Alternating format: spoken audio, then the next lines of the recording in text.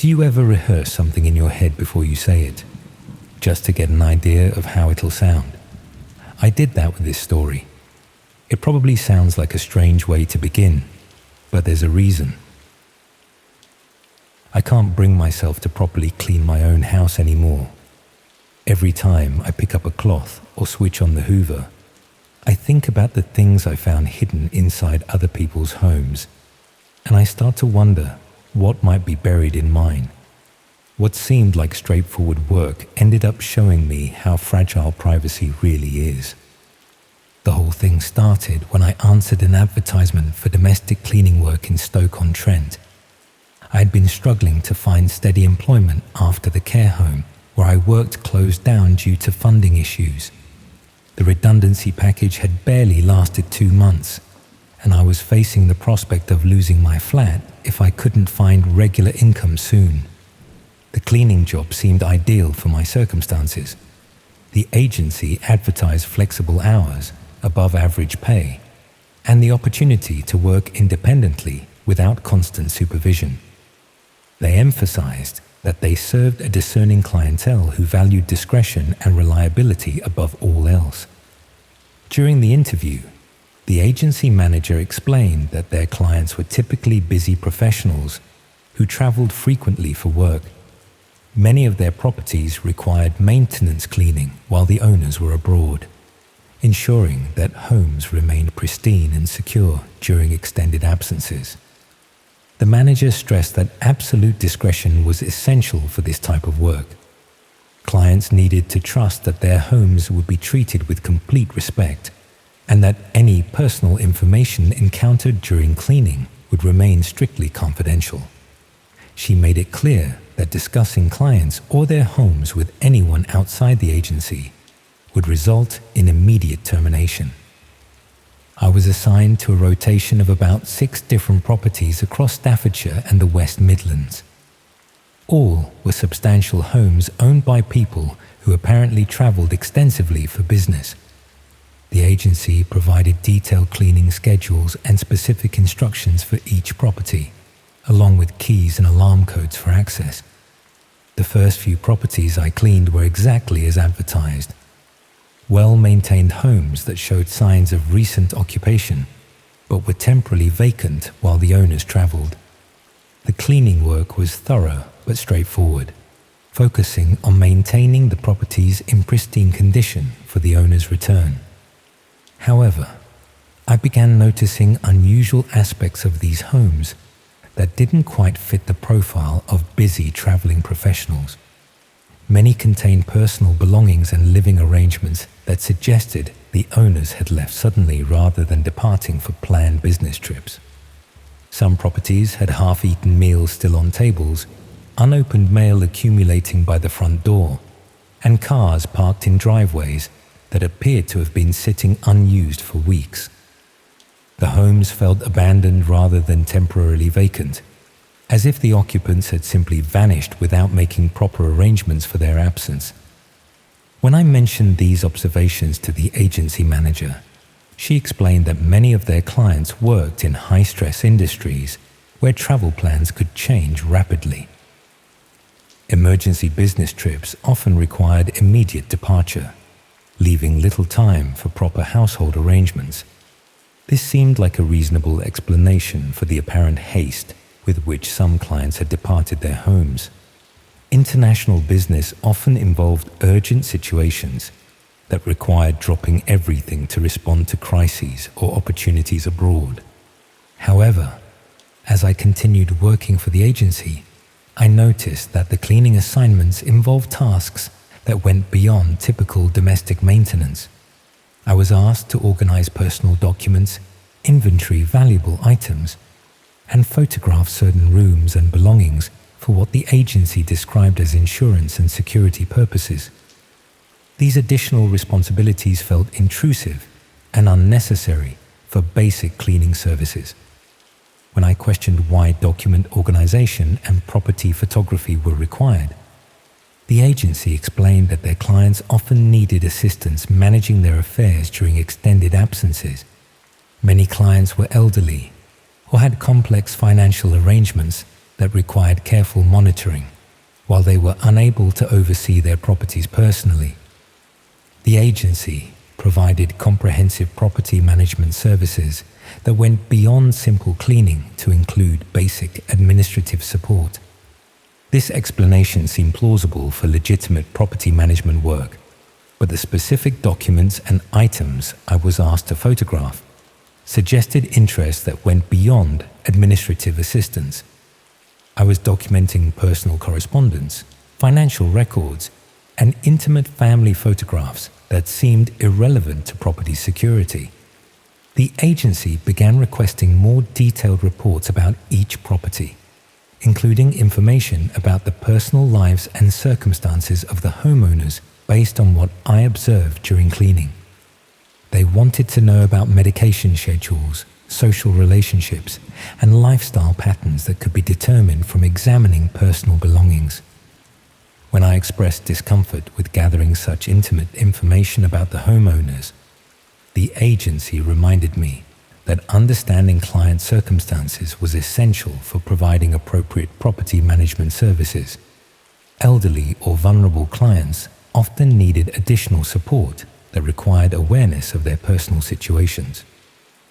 Around the 6th week of my employment with the agency, I was assigned to clean a property that belonged to an elderly woman named Mrs. Henderson. Unlike the other homes on my route, this property showed clear signs that the owner had not left voluntarily for business travel. The house contained evidence of a struggle, with furniture overturned, personal belongings scattered, and signs that someone had been searching through drawers and cabinets. The home felt like a crime scene rather than a property requiring maintenance cleaning while the owner traveled. When I contacted the agency about the condition of Mrs. Henderson's home, they explained that she had suffered a medical emergency while preparing for a trip and had been hospitalized. The family had asked for emergency cleaning services to secure the property while they dealt with the medical crisis. This explanation seemed reasonable enough, but I was troubled by the specific cleaning instructions for Mrs. Henderson's property. Instead of focusing on tidying up after the medical emergency, I was asked to photograph all personal documents, inventory jewelry and valuables, and document any information about bank accounts or financial arrangements. These tasks felt more like systematic robbery than cleaning services for a family dealing with a medical emergency. I was essentially cataloging everything of value in the home and documenting personal information that could be used for identity theft or financial fraud. When I tried to refuse these expanded responsibilities, the agency pointed out that I had already been gathering similar information from other properties for several weeks. They reminded me that I had signed comprehensive confidentiality agreements that covered all aspects of the property management services I was providing. They also mentioned that I had gained access to sensitive information about multiple clients and their personal circumstances. This knowledge made me a valuable part of their operation, but it also meant that ending my employment would require careful consideration of security implications. The agency began demonstrating knowledge of my personal circumstances that they could not have gathered through our employment relationship. They made references to my financial difficulties, housing situation, and daily routine that suggested they had been conducting background research into my own life. This surveillance became more obvious over the following days, with clear signs that my activities and communications were being monitored. The agency was applying the same intelligence-gathering techniques to my personal life that I had been using to gather information about their clients' circumstances. I realized that the cleaning work had been used to recruit me into systematic burglary and identity theft operations disguised as property management services. The homes I had been cleaning belonged to vulnerable people who had been targeted for exploitation, and I had been gathering the intelligence needed to rob them systematically. The properties weren't owned by traveling business professionals at all. They belonged to elderly or vulnerable people who had been removed from their homes through various means. allowing the agency to access their properties and personal information without interference. Mrs. Henderson's case was probably typical of how the operation worked. Vulnerable people were identified and their circumstances manipulated to create opportunities for accessing their homes and gathering information about their assets and personal lives. When I attempted to report my suspicions to the police, I discovered that explaining the situation was extremely difficult. The cleaning work had been presented as legitimate property management services. The confidentiality agreements I had signed covered various types of administrative assistance, and the personal information I had gathered could be justified as necessary for proper client care. The agency had structured their operations to make the systematic robbery and identity theft appear like legitimate property management work. Proving criminal intent would require evidence that went beyond what I could provide based on my limited knowledge of their overall operations. The agency continued to contact me for several months after I stopped working for them, offering additional cleaning assignments and occasionally sending references to my personal activities to remind me that their surveillance capabilities remained active. I never determined the full scope of their operations or what happened to the people whose homes I had been systematically cataloguing. The combination of property access, personal intelligence gathering, and sophisticated methods for targeting vulnerable individuals suggested an organization capable of extensive financial and personal exploitation. What I understand now is that they had developed effective methods for recruiting people into criminal operations by presenting theft and fraud as legitimate employment opportunities. They understood how to exploit financial desperation to recruit accomplices who would provide detailed intelligence about potential victims' assets and vulnerabilities.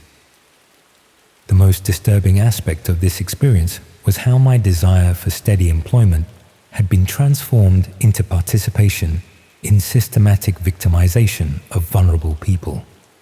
The cleaning work had been a recruitment method designed to identify people desperate enough to ignore ethical concerns in exchange for regular income. I still receive occasional contact attempts from similar property management companies, offering cleaning and administrative work that pays well for what appears to be basic domestic services. The positions they advertise always involve working with elderly or traveling clients, always require strict confidentiality, and always include responsibilities that go beyond typical cleaning work. I decline these opportunities immediately now, but I wonder how many other people have found themselves in similar situations, believing they are providing legitimate property management services while actually participating in systematic robbery and exploitation of vulnerable homeowners.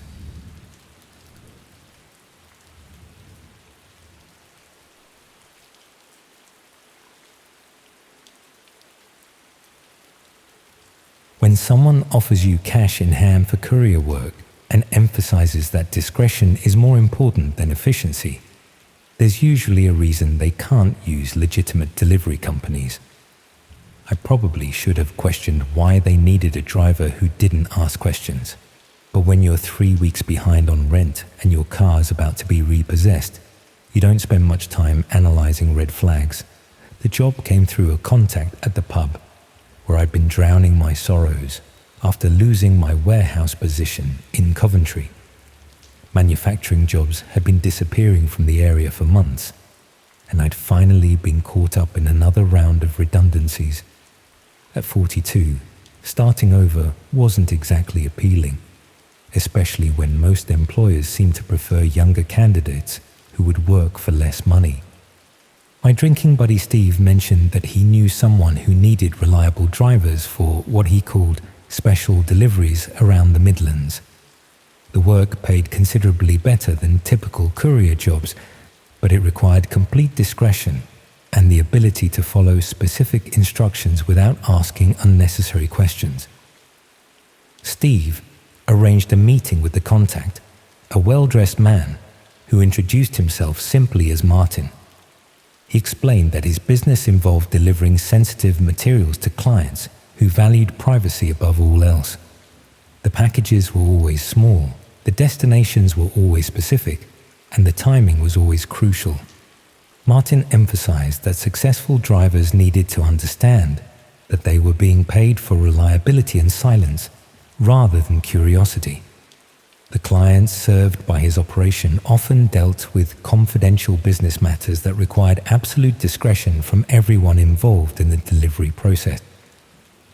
The pay was attractive enough to solve my immediate financial problems, and the work seemed straightforward enough. I would receive text messages with addresses and specific instructions, collect packages from designated locations, and deliver them to the specified destinations without interacting unnecessarily with anyone involved. My first few deliveries were exactly as Martin had described. Small packages collected from ordinary-looking locations and delivered to residential addresses across Warwickshire and Staffordshire. The recipients were typically middle-aged professionals who seemed unsurprised by the deliveries and signed for them without conversation. The packages themselves were unremarkable. Small parcels wrapped in brown paper with no obvious identifying marks or return addresses. The delivery instructions were always precise about timing and approach, but nothing seemed particularly suspicious about the routine business transactions I was facilitating. However, I began noticing patterns in the delivery locations that suggested the operation involved more than typical business correspondence. Many of the pickup points were in areas that seemed inappropriate for legitimate commercial activities, and some of the delivery addresses were to properties that appeared to be unoccupied. The timing requirements for deliveries were also becoming more specific and unusual. I was often instructed to deliver packages at odd hours, or to leave them in particular locations, rather than handing them directly to recipients. Some deliveries required waiting until specific people left properties before approaching the delivery addresses. When I mentioned these unusual requirements to Martin, he explained that many of his clients operated businesses that required unconventional scheduling due to the sensitive nature of their work. Privacy concerns often necessitated deliveries outside normal business hours to avoid unwanted attention. This seemed like a reasonable explanation for legitimate business activities that required high levels of confidentiality. Corporate espionage and competitive intelligence were common concerns in many industries, and companies often took extraordinary measures to protect sensitive information. Around the fourth week of my employment with Martin's operation, I began receiving delivery instructions that involved significantly more complex logistics. Instead of simple package deliveries, I was asked to observe specific locations before making deliveries, documenting who was present and what activities were taking place. These surveillance requirements were presented as security measures necessary to ensure safe delivery of sensitive materials. Martin explained that many clients had concerns about industrial espionage or corporate surveillance, and delivery drivers needed to confirm that locations were secure before leaving valuable packages. The observation work was more time-consuming than simple deliveries, but it was also more interesting than typical courier duties. I found myself learning about the daily routines and activities of various people and businesses across the region, building detailed knowledge of locations and schedules that helped me plan more effective delivery strategies. However, the information I was gathering during these surveillance activities seemed to go far beyond what would be necessary for simple delivery security. I was documenting personal relationships, family circumstances, and lifestyle patterns that appeared irrelevant to ensuring safe package delivery. Some of the surveillance assignments involved observing residential properties where no deliveries were scheduled, suggesting that the intelligence gathering had become an end in itself rather than a means of facilitating deliveries. I was effectively conducting systematic surveillance of people who had no apparent connection to the delivery operation. when I questioned why surveillance was required for locations where no deliveries were planned. Martin explained that understanding the broader context of client activities was necessary for maintaining operational security. The delivery network served people whose business relationships were complex and sometimes required careful coordination.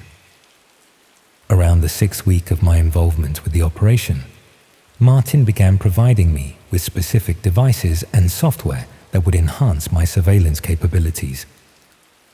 Small cameras that could be placed discreetly in various locations, recording devices that could capture conversations, and tracking applications that would monitor people's movements. These tools were presented as necessary equipment for advanced delivery security, allowing me to ensure that packages reached their intended recipients without being intercepted or observed by unauthorized parties. The technology would help me document that deliveries had been completed successfully and that client security had been maintained.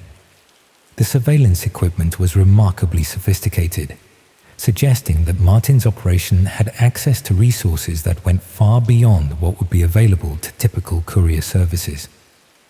The devices were professional grade and included features that would be useful for comprehensive intelligence gathering, rather than simple delivery confirmation. I began using this equipment to document not just delivery activities, but the broader circumstances and activities of the people and locations I was observing. The information I was gathering was becoming a comprehensive intelligence database about the personal and professional lives of people across the region. Martin seemed particularly interested in information about people's vulnerabilities and potential leverage points. He wanted detailed reports about financial difficulties, relationship problems, health issues, and other personal circumstances that might be useful for understanding how different people could be influenced or manipulated. This focus on psychological and social intelligence made me increasingly uncomfortable about the true purpose of the operation.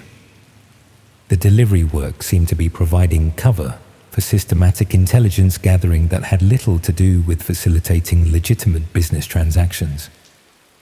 When I tried to discuss these concerns with Martin, he reminded me that I had been gathering detailed intelligence about people and their circumstances for several weeks. This information was valuable and sensitive, and my knowledge of the operation's methods and targets made me an integral part of their security considerations.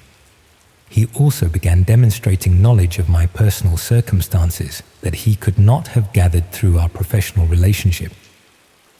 References to my financial situation, daily routine, and personal relationships suggested that I had become a target of the same surveillance techniques I was using to gather intelligence about others. The surveillance of my activities became more obvious over the following days, with clear signs that my communications and movements were being monitored and documented. The equipment and techniques I was using to observe others were apparently being used to observe me as well. I realized that the delivery work had been used to recruit me into systematic surveillance operations that targeted vulnerable people for reasons that had nothing to do with legitimate courier services. The packages I had been delivering were probably intelligence reports rather than business correspondence. The surveillance equipment I had been given was being used to gather detailed personal information about people who were being assessed for potential exploitation. My role had been to provide the intelligence needed to identify psychological vulnerabilities and leverage points that could be used for manipulation or control. When I attempted to withdraw from the operation entirely, Martin pointed out that I possessed detailed knowledge of surveillance techniques and had extensive information about people who were being monitored. This made me both a valuable asset and a potential security risk that could not simply be dismissed. The surveillance of my personal activities intensified after I tried to end my involvement with the operation.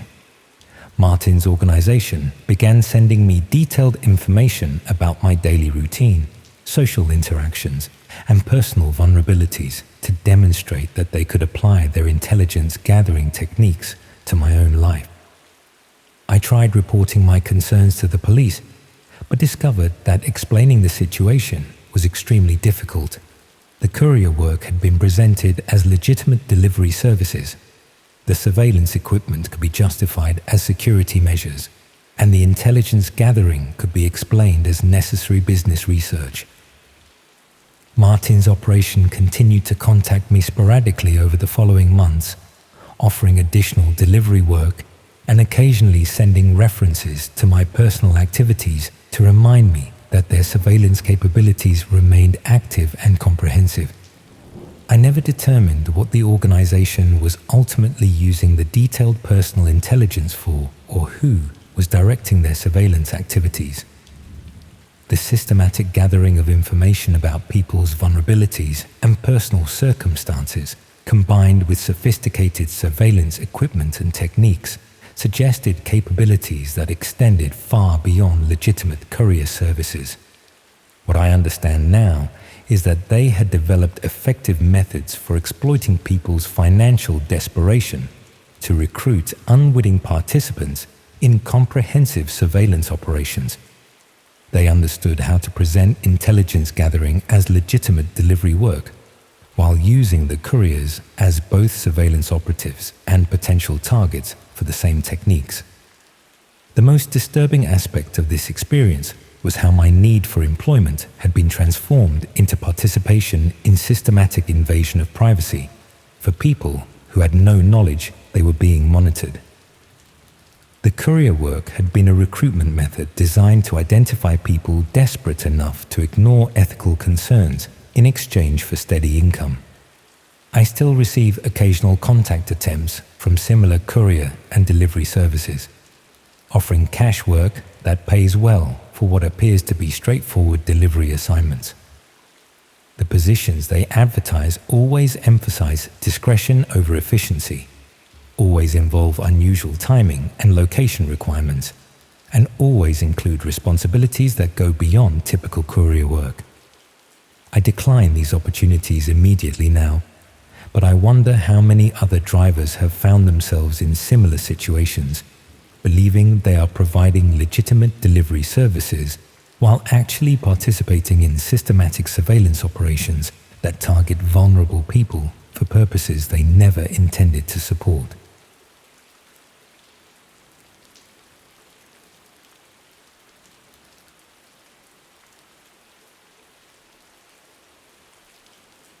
I know how this is going to sound, but I need to talk about what happened. I used to think babysitting was about as safe as jobs get. You watch some kids, make sure they don't hurt themselves, maybe help with homework. Worst case scenario, someone's sick on your shoes or refuses to go to bed. I had no idea that looking after children could put you right in the middle of something genuinely horrifying. The opportunity came through a local mothers group in Hull, where I'd been volunteering after moving back home to help care for my elderly father. I'd worked in various childcare roles before relocating from London, and several women in the group had mentioned that they knew families who needed experienced babysitters for occasional evening work. One mother, Helen, said she could put me in touch with an agency that specialized in placing qualified childminders with families who required particularly reliable and discreet childcare.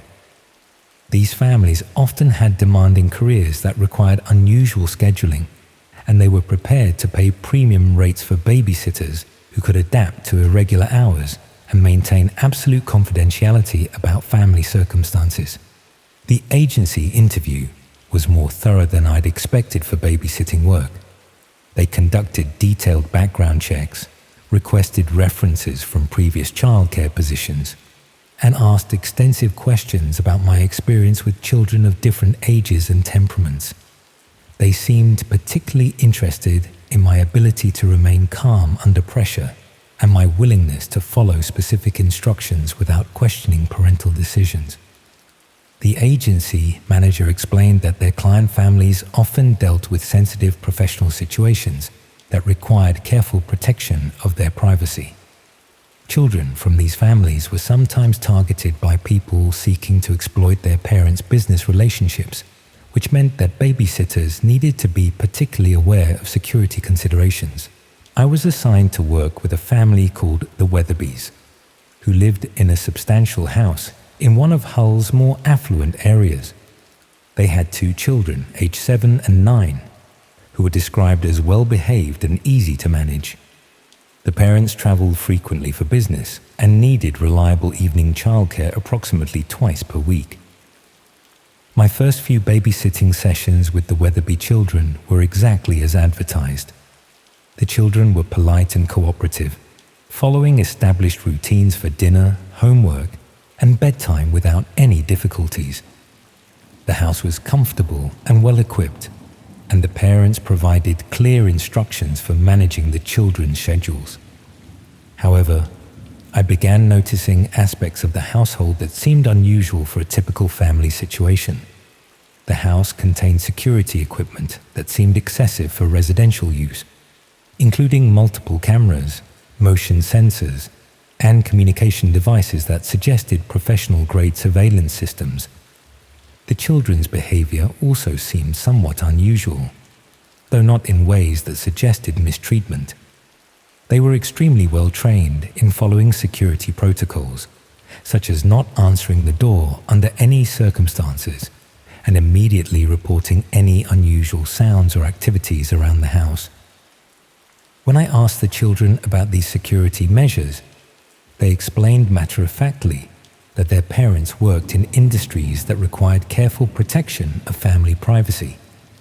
They had been taught that discussing family activities with outsiders could create safety problems for everyone in the household.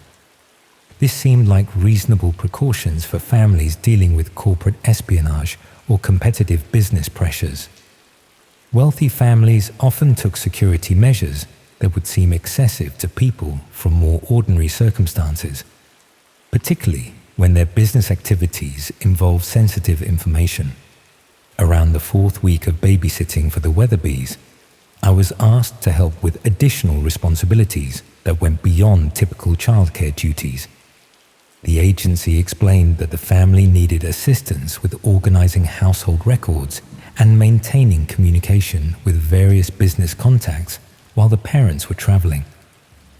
These additional tasks involved managing correspondence, organizing files, and maintaining schedules for activities that seemed unrelated to typical family business. I was handling communications about meetings, transactions, and relationships that appeared to involve people from many different countries and business sectors. Some of the correspondence I was managing contained references to activities and arrangements that seemed inappropriate for legitimate business transactions. Discussions about transportation logistics, accommodation arrangements, and payment methods that suggested the family was coordinating activities that required significant secrecy and careful timing. When I expressed confusion about why childcare work involved managing such complex business correspondence, the agency explained that wealthy families often required household staff to provide comprehensive support that went beyond single-function roles. The boundaries between childcare, household management, and business assistance were often fluid in families with complex professional responsibilities. This seemed like a plausible explanation for legitimate work that happened to involve unusual responsibilities. Wealthy families did often expect household staff to handle various aspects of family and business management, particularly when travel schedules made it difficult for parents to manage everything directly. However, the specific nature of the business correspondence I was managing became increasingly concerning. Many of the communications involved coordinating meetings between the parents and people who were described in ways that suggested they were not typical business associates. References to ages, physical descriptions, and personal circumstances that seemed more relevant to personal relationships than business transactions appeared frequently in the correspondence I was organizing. The meetings being arranged often took place at unusual times and locations that seemed inappropriate for legitimate business activities. Around the 6th week of my work with the family, I discovered that some of the people being discussed in the business correspondence were individuals who had been reported missing in various parts of the country. The descriptions and personal details matched missing person reports that I recognized from local news coverage. The realization that I might be helping to coordinate activities involving missing people was deeply disturbing. The family's business activities appeared to involve people who had disappeared from their normal lives and were being moved through some kind of organized system.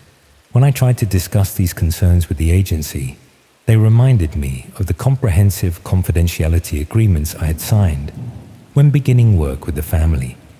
They emphasized that the business activities I was observing were complex legal matters that required careful protection from public scrutiny. They also pointed out that I had been managing sensitive correspondence and family information for several weeks, which meant that I had detailed knowledge of activities that could be misunderstood if taken out of context. My continued employment depended on maintaining absolute discretion about everything I had observed. The agency began demonstrating knowledge of my personal circumstances that they could not have gathered through our employment relationship. They made references to my father's health condition, my financial situation, and my living arrangements that suggested they had been conducting background research into my personal vulnerabilities. This surveillance became more obvious over the following days, with clear signs that my activities and communications were being monitored. The family and agency were apparently applying comprehensive intelligence gathering techniques to ensure my continued cooperation with activities I was beginning to understand were criminal. I realized that the babysitting work had been used to recruit me into participation in what appeared to be human trafficking operations. The children I was caring for were probably being used as props to create the appearance of normal family life, while their parents coordinated the movement and exploitation of vulnerable people. The correspondence I had been managing was likely coordination between traffickers rather than legitimate business communications. The security measures in the house were designed to prevent interference with criminal activities rather than protecting family privacy from business competitors. The missing people referenced in the correspondence were probably victims being moved through trafficking networks, and I had been unknowingly helping to coordinate their transportation and exploitation by managing communications between the people responsible for their disappearances. When I attempted to withdraw from the arrangement entirely, the agency pointed out that I had detailed knowledge of trafficking operations and could identify people involved in serious criminal activities. They suggested that my safety depended on continued cooperation rather than attempting to expose activities that involved dangerous people. The surveillance of my personal activities intensified after I tried to end my involvement with the family. The agency began sending me detailed information about my daily routine and my father's circumstances to demonstrate that they could threaten the safety of people I cared about if I caused problems for their operations. I tried reporting my suspicions to the police, but discovered that proving trafficking activities based on business correspondence and security measures was extremely difficult. The babysitting work had been presented as legitimate childcare. The household management tasks could be justified as normal responsibilities for wealthy families, and the correspondence could be explained as complex but legal business activities. The agency continued to contact me for several months after I stopped working for the family, offering additional childcare opportunities and occasionally sending references to my personal activities to remind me that their surveillance capabilities remained active. I never determined the full scope of the trafficking operation or what happened to the people whose movements I had been unknowingly coordinating. The combination of legitimate family appearances, sophisticated security measures, and systematic coordination suggested an organization capable of moving people across significant distances while maintaining the appearance of normal business activities. What I understand now is that they had developed effective methods for recruiting unwitting accomplices to trafficking operations by presenting criminal coordination as legitimate household management work. They understood how to exploit people's need for income and their natural trust in childcare situations to recruit participants in activities they would never willingly support. The most disturbing aspect of this experience was how my desire to provide good childcare had been transformed into participation in the systematic exploitation of vulnerable people. The babysitting work had been a recruitment method designed to identify people who could be trusted with sensitive information and manipulated into maintaining silence about criminal activities. I still receive occasional contact attempts from similar childcare agencies, offering well-paid positions with families who require particularly reliable and discreet babysitters. The positions they advertise always involve wealthy families with complex professional responsibilities, always require extensive confidentiality agreements, and always include household management duties that go beyond typical childcare work. I decline these opportunities immediately now, but I wonder how many other childcare workers have found themselves in similar situations, believing they are providing legitimate family support while actually participating in criminal operations that exploit the most vulnerable people in society. My upstairs neighbor was live streaming everything that happened in my flat, and I only found out because someone in the chat recognized my address. I was browsing hidden sites looking for textbooks I couldn't afford.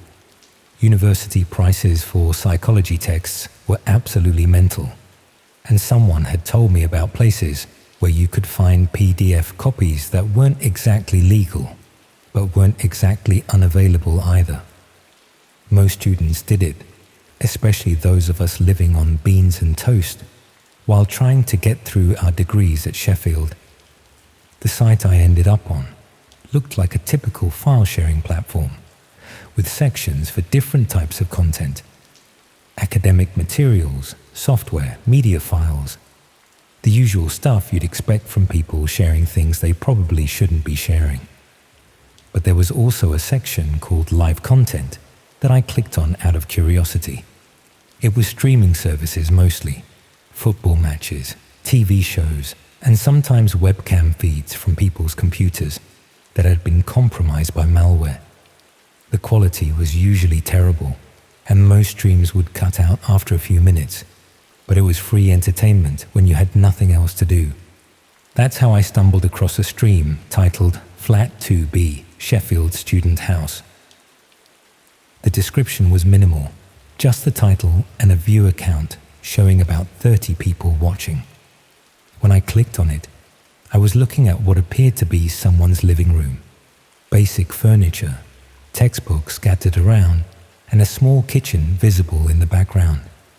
Nothing particularly interesting, just a typical student flat. It took me a few minutes to realize I was looking at my own living room. The camera angle was from above, positioned somewhere near the ceiling, giving a clear view of most of the space. I could see my sofa, my desk, even the pile of washing I'd left by the door that morning.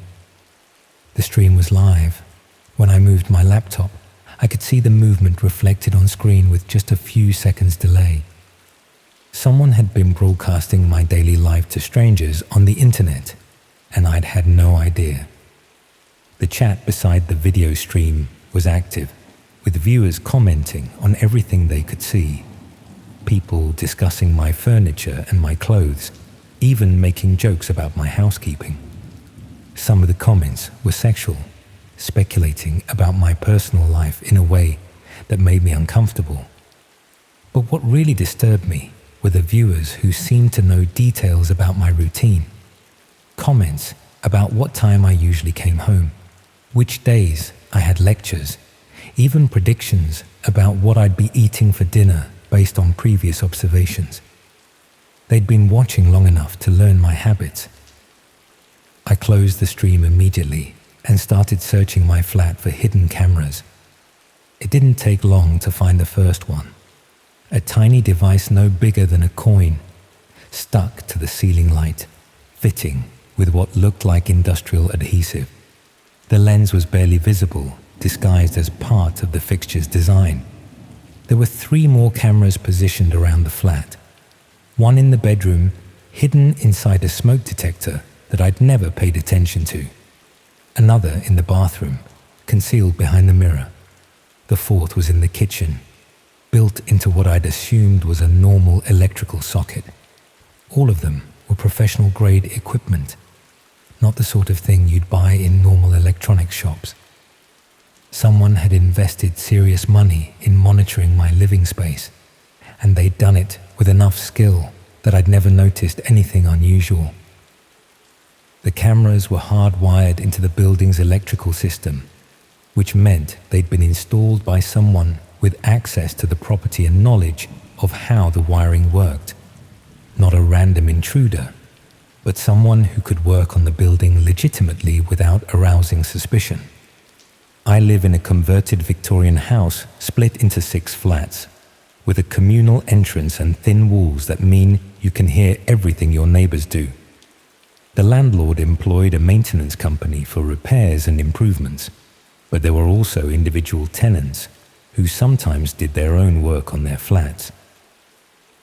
My upstairs neighbor, Marcus, had moved in about 6 months earlier and immediately started what he called upgrading his flat, rewiring, installing new lighting, even running Ethernet cables through the walls for better internet connectivity.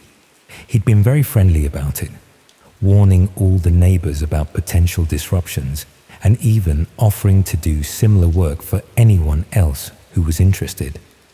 I thought he was just being helpful, a postgraduate student in computer science who knew about technology and wanted to improve his living situation. He'd even helped me fix my internet connection when it was running slowly, explaining that the building's wiring was old and sometimes caused interference. Now I realized he'd probably been installing surveillance equipment while pretending to help with routine maintenance. I tried accessing the stream again from my phone, this time watching from the corridor outside my flat. The feed was still active, showing my empty living room with the same professional quality and multiple camera angles. In the chat, people were asking where I'd gone and when I'd be back. Someone posted what they claimed was my university timetable, listing the days and times when my flat would definitely be empty. Another user shared photographs that appeared to have been taken through my windows from the building's back garden. The level of information they had about my life was comprehensive and terrifying, but most disturbing was a user who seemed to be running the stream. They were answering questions about the technical setup, explaining how the cameras had been installed and boasting about the quality of the footage.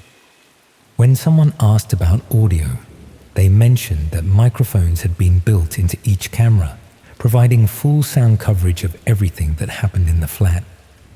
They'd been listening to my phone calls, my conversations with friends, even my private moments when I thought I was completely alone. Months of my life had been broadcast live to strangers who treated my privacy as entertainment. I needed to confront Marcus, but I also needed evidence that would be useful if I decided to involve the police. The stream itself might disappear at any moment if he realized I'd discovered it, so I started recording everything I could see on my phone. The chat logs were particularly valuable, showing usernames and timestamps that might be traceable. Some viewers had been careless enough to mention personal details about themselves, geographic locations, even usernames from other social media platforms that could potentially identify them. But I also needed to be careful about how I gathered evidence. If Marcus realized I knew about the cameras, he might destroy everything and claim ignorance. Worse, he might have other capabilities I wasn't aware of, access to my computer, my phone, even my bank accounts if he'd been monitoring my passwords and personal information. I decided to act normally while I figured out what to do next. Went back into my flat, carried on with my evening routine, tried not to look directly at any of the camera positions. But knowing I was being watched made every movement feel artificial and uncomfortable. The worst part was thinking about all the private moments that had been broadcast without my knowledge. Times when I'd been upset or sick, or just trying to relax in what I'd thought was the safety of my own home. All of it had been entertainment for strangers who saw me as nothing more than a character in their personal reality show. I started paying closer attention to sounds from the flat above mine. Marcus's computer was often running late into the night, and I could hear him moving around at odd hours. Sometimes there were other voices, people visiting who stayed for just short periods. Now I wondered if they were coming to watch the live feeds in person, treating my surveillance as a social activity. The next evening, I heard him talking to someone about expanding the setup. His voice carried clearly through the thin ceiling, and he was discussing installing additional cameras in the building's common areas, the hallway, the shared garden, even the communal laundry room, where several female tenants did their washing. He wasn't just targeting me. He was planning to monitor everyone in the building. I tried researching the legal options for dealing with hidden surveillance, but the laws around privacy and recording were more complicated than I'd expected. Proving that cameras had been installed without consent required evidence that might be difficult to gather safely. And if Marcus had been careful about how he'd access my flat, it might be hard to prove he was responsible. Meanwhile, the stream continued broadcasting my daily life to a growing audience. The viewer count had increased to over 50 people, and the chat was becoming more active and invasive. People were making requests for specific activities, trying to influence my behavior by posting suggestions about what they wanted to see. Some comments suggested that viewers were sharing the stream link with others, spreading it across different platforms and communities. My privacy was being violated on an increasingly large scale, with no way to know how many people had seen intimate moments from my life. The worst part was the sense of complete helplessness. Even knowing about the cameras, I couldn't safely remove them without alerting Marcus that I'd discovered his operation, and I couldn't prove he was responsible without potentially destroying evidence that might be needed for any legal action. I started sleeping at friends' houses when possible, claiming I was having problems with noise from upstairs, but I couldn't avoid my own flat entirely without arousing suspicion, and I needed to maintain the appearance of normal routine while I decided how to handle the situation.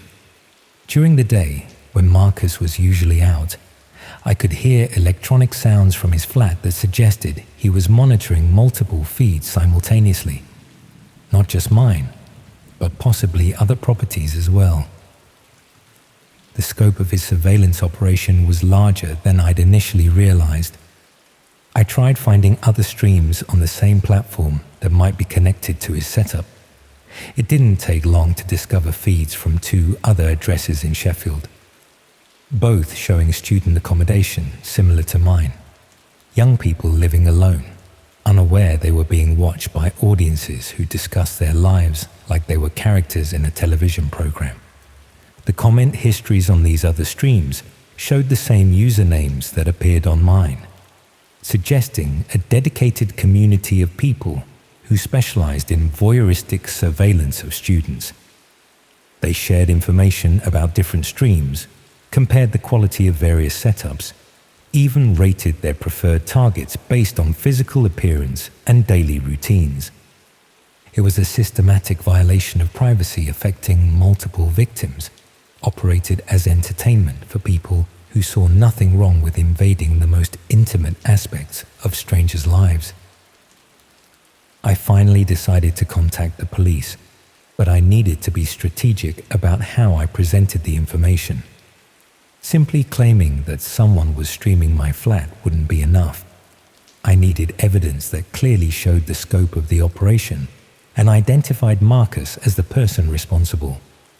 I spent a week documenting everything I could safely gather. Screenshots of the streams, recordings of the chat conversations, photographs of the hidden cameras taken from angles that wouldn't be visible to someone monitoring the feeds. Even audio recordings of Marcus discussing his technical setup with visitors to his flat. When I finally made the report, the officer seemed genuinely shocked by the extent of the surveillance operation.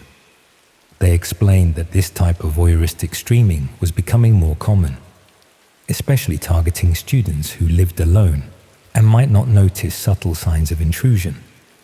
But they also warned me that building a case would take time and that Marcus would probably become aware of the investigation before any arrest could be made. In the meantime, I'd need to continue living normally to avoid alerting him that his operation had been discovered. The investigation is still ongoing, several weeks later. Marcus continues to live upstairs, apparently unaware that his activities are being monitored by law enforcement. The streams are still active, still broadcasting my daily life to audiences who remain completely unaware that they're now part of a criminal investigation. I've had to accept that months of my private life will never be private again. Somewhere out there, people have recordings of intimate moments that were never meant to be shared.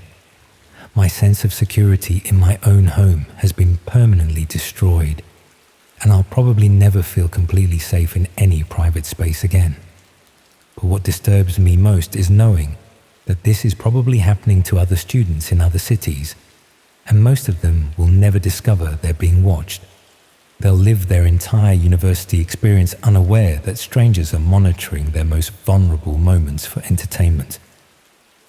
The technology for this kind of surveillance is becoming cheaper and easier to install, while the legal protections for victims remain inadequate. People like Marcus can violate dozens of lives before anyone even realizes what's happening, and by then the damage is irreversible.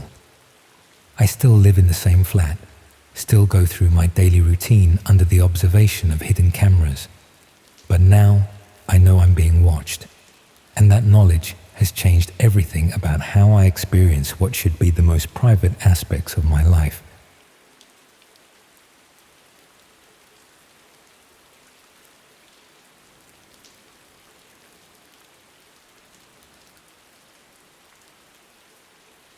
The first parcel arrived on a Tuesday morning, and I almost didn't accept it because I hadn't ordered anything. I was finishing my third year studying psychology at Manchester, living alone in a studio flat above a chippy on Wilmslow Road, the sort of place where the smell of vinegar soaked into everything and the radiators clanged all night, but it was cheap and walking distance from campus, perfect for a student budget stretched to breaking point. The delivery driver was holding a small brown package, about the size of a paperback book, with my name and address printed on a generic white label. No return address, no company logo, nothing to indicate where it had come from. When I told him I hadn't ordered anything, he just shrugged and said it was already paid for, so I might as well take it.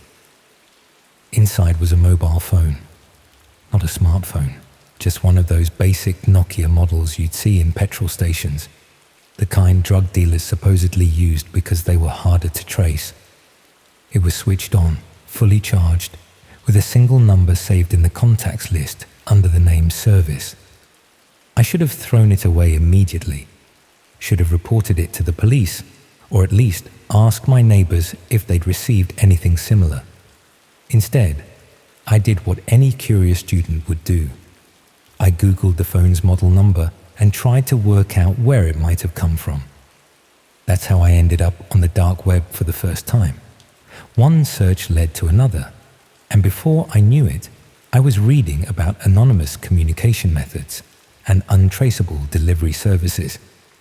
The deeper I dug, the more references I found to something called physical drop protocols, ways of getting items to specific people without leaving any digital fingerprints. The phone sat on my desk for 3 days before it rang. I was eating breakfast, scrolling through lecture notes, when the Nokia started buzzing across the wooden surface. The caller ID just showed service. I stared at it for maybe 10 rings before curiosity got the better of me, and I answered. No one spoke. There was background noise, traffic maybe, or machinery, but no voice. After about 30 seconds, the line went dead. When I tried calling back, it went straight to voicemail. No greeting, just silence, and then the beep. That night, I found the website. It wasn't easy to locate. I'd been browsing hidden sites for hours, following links that led to more links, most of which were broken or led to placeholder pages. But eventually, I stumbled across something called Direct Physical Services, a page with minimal text and a simple contact form. The description was deliberately vague. Something about bridging digital anonymity with real-world requirements and providing discrete solutions for complex delivery needs. There was a phone number listed at the bottom of the page, the same number that was saved in the Nokia's contacts.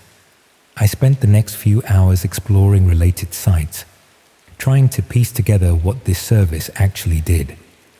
From what I could gather, it was some sort of courier operation that specialized in anonymous deliveries. People would request items through the hidden website, pay through untraceable methods, and then receive packages with no identifying information about the sender. Mostly, it seemed to be used for things that weren't quite illegal, but weren't exactly legitimate either. Rare books that might have been stolen from libraries, prescription medications that didn't require prescriptions, personal documents that someone shouldn't have had access to, the kind of grey area transactions that people preferred to keep off the normal internet. But there were darker hints too, references to biological samples and personal effects that suggested the service wasn't limited to simple package delivery. Some of the site's clients seemed to be requesting very specific items from very specific people, as if they had inside knowledge of their target's routines and possessions. The Nokia rang again on Friday evening. This time, when I answered, there was a voice. Male, middle-aged, with a London accent that had been carefully modulated to sound nondescript. He asked if I was satisfied with the service so far, and when I said I didn't understand what service he was referring to, he chuckled softly. He explained that I'd been selected as a distribution point for their operation. Parcels would be delivered to my address, and I would be responsible for passing them on to their final recipients. In exchange, I'd receive a small commission for each successful handover, enough to cover rent for a few months, he suggested. When I started to protest that I hadn't signed up for anything, he cut me off gently. He said my browsing history suggested I'd already shown interest in their services, and my address had been verified as suitable for their requirements. If I wasn't interested in participating, I could simply ignore future deliveries, but the initial phone was mine to keep regardless. Then he hung up, leaving me staring at the Nokia and wondering how anyone could know what websites I'd been visiting. I used the university's internet connection, which should have provided some level of anonymity, but apparently that wasn't enough to stay completely hidden. The second parcel arrived the following Monday. This one was larger, maybe the size of a shoebox, and significantly heavier. The same generic labeling, the same anonymous delivery driver, who seemed surprised when I questioned him about the sender. When I opened it in my flat, I found a collection of items that made no immediate sense together.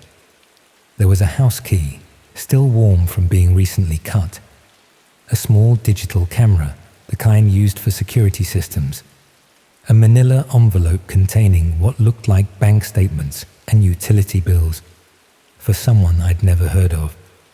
And at the bottom, wrapped in tissue paper, was a lock of dark hair tied with a piece of string. The implications were disturbing. Someone had paid to have these items collected and delivered, but the combination suggested something much more invasive than a simple theft. The bank statements were recent, from a Barclays branch in South Manchester. The utility bills covered the same address. The key looked like it belonged to a front door, but it was the hair that really unsettled me. It wasn't the kind you'd get from a hairbrush or a pillow. It had been cut deliberately, all the same length, as if someone had taken it while the owner was unconscious or restrained. I should have called the police then. Should have handed over everything and explained about the phone and the website and the strange service that seemed to be operating out of my address. Instead, I found myself back on the dark web, trying to understand what I'd gotten involved with. The Direct Physical Services website had changed. There were new sections now, accessible only through specific links that hadn't been there before. One was labeled Active Collections and contained a list of items currently being sourced. Most were vague: personal documentation from target residents or biological verification material. But some were terrifyingly specific. One request was for recent photographs from family home, kitchen area preferred. Another wanted clothing items worn within last 48 hours unwashed. There was even a listing for spare house keys copied from originals, North Manchester postcodes only. What made it worse was realizing that some of these requests had completion dates in the past, items that had already been collected and delivered. The parcel sitting on my desk was just one of many that had passed through this network, and I was apparently part of a much larger operation than I'd understood. The phone rang again that evening, but this time I didn't answer. It kept ringing though, every few hours throughout the night. Always the same caller ID, always the same patient buzzing until it reached voicemail. By morning, there were dozens of missed calls logged in the phone's memory. When I finally picked up, the voice was less friendly than before. He asked why I hadn't acknowledged receipt of the second delivery, and when I said I wasn't comfortable with the arrangement, he reminded me that I'd already accepted payment for services rendered. The phone itself was worth more than £50, he pointed out, and keeping it without fulfilling my obligations would constitute theft. More importantly, he added, my address was now registered in their system as an active distribution point. Other clients depended on the reliability of their network, and disappointing them would have consequences that extended beyond simple financial penalties. When I asked what he meant by consequences, he described my daily routine in uncomfortable detail. The time I left for lectures, the route I took to campus, the coffee shop where I usually stopped for lunch. He knew about my part-time job at the campus library, my weekend visits to the Arndale Centre, even the fact that I ordered takeaway from the same Indian restaurant every Thursday night. The message was clear. They'd been watching me long enough to know everything about my life, and that information could be used against me if I decided not to cooperate. The third parcel arrived on Wednesday, and this time I knew I had to get rid of it without looking inside. But curiosity is a dangerous thing, especially when you're already involved in something you don't fully understand. The package was smaller than the others, about the size of a jewelry box, but it was cold to the touch and seemed to contain liquid of some kind. Inside was a small glass vial filled with what looked like blood, dark red, slightly congealed, with a medical label stuck to the side that showed a name and date from just 2 days earlier. There was also a printed sheet with what appeared to be test results, blood type, DNA markers, other medical information that I didn't fully understand, but that looked official and recent. Someone had paid to have blood samples collected and analyzed, then delivered to my address for distribution to a third party. The implications were horrifying. This wasn't just about stealing personal belongings or copying keys. Someone was harvesting biological material from unwilling victims. I tried calling the number on the Nokia to demand an explanation, but it went straight to a recorded message. The voice was the same one I'd spoken to before, but now it was reciting an address in Moss Side and instructing me to deliver the package by 6 o'clock that evening. If I failed to complete the delivery on time, there would be additional charges applied to my account. What account? I'd never agreed to any financial arrangement, never signed any contracts or provided payment information. But apparently, that didn't matter. In their system, I was already committed to seeing this through. The address in Moss Side turned out to be a laundrette, the kind of place that stayed open late and asked no questions about who was washing what. When I arrived with the package, there was a woman waiting by the change machine. Early 30s, nervous looking, constantly checking her watch and glancing towards the door. She approached me as soon as I walked in, asking if I was there for the collection. When I handed over the package, she seemed relieved but also frightened, as if she was expecting something much worse than a small glass vial. She left immediately, without saying anything else, but I noticed she threw the package into a bin outside rather than keeping it. That's when I realized I wasn't the only one caught up in this system. The woman had been just as scared as I was, probably coerced into participating through the same combination of threats and surveillance that had trapped me. We were all just links in a chain that none of us fully understood. The Nokia rang as I was walking back to my flat. This time, the voice was congratulating me on a successful delivery and explaining that my commission would be processed within the next few days. When I asked how they planned to pay me, considering they had no banking information, he laughed and said payment would come in the form of continued personal security.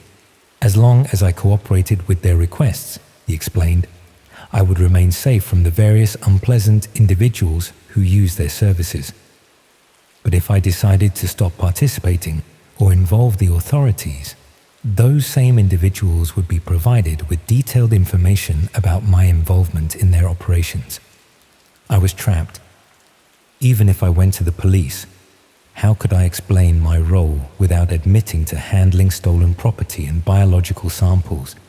And who would believe that I'd been forced into it by anonymous phone calls and untraceable deliveries? The parcels kept coming after that, usually 1 or 2 per week, always containing items that someone shouldn't have had access to. House keys and alarm codes, medical records and prescription bottles, personal photographs and pieces of jewelry that looked like family heirlooms. Each delivery came with specific instructions about where and when to hand over the package. Sometimes it was normal places, coffee shops, bus stations, shopping centers, but increasingly it was locations that felt designed to isolate and intimidate. Abandoned buildings, empty car parks, the sorts of places where you wouldn't want to be caught alone at night. The people collecting the packages were getting stranger too. Not just nervous civilians like the woman at the laundrette, but individuals who seemed more comfortable with the criminal aspects of the operation. People who looked at me like they were memorizing my face for future reference. I tried to break the cycle several times, ignoring phone calls, refusing deliveries, even going so far as to leave Manchester for a long weekend to see if distance would make a difference. But they always found ways to bring me back into compliance. When I ignored calls, they started leaving voicemails with increasingly personal information about my family back in Liverpool. When I refused a delivery, the driver simply left the package outside my door where anyone could have taken it. When I left town, I returned to find evidence that someone had been inside my flat. Nothing stolen, just small changes that proved they had access whenever they wanted it. The breaking point came when I received a package that contained my own belongings. It was things from my childhood bedroom at my parents' house, a watch my grandfather had given me, photographs from school trips, even a diary I'd written when I was 14. Items that should have been safely locked away in Liverpool, not sitting in an anonymous parcel delivered to my address in Manchester. The message was unmistakable. They could reach anyone, anywhere, anytime they wanted. My participation wasn't really optional. It was just the illusion of choice designed to make me feel like I had some control over the situation. That was 3 months ago.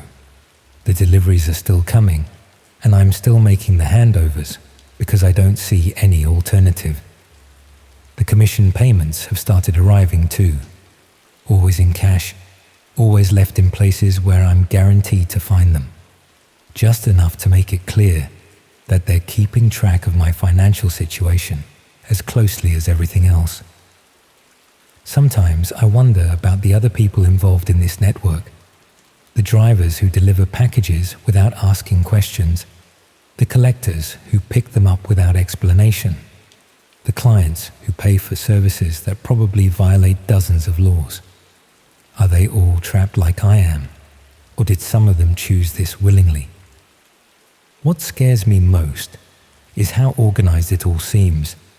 This isn't some amateur operation run by opportunistic criminals. It's a systematic business with established procedures and reliable infrastructure. The kind of thing that would require serious planning and resources to maintain.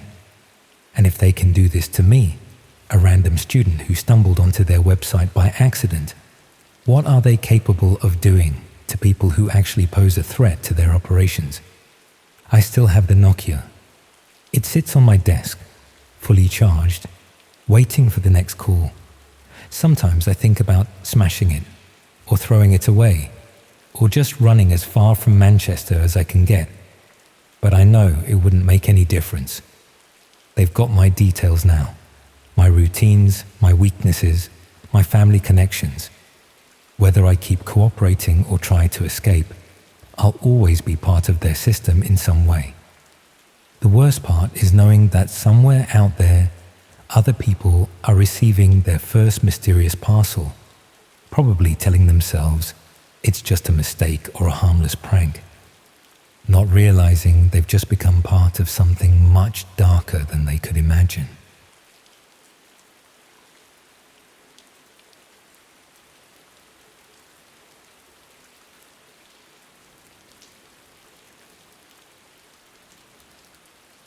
Every broken bone in my body seems to ache when it rains, each healed fracture a permanent barometer of the approaching storm.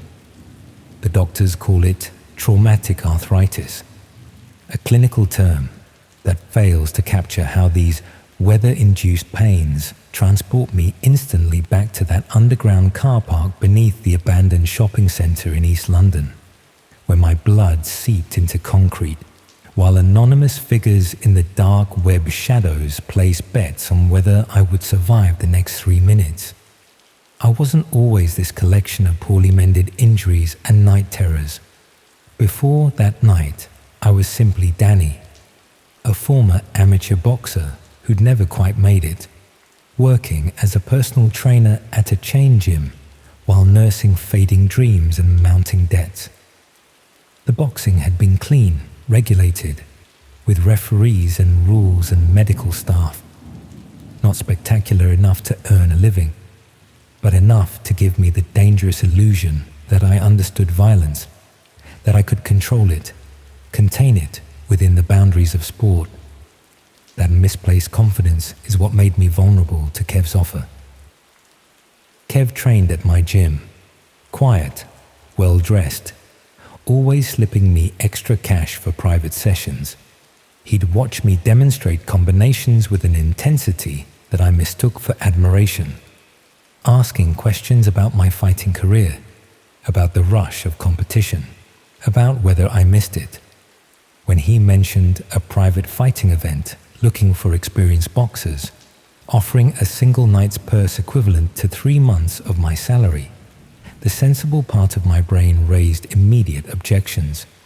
No legitimate promoter operated that way, but financial desperation has a way of silencing those protective instincts, of recasting red flags as opportunities if you squint hard enough.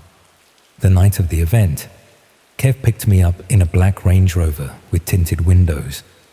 I remember feeling a flicker of unease at the absence of other fighters.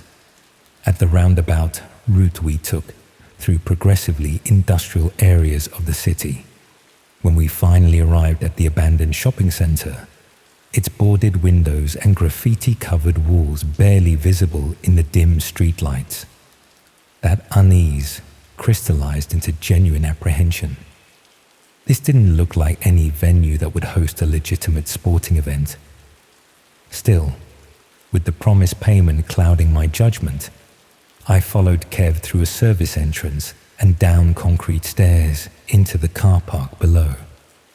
The space had been transformed in a way that momentarily reassured me. Portable floodlights illuminated a central area where a fighting ring had been constructed. Not the standard boxing ring with its ropes and canvas, but a circular space delineated by chain-link fencing anchored to the concrete floor. Around this makeshift arena, folding chairs accommodated perhaps 30 spectators, all men in expensive casual wear, many with tablets or phones in hand. The technical setup was surprisingly sophisticated. Multiple cameras mounted at different angles, a dedicated area with monitors and mixing equipment, a satellite uplink station that seemed excessive for an underground event. A man in a tailored suit approached, conducting a brisk assessment that felt more veterinary than medical. He checked my pupils, tested my reflexes, examined my hands and former injuries with detached professionalism. Throughout this examination, I noticed Kev speaking with another man who appeared to be coordinating the event, gesturing occasionally in my direction while looking at something on a laptop screen. It was only later that I understood they were reviewing my fighting record, my physical specifications, my potential market value to their audience. They led me to a preparation area partitioned off by plastic sheeting, where I changed into the plain black shorts they provided. No protective gear was offered, no gloves, no mouth guard, no hand wraps. When I questioned this, Kev explained this was old school bare knuckle style, with a grin that didn't reach his eyes. As I waited, I overheard fragments of conversation from the technical area nearby, references to stream quality, betting interfaces, and premium viewers. One phrase in particular lodged in my memory. Dark web traffic is peaking. They're waiting for the fresh meat. That was the moment reality began to fracture around me. The comforting narrative of an underground boxing match dissolving into something far more sinister. These weren't fight promoters. They were content producers for dark web audiences, broadcasting violence to viewers who paid substantial sums to watch real, unregulated combat with no rules or limitations. I considered leaving, manufacturing some excuse, but 2 security personnel had positioned themselves by the only exit, their attention fixed steadily on me. When they finally led me to the fighting area, my opponent was already waiting. A man significantly larger than me, with crude prison tattoos and the blank-eyed look of someone for whom violence was not sport but survival. As we squared off, I noticed for the first time that the chain-link fencing enclosing us was padlocked from the outside. There would be no walking away, no throwing in the towel. The realization hit me with physical force. This wasn't a match. It was a trap. What followed exists in my memory as disconnected flashes rather than a coherent sequence. The first punches, landing with bare knuckles against unprotected flesh. The crowd's reaction, not the roaring enthusiasm of boxing fans, but something colder, more analytical, as they watched through the mediating screens of their devices. The coordinator periodically announcing figures that made no sense until I realized they were cryptocurrency amounts being bid by remote viewers. After the initial exchange left me reeling but still standing, Kev approached the fence, his expression no longer maintaining even the pretense of friendly concern. He explained, in calm, measured tones that seemed absurdly incongruous with the situation, that viewers were paying to see escalation. Either I could provide that escalation by fighting more aggressively, or they would introduce modifiers to make the content more engaging. The first modifier arrived moments later, a length of steel pipe thrown into the ring. When neither of us immediately reached for it, electrical currents surged through the metal fencing, a shocking demonstration that compliance wasn't optional. The increasingly frenzied instructions from the coordinator made the true nature of this event brutally clear. This wasn't sport or even entertainment in any conventional sense. It was the commodification of human suffering, packaged and streamed to dark web viewers who paid premium rates to watch authentic violence without simulation or restraint. I'd like to say I maintained some moral high ground, that I refused to participate in their grotesque spectacle. The truth is more complicated and shameful.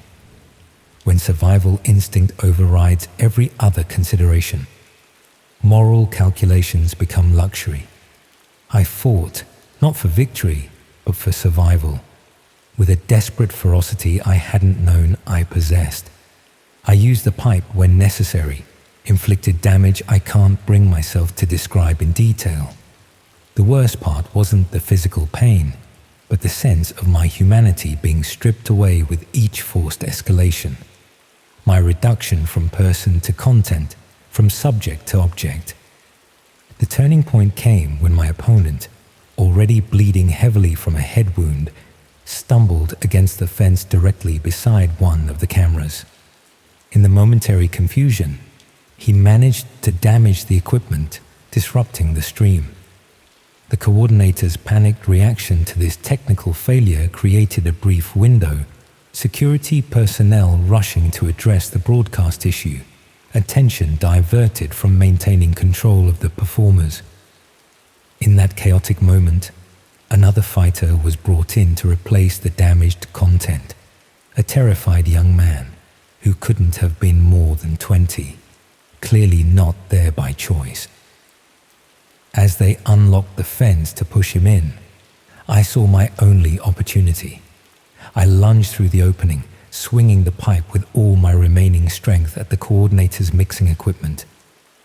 The resulting electrical short circuit plunged sections of the car park into darkness, triggering a fire suppression system that created even more confusion. What followed was pure animalistic flight, scrambling through emergency exits, climbing perimeter fencing, running through unfamiliar industrial estates with no idea of direction beyond a way. Eventually, I found a night bus stop, boarded with blood-soaked clothes partially concealed under my jacket, and rode to the end of the line, expecting pursuit at every stop. The police, when I finally worked up the courage to approach them days later, were initially skeptical. My story sounded like paranoid fantasy or drug-induced delusion. The physical evidence was more convincing. Broken fingers, fractured ribs, defensive wounds inconsistent with any sanctioned fighting event. When they finally investigated the shopping center, they found only the most minimal evidence. Some abandoned technical equipment, traces of blood that included mine among other unidentified samples, and faint outlines where the fighting area had been established. The investigation stalled when digital forensics hit the sophisticated encryption and routing protocols used by the dark web broadcasters. The few arrests made were low-level players, security personnel and site preparers with no knowledge of the wider operation. Kev vanished completely, his identity at the gym proven false, his social media presence wiped, his connection to the fighting ring untraceable beyond my testimony. 3 years later, I still receive anonymous messages occasionally, links to encrypted dark websites where they claim footage of my performance continues to circulate as premium content, alongside offers for a rematch with substantially improved payment. Each message concludes with details about my current location that prove the sender has me under observation. I've moved cities twice, changed my name, abandoned social media, but the messages still find me. Sometimes, in moments of paranoia, I wonder if the entire experience was a selection process, if my escape was part of their evaluation, identifying fighters with the proper combination of skill and survival instinct for more lucrative events. I wonder how many others received similar offers, how many disappeared into that underground economy of violence, how many faces on missing persons posters represent dark web content that continues generating revenue long after the person has been consumed by the insatiable appetite for authentic suffering. The most disturbing realization isn't that such operations exist in the shadows of the internet, but how easily ordinary people can be drawn into them through financial desperation, through misplaced confidence, through the fundamental human error of believing ourselves exempt from becoming commodities in a market that trades in pain. Every fighting gym I pass, every underground car park I hurry through, every expensive black vehicle with tinted windows, each carries the echo of that night when I discovered how thin the membrane truly is between the world we acknowledge and the dark web marketplace that thrives beneath its surface.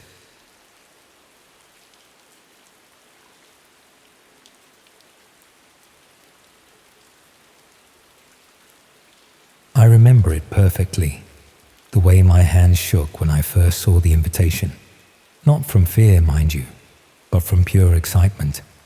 Finally, after months of searching through dead links and forum posts that led nowhere, I'd found something real, something that might actually prove that the stories were true. At 17, I was obsessed with urban legends, not the obvious ones that everyone knew, Bloody Mary, the vanishing hitchhiker, that sort of nonsense. I was interested in the modern myths, the digital folklore that had grown up around the internet's darker corners.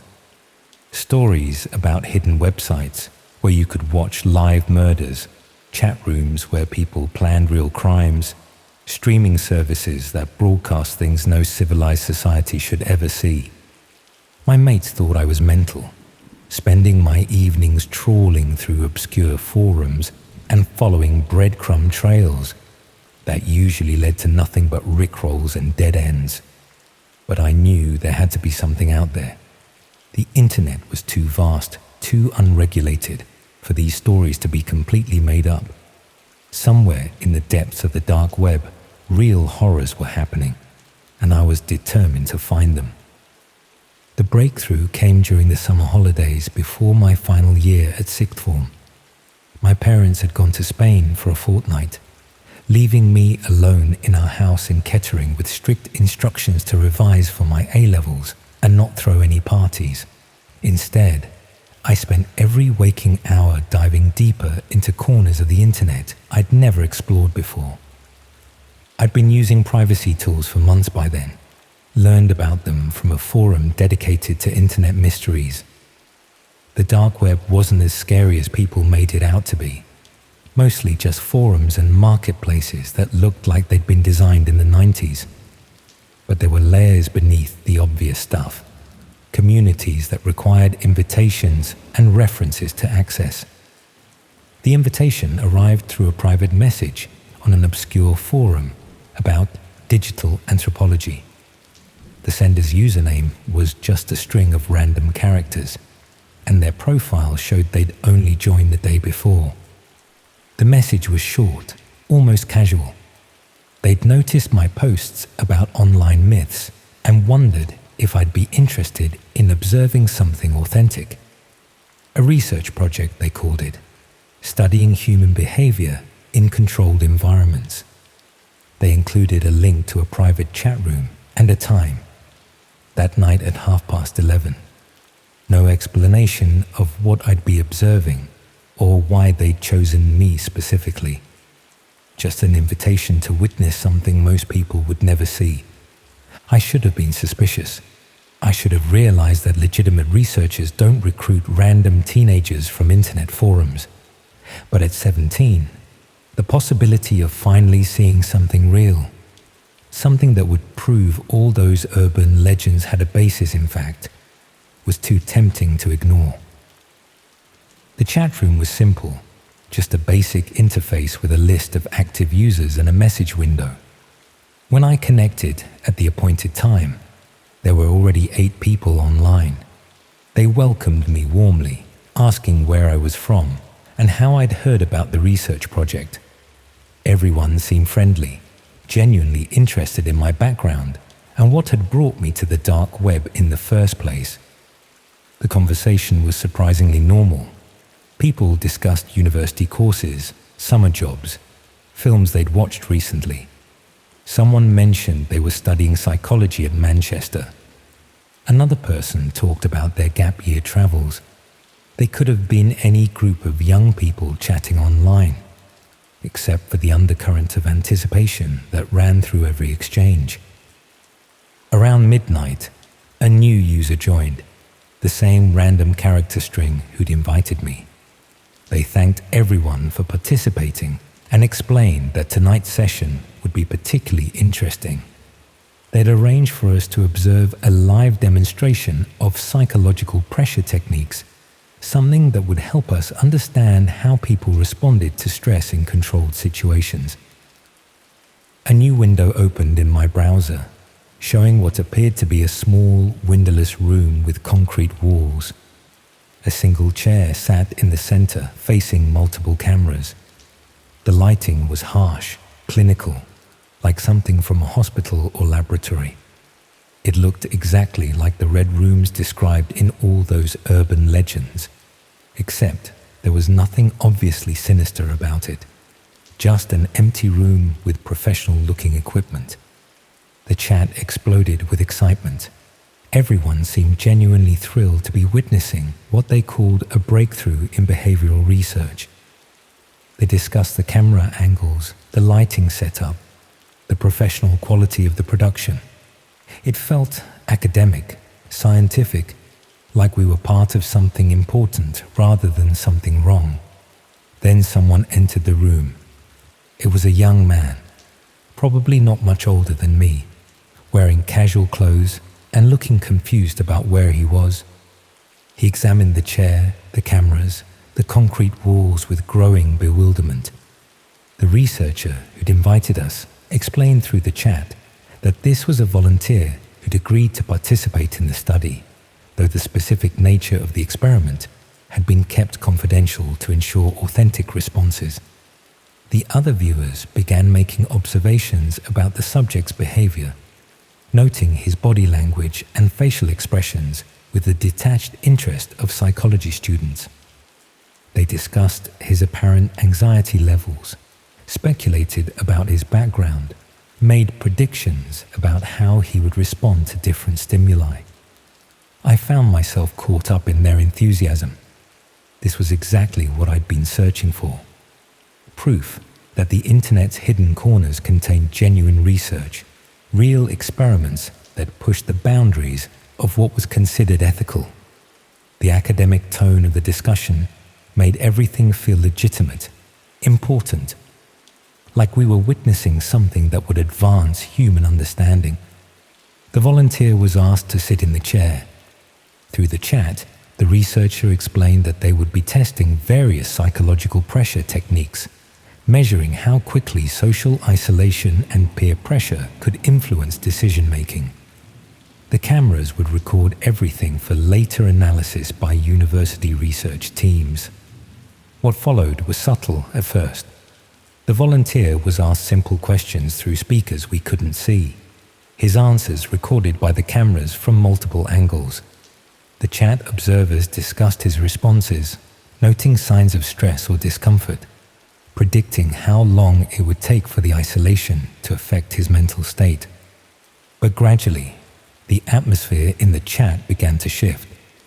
The academic discussion became more personal, more focused on the individual rather than the research. People started making comments about the volunteer's appearance, his nervousness, the way he kept looking at the cameras as if seeking help that wasn't coming. Someone suggested that the experiment would be more effective with multiple subjects. The researcher agreed, explaining that they'd been hoping to expand the study, but had struggled to find suitable volunteers. The work was too important to abandon, they said, and the insights they were gaining were invaluable. That's when they asked if any of us would be interested in participating directly. The request was casual, almost offhand. They'd learned so much from observing our reactions in the chat, the researcher explained, that having one of us experience the experiment firsthand would provide crucial comparative data. It would only take a few hours, and participants would be contributing to groundbreaking research into human psychology. The other chat users immediately began encouraging me to volunteer. They said I'd shown the most insight during the observation, that my comments had demonstrated a real understanding of the psychological principles at work. The researcher agreed, noting that my posts on the forum had shown exceptional maturity for someone my age. I felt flattered, chosen. These people, who seemed so knowledgeable and sophisticated, were telling me I had something special to offer. The volunteer in the room was clearly finding the experience difficult, but that was the point. Real research required genuine responses, and I would be helping advance scientific understanding in ways most people never could. The arrangements were surprisingly simple. They would send a car to collect me the following evening. The session would take place at a research facility in Birmingham, not far from where I lived. I would be driven home afterwards, and my participation would remain completely confidential. They even mentioned a small payment for my time, though they stressed that the real reward would be the knowledge that I'd contributed to important academic work. I agreed without really thinking it through.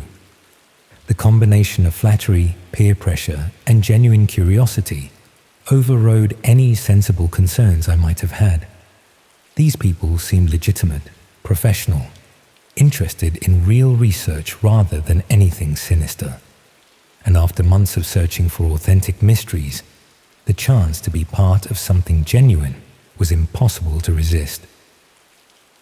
The car arrived exactly when they'd said it would. A black saloon with tinted windows, driven by a middle-aged man who seemed pleasant enough. He didn't talk much during the journey, just confirmed my name and explained that we'd be arriving at the facility within the hour.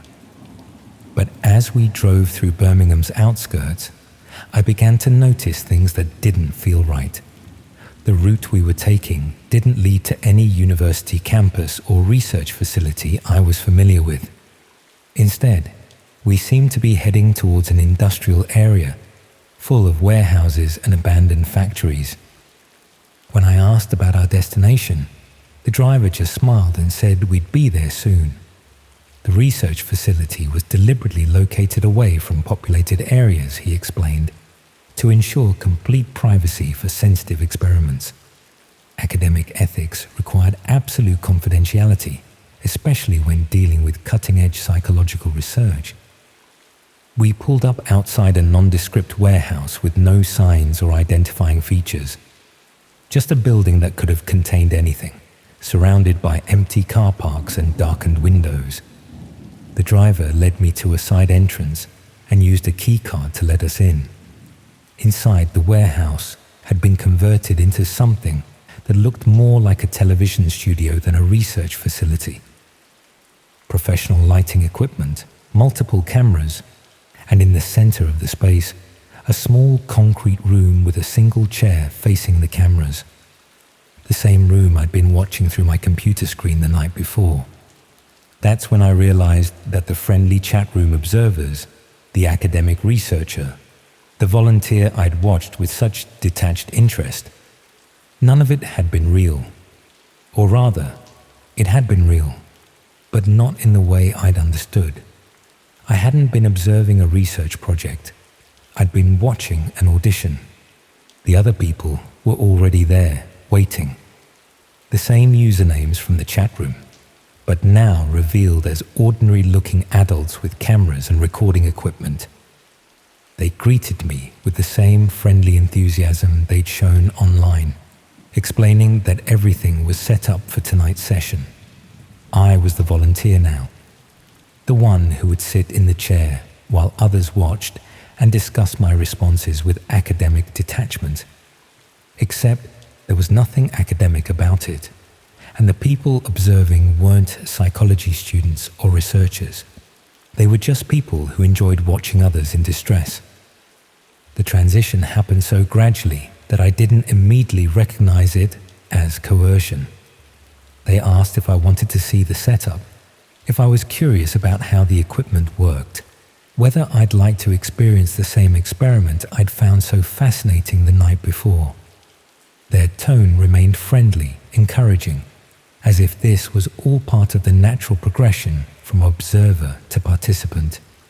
But when I said I'd changed my mind, that I wanted to go home, their demeanor shifted. Not dramatically. They didn't become threatening or aggressive. Instead, they became disappointed, as if I was letting down the team after they'd invested so much time and effort in bringing me there. They reminded me of how enthusiastic I'd been the night before, how much insight I'd shown into the psychological principles at work. They'd specifically chosen me, they said, because I'd demonstrated such maturity and understanding. Backing out now would ruin months of preparation and waste the opportunity to contribute to something genuinely important. The peer pressure was subtle but relentless. They made me feel selfish for wanting to leave, ungrateful for the opportunity I'd been given, immature for not following through on my commitment. And always, underlying everything, was the implication that I didn't really have a choice anymore. I'd come there voluntarily, they pointed out. I'd agreed to participate in the research. I'd been driven to a location I couldn't identify, with people whose real names I didn't know. Who would believe that I'd been coerced if I tried to report what was happening? The chair sat in the center of the room, surrounded by cameras and lights, waiting for me to take my place. They assured me it would only take a few hours, that thousands of people online were waiting to observe the session, that my participation would provide valuable insights into human psychology. But I knew now that the people watching wouldn't be interested in academic research. They would be paying customers, anonymous viewers, who enjoyed watching real fear and genuine distress. The urban legends I'd spent months trying to prove were real, and I was about to become part of one. That was 3 months ago. I never sat in the chair, managed to get away when the driver stepped outside for a cigarette break and left the warehouse door unlocked.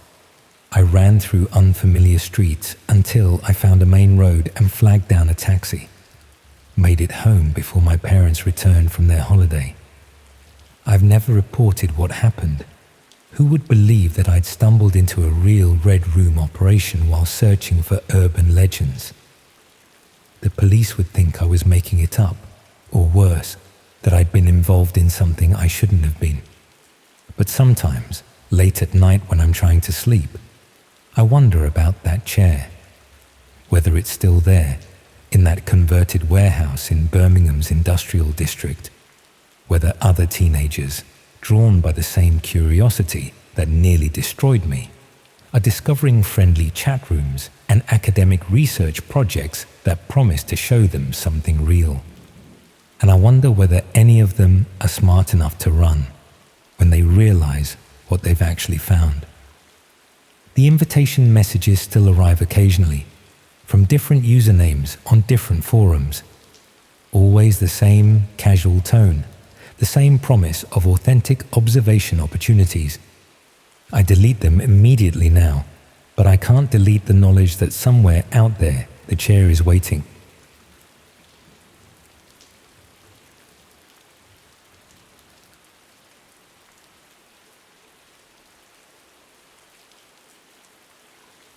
There's something unsettling about discovering that your intellectual curiosity can be turned into a weapon against you.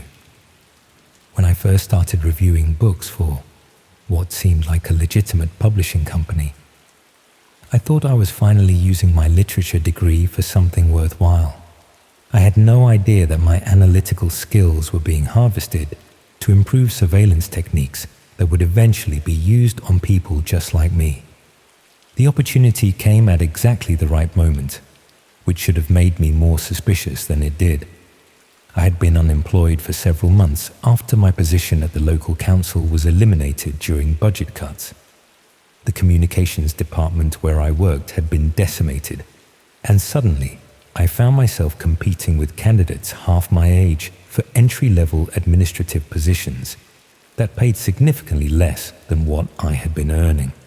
My savings had been depleted by months of unsuccessful job searching, and I was surviving on a combination of unemployment benefits and whatever freelance writing work I could find through online platforms. Most of these assignments involved creating generic content for websites at rates that barely covered my basic expenses, but I was grateful for any income that allowed me to maintain some semblance of independence. When the email arrived offering substantial payment for book reviews, it seemed like an answer to my financial problems. The company described themselves as a boutique publishing house that specialized in contemporary fiction, dealing with psychological themes. They needed experienced readers to provide detailed analysis of how different authors approached topics related to mental health, social isolation, and interpersonal relationships. The initial communication was professional and thorough, asking intelligent questions about my educational background and reading preferences. They seemed genuinely interested in my analytical capabilities and expressed appreciation for my academic training in literature. The work could be completed entirely from home on my own schedule, and they offered to pay nearly 10 times what I had been earning for typical freelance writing assignments. During our video interview, the representative appeared knowledgeable about contemporary literary trends and asked thoughtful questions about my approach to literary criticism.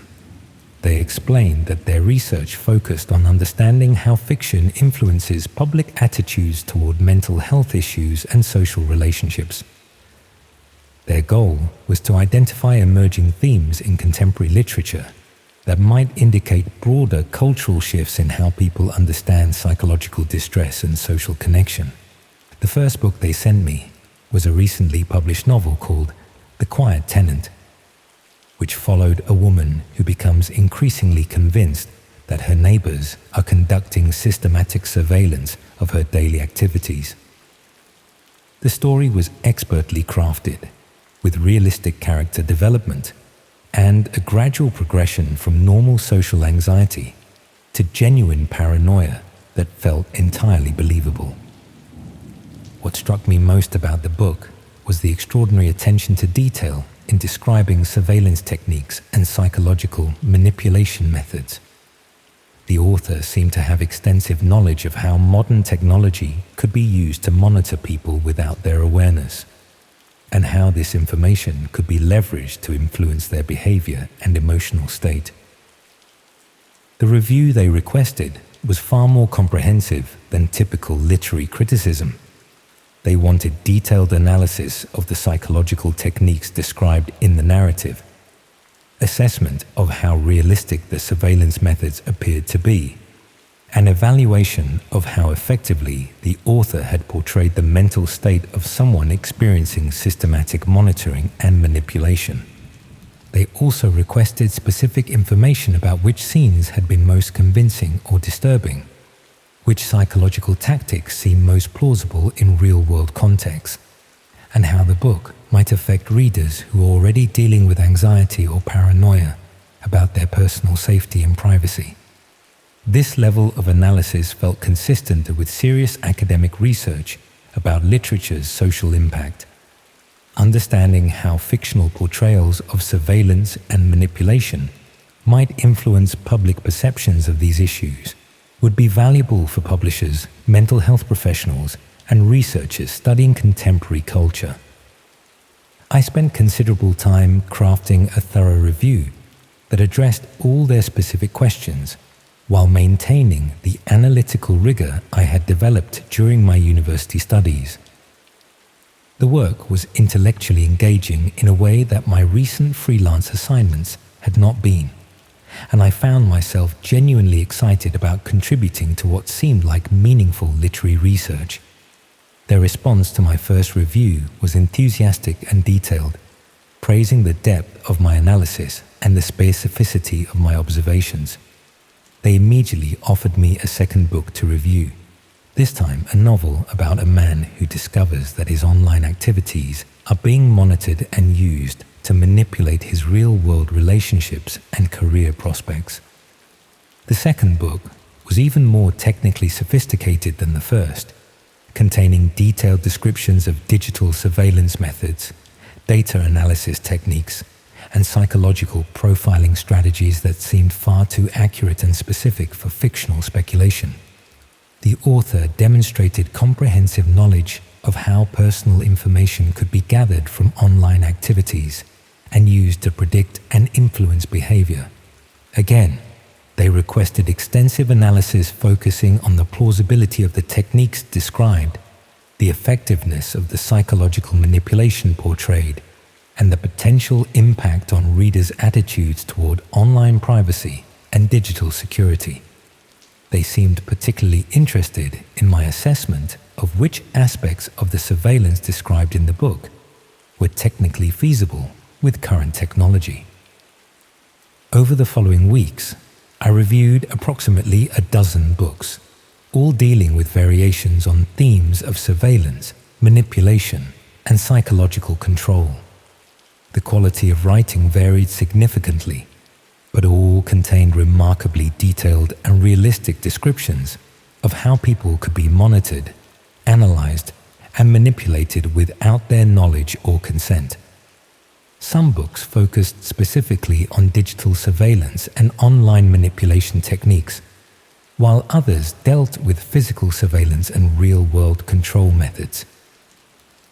All presented these activities as systematic and organized operations carried out by people with significant resources and expertise in psychological manipulation.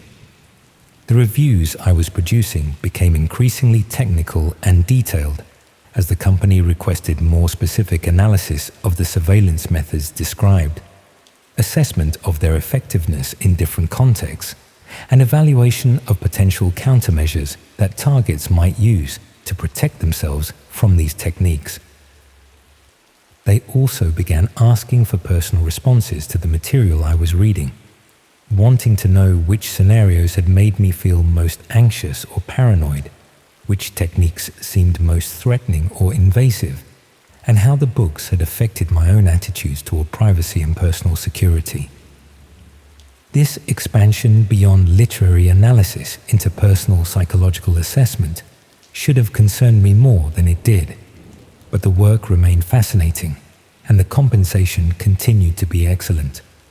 I convinced myself that understanding readers' emotional responses was a legitimate component of market research for psychological thriller novels.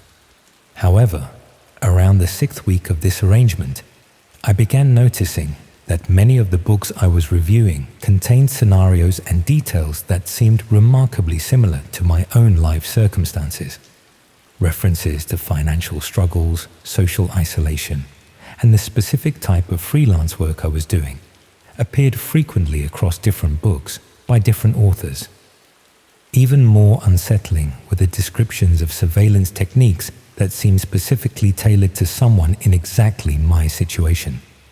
The books contained detailed discussions of how financially vulnerable freelancers could be monitored and manipulated through the same platforms and methods I was using to find work. When I mentioned these similarities to my contact at the company, they explained that contemporary fiction often draws inspiration from current social and economic conditions. The prevalence of freelance work and financial insecurity in modern society meant that many authors were naturally exploring these themes in their writing. This explanation seemed reasonable enough, but I began paying closer attention to the specific details in the books I was reviewing. The surveillance methods described were often extremely specific and technically detailed, suggesting that the authors had access to genuine expertise in monitoring and manipulation techniques, rather than relying on general knowledge or imagination. Some books contained what amounted to step-by-step instructions for identifying and exploiting psychological vulnerabilities in people experiencing financial stress or social isolation. Others provided detailed guidance on using freelance work platforms to recruit unwitting participants in surveillance or manipulation activities. The level of technical detail in these descriptions far exceeded what would be necessary for fictional entertainment purposes. The books read more like instruction manuals than novels, providing comprehensive guidance on surveillance and manipulation techniques that happened to be embedded within narrative frameworks. Around the 8th week of my involvement with this project, the company began requesting additional services that went beyond basic book review work. They wanted me to research the authors of the books I had been reading, gathering information about their backgrounds, qualifications, and potential sources for the detailed technical knowledge their books contained. They also asked me to investigate whether the surveillance and manipulation techniques described in the books were being discussed in online communities or implemented by real people for actual surveillance activities. This research required accessing areas of the internet that were not easily discoverable through conventional search engines. The company provided detailed instructions for accessing private communities where people discussed surveillance techniques, manipulation methods, and psychological control strategies as practical skills rather than fictional concepts. They explained that understanding how fictional portrayals compared to real-world practices was important for their research into literary market trends and social impact. These online communities were unlike anything I had encountered in my previous internet activities. The participants discussed surveillance and manipulation as legitimate professional skills, sharing detailed techniques for monitoring people's activities, identifying psychological vulnerabilities, and exploiting those vulnerabilities for control or profit. Many of the techniques discussed in these communities were identical to methods described in the books I had been reviewing for the past 2 months.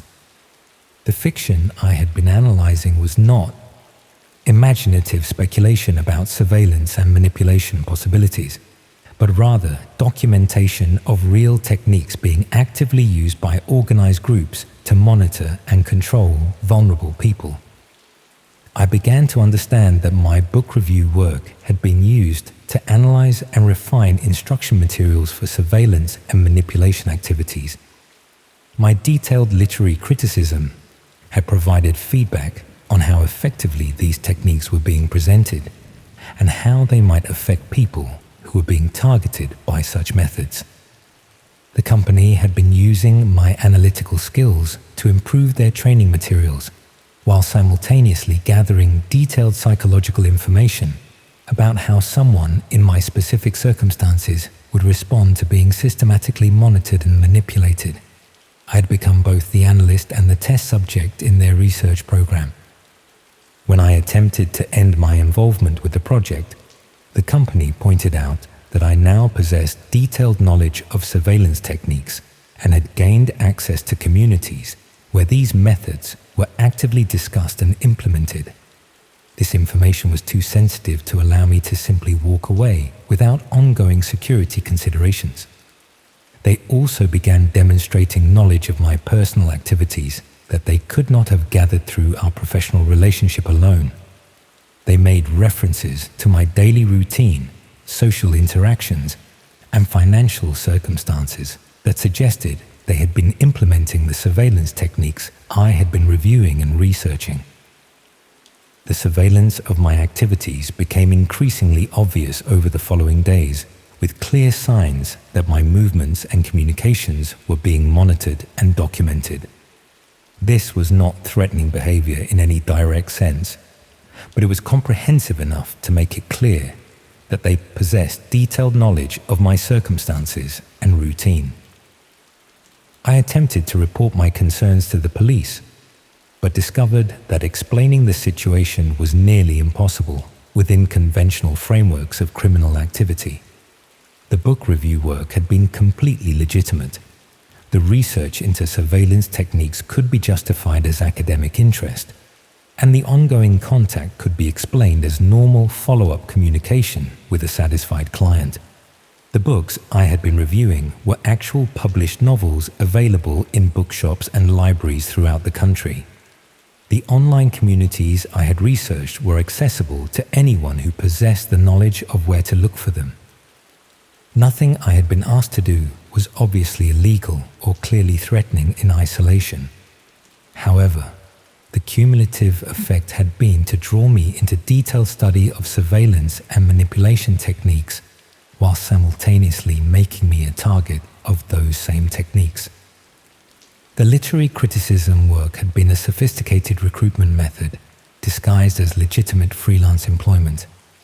The company continued to contact me sporadically over the following months, offering additional book review opportunities and occasionally sending subtle references to my personal activities to remind me that their surveillance capabilities remained active and comprehensive. I never determined who the company actually represented or what they were ultimately using the book reviews and surveillance research to accomplish. The systematic study of manipulation techniques combined with practical implementation of those techniques against the researchers themselves suggested an organization that was both studying and actively practicing psychological control methods. What I do understand is that they had developed sophisticated methods for exploiting people's intellectual curiosity and financial desperation to recruit unwitting participants in research designed to improve their own surveillance and manipulation capabilities.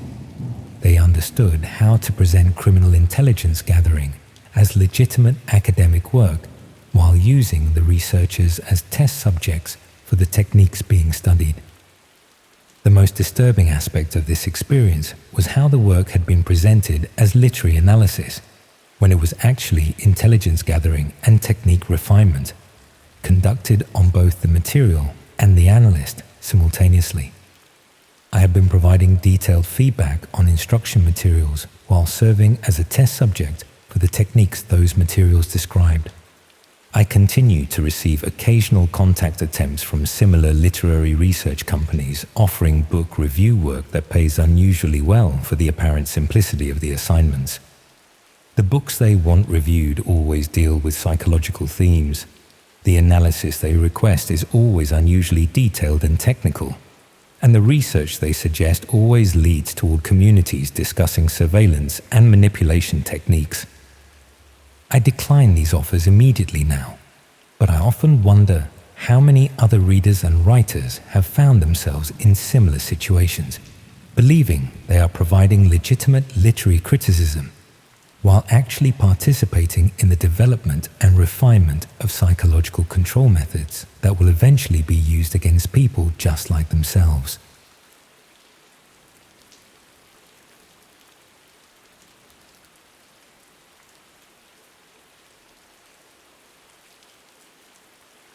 scent of lavender still makes me physically ill. That supposedly calming fragrance, drifting through expensive diffusers in waiting rooms and yoga studios across London, immediately transports me back to that immaculate treatment room where the line between wellness and torture blurred beyond recognition. Even now, 3 years later, I find myself holding my breath when passing certain shops, avoiding entire sections of department stores, my body remembering what my mind has tried desperately to forget. I had been pushing myself too hard for too long. That much was true. 32 years old and already burning out, working 14-hour days at a financial consultancy where success was measured in sacrificed weekends and ignored personal relationships. The migraines had started 6 months earlier, followed by insomnia so severe I'd begun hallucinating from sleep deprivation. When my colleague Rebecca mentioned Tranquil Depths Wellness Center, an exclusive spa that had apparently transformed her cousin from corporate wreckage to balanced human, I was desperate enough to ignore the exorbitant cost and strange application process that required everything from medical history to psychological profiles. The center occupied a converted Victorian bathhouse in Hampstead, its brick exterior meticulously restored, while the interior had been transformed into a temple of minimalist luxury. All pale wood, natural stone, and flowing water features. The reception area smelled of that damn lavender, mixed with something earthier I couldn't identify, while ambient music played at precisely the right volume to encourage hushed voices and mindful movement. Everything about the space whispered exclusivity and transformation. Looking back, I realized it was designed specifically to disarm, to create a manufactured sense of safety that would lower even the most vigilant person's defenses.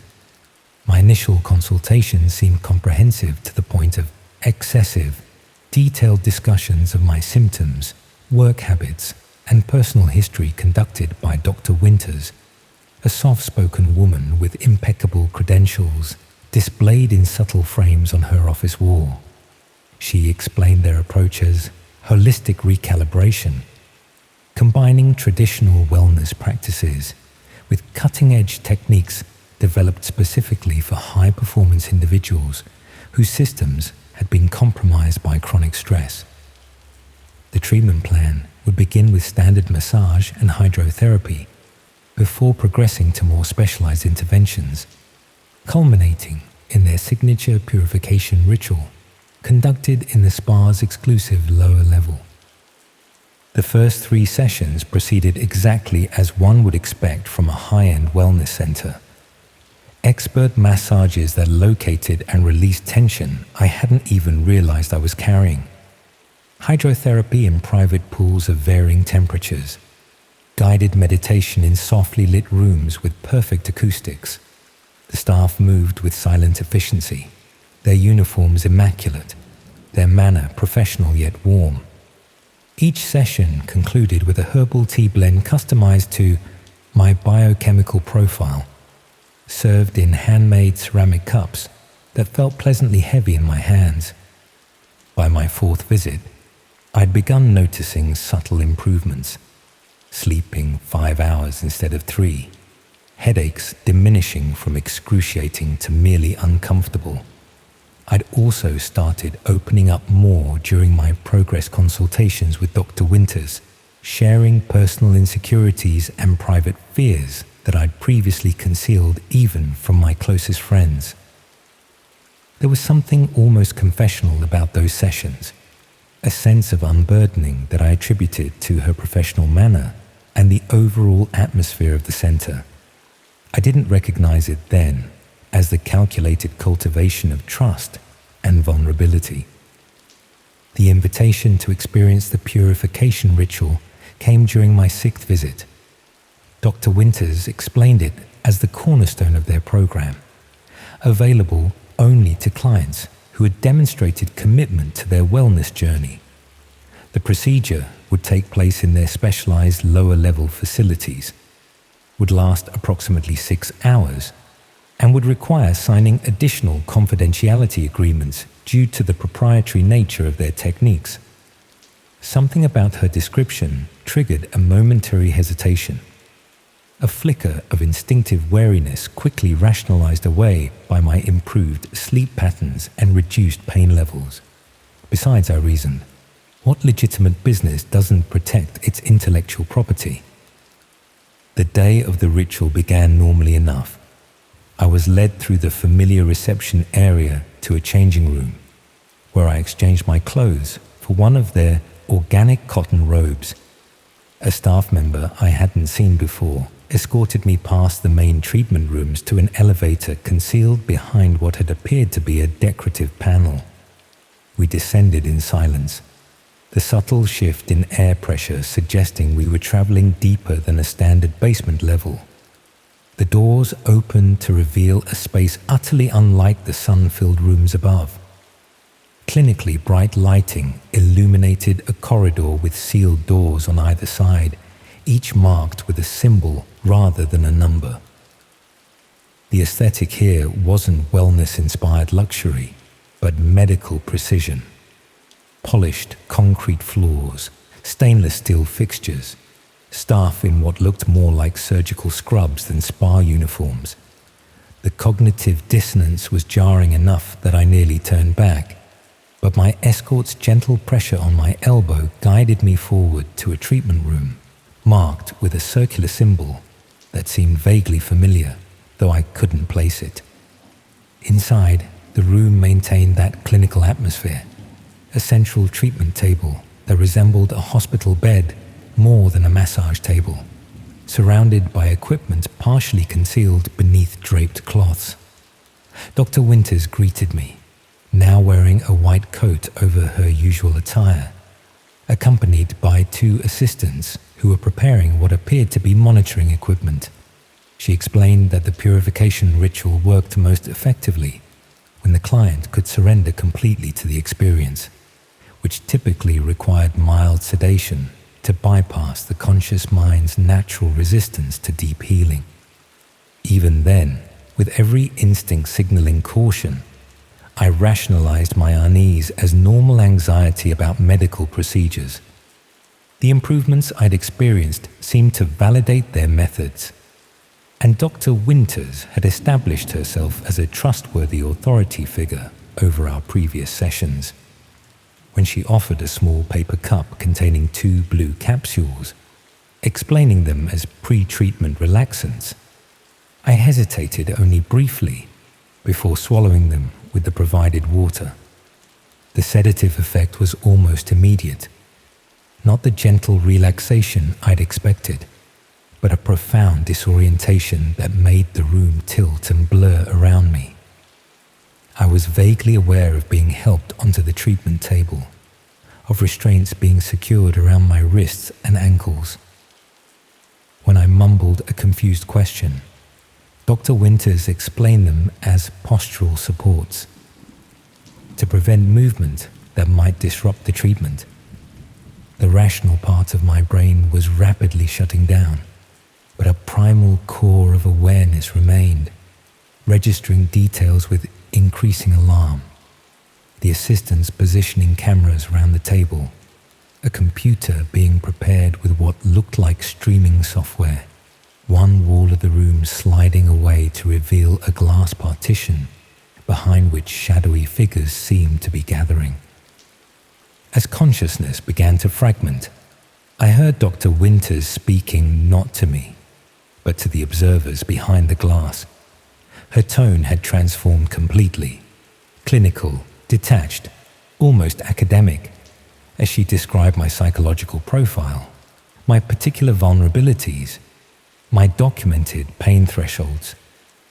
She referenced previous subjects whose sessions had apparently established baseline responses for various stimuli, and outlined the unique aspects of my session that would provide new data for their research. The horrifying truth crystallized through the chemical fog clouding my mind. This was no wellness treatment. The entire center was an elaborate front for something far more sinister. a research facility conducting unsanctioned experiments, streaming the results to hidden audiences via the dark web. The realization came simultaneously with a cold sensation spreading up my arm from an IV that had been inserted without my awareness, bringing with it a paradoxical clarity even as it further incapacitated my body. Through increasingly lucid paralysis, I watched Dr. Winters adjust settings on monitoring equipment while addressing unseen viewers through a microphone, referencing cryptocurrency donations and viewing metrics. The glass partition now appeared transparent from my side, revealing a small audience of observers with tablets and notebooks, their expressions ranging from clinical interest to disturbing enthusiasm. One wall displayed multiple screens, showing what I gradually recognized as dark web interfaces, chat windows where users commented in real time, bidding panels where anonymous accounts placed substantial sums beside requested procedures, viewership metrics indicating hundreds of remote observers. The purification ritual revealed its true nature, as Dr. Winters began methodically subjecting me to escalating sensory experiences, beginning with seemingly benign stimuli carefully calibrated to my psychological profile, progressively shifting toward exploitation of specific fears and vulnerabilities they had extracted during our consultations. The paralytic properties of whatever flowed through the IV prevented physical resistance while ensuring complete awareness, creating the perfect research subject for their studies in controlled trauma response. I cannot, will not, detail everything that followed during those 6 hours. Some memories remain mercifully fragmented, while others replay with unbearable clarity in recurring nightmares. What I remember most vividly was the clinical detachment with which they documented every physiological response, the remote viewers bidding for specific interventions as if selecting menu items, the utter betrayal of having my most personal fears, shared in presumed confidence, weaponized as research parameters. My salvation came from the most mundane of circumstances: a water pipe bursting 2 floors above, sending maintenance staff scrambling throughout the building and temporarily disrupting the power supply. In the momentary confusion of backup generators activating, someone failed to maintain proper dosage of the paralytic agent. As sensation gradually returned to my extremities, I managed to work one hand free from restraints loosened during a procedure. The ensuing chaos exists in my memory as disjointed fragments, ripping out the IV, stumbling from the table, using a medical tray as a weapon against the unprepared assistant who tried to block my exit. The fire alarm I triggered created further confusion, staff evacuating upper floors while the lower level team scrambled to secure research assets and terminate the stream. Somehow I found a service stairwell, emerging into the laundry area where I grabbed employee clothing before escaping through a delivery entrance. The investigation that followed revealed the full horror of Tranquil Depths. Behind its legitimate operation lay a sophisticated dark web broadcasting studio, where selected clients, chosen through their application profiles for psychological vulnerabilities, isolation from strong support networks, and physical characteristics appealing to their audience, became unwitting subjects in live-stream research on human stress responses, pain thresholds, and psychological breaking points. Wealthy viewers paid thousands in cryptocurrency to observe or influence proceedings, all under the guise of academic research into trauma response and neuroplasticity. 17 other clients were identified as having undergone similar rituals, though I was among the few who retained clear memories of the experience. Most had been given additional compounds that induced retrograde amnesia, leaving them with only vague nightmares and unexplained psychological symptoms that they attributed to their pre-existing conditions. Several staff members were arrested, but Dr. Winters and the principal researchers disappeared before authorities secured the facility, likely tipped off by connections within regular clientele that included influential figures in government and finance. 3 years later, I still check under treatment tables at legitimate medical appointments. I refuse any medication that I haven't verified personally. I've declined multiple job promotions that would have placed my name and image in industry publications, terrified of being recognized by those who might have watched my session, or worse, those who conducted it. Because despite multiple arrests and international investigations, the core research team was never found. The dark website was simply relocated, rebranded, continuing its operations with new researchers and new unwitting participants. Sometimes I receive anonymous emails containing nothing but a lavender flower image and cryptocurrency wallet address. A reminder that somewhere the footage still exists, accessible to anyone with sufficient funds and the right dark web connections. A reminder that Dr. Winters and her team are still out there, perhaps running another wellness center under different names, identifying potential subjects through carefully designed intake forms, gradually building trust before extending an exclusive invitation to experience their signature treatment. Most disturbing of all is knowing how many exclusive wellness centers, innovative treatment programs, and pioneering therapeutic approaches continue to emerge across the country, each promising transformation to the stressed and vulnerable, each requiring extensive personal information before admission. Behind their soothing music and essential oil diffusers, I can't help but wonder how many hide similar operations, portals to the dark web where healing is promised while harm is delivered, carefully packaged as wellness for audiences who pay to watch other humans be purified through pain.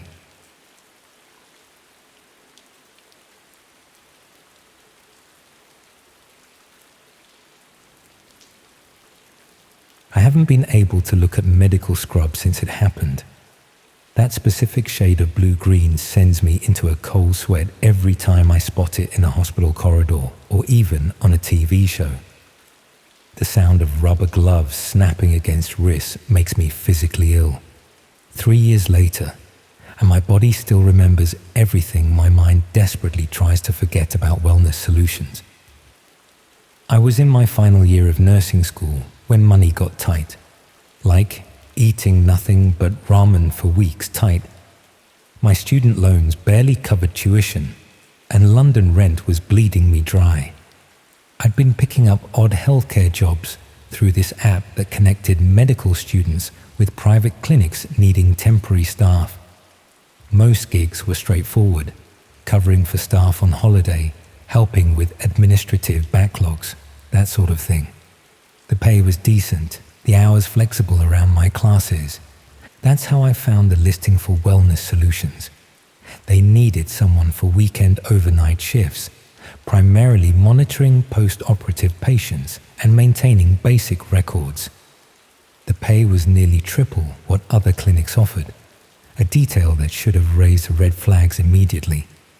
But when you're staring at an eviction notice and surviving on tea and toast, rational thinking takes a backseat to desperation. The clinic was located in one of those converted industrial buildings in East London, the kind that developers renovate into luxury spaces while keeping exposed brick and ductwork to seem trendy. From the outside, it looked professional enough. Clean signage, security cameras, proper access control. The reception area was minimalist but well appointed, with those uncomfortable designer chairs and abstract art that seems mandatory in private healthcare facilities. I remember my first impression being that everything seemed slightly off, but in ways I couldn't immediately identify. The medical equipment was top tier, higher quality than the teaching hospital where I trained. The monitoring systems were cutting edge, yet there was an emptiness to the place, an absence of the normal indicators of a functioning medical practice. No health education posters, no magazines in the waiting area, no photos of the medical team or credentials displayed, just sterile walls and an unnatural silence. The clinic director, Dr. Reynolds, though I later discovered that wasn't his real name, gave me a brief tour that first evening. He explained that Wellness Solutions specialized in aesthetic procedures for discerning international clients who value privacy. The explanation made enough sense. Plenty of wealthy people fly in for cosmetic surgery they don't want their social circles knowing about. He showed me the recovery rooms where patients would be sleeping, the monitoring station where I'd be based, and the basic charting system I'd use to record vital signs and medication administration. What struck me as unusual was how he explicitly instructed me never to enter the 3 operating theaters at the back of the clinic. He emphasized that they contained sensitive equipment calibrated for specific procedures, and that cleaning staff would handle those areas separately. At the time, I rationalized this as reasonable. I was hired for post-op care, not surgical assistance. My first few weekends passed uneventfully. Patients would already be in recovery when I arrived for my shift, sedated and bandaged. I'd check vital signs, administer prescribed medications, and document everything as required. Most patients were gone by morning, transferred to private recovery facilities, or, as I was told, luxury hotels where nurses would continue their care. I never saw the same patient twice. What began to unsettle me were the inconsistencies I noticed between the procedures listed in the charts and the actual conditions of the patients. A chart might indicate a routine rhinoplasty, but the patient would be heavily sedated with pain management more appropriate for major surgery.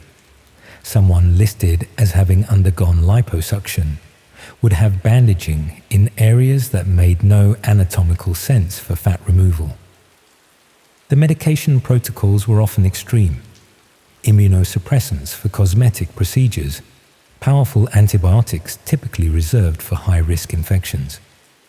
Even more disturbing were the patient demographics. Despite the clinic supposedly catering to wealthy clients, many appeared malnourished or showed signs of long-term health neglect. Some had older surgical scars that looked nothing like professional medical work. Few had proper preoperative assessment documentation. When I cautiously questioned Dr. Reynolds about these discrepancies, he dismissed my concerns with vague references to international medical standards and reminded me that discretion was part of what I was being paid for. The turning point came about 2 months into my employment. I'd arrived for my usual shift to find the clinic unusually active for a Friday evening. Typically, surgeries were completed and patients settled before I arrived at 11 p.m. But that night, there were staff I'd never seen before, moving equipment and speaking in hushed tones. Dr. Reynolds informed me that they were preparing for a special case and that I should focus on the recovery rooms at the front of the clinic.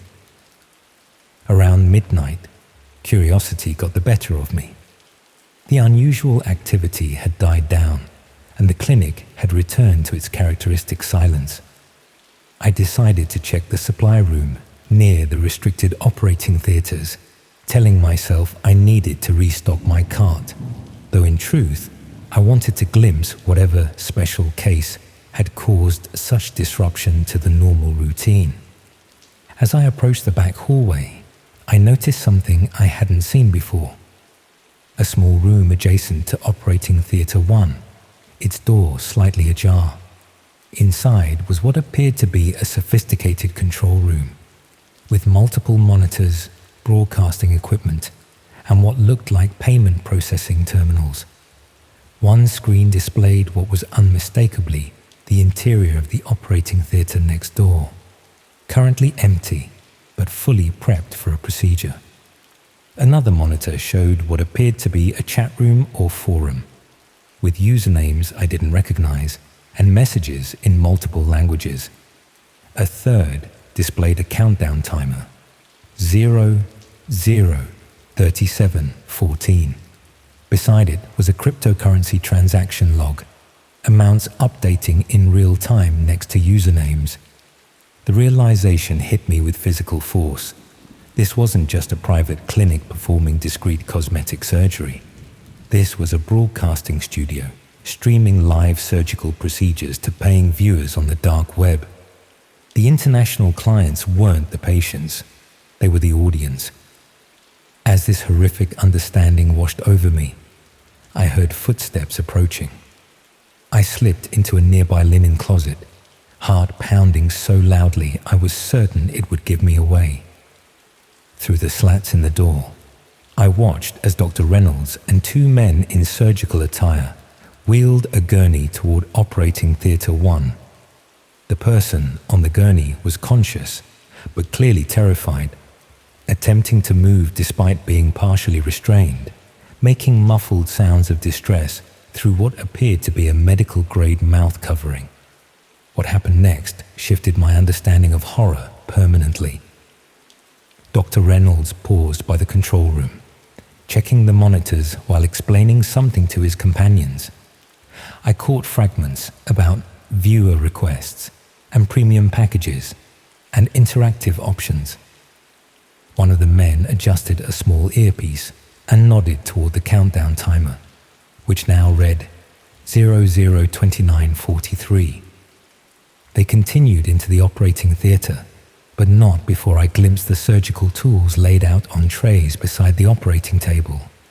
These weren't standard surgical instruments for any legitimate procedure I'd studied. Some I recognized from my training as being historically used in amputations or rarely performed surgeries.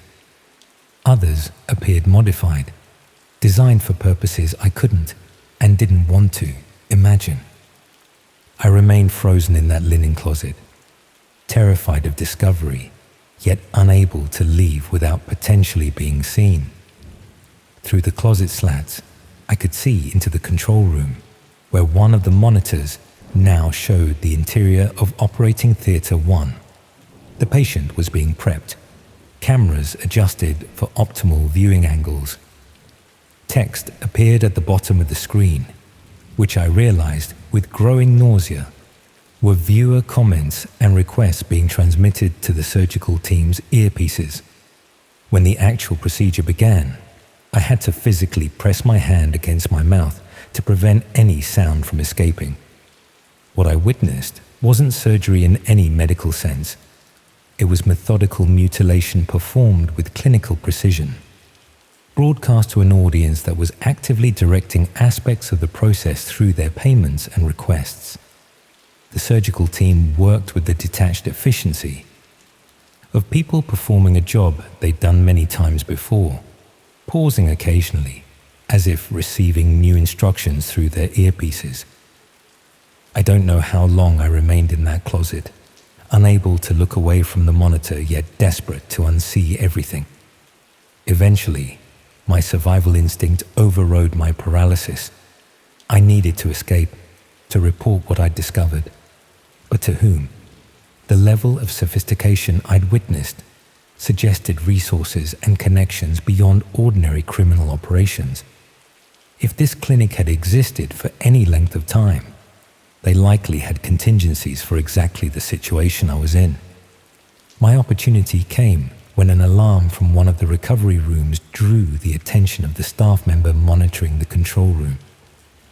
As he left to investigate, I slipped out of the closet and made my way toward the emergency exit, abandoning my belongings at the monitoring station where I should have been working.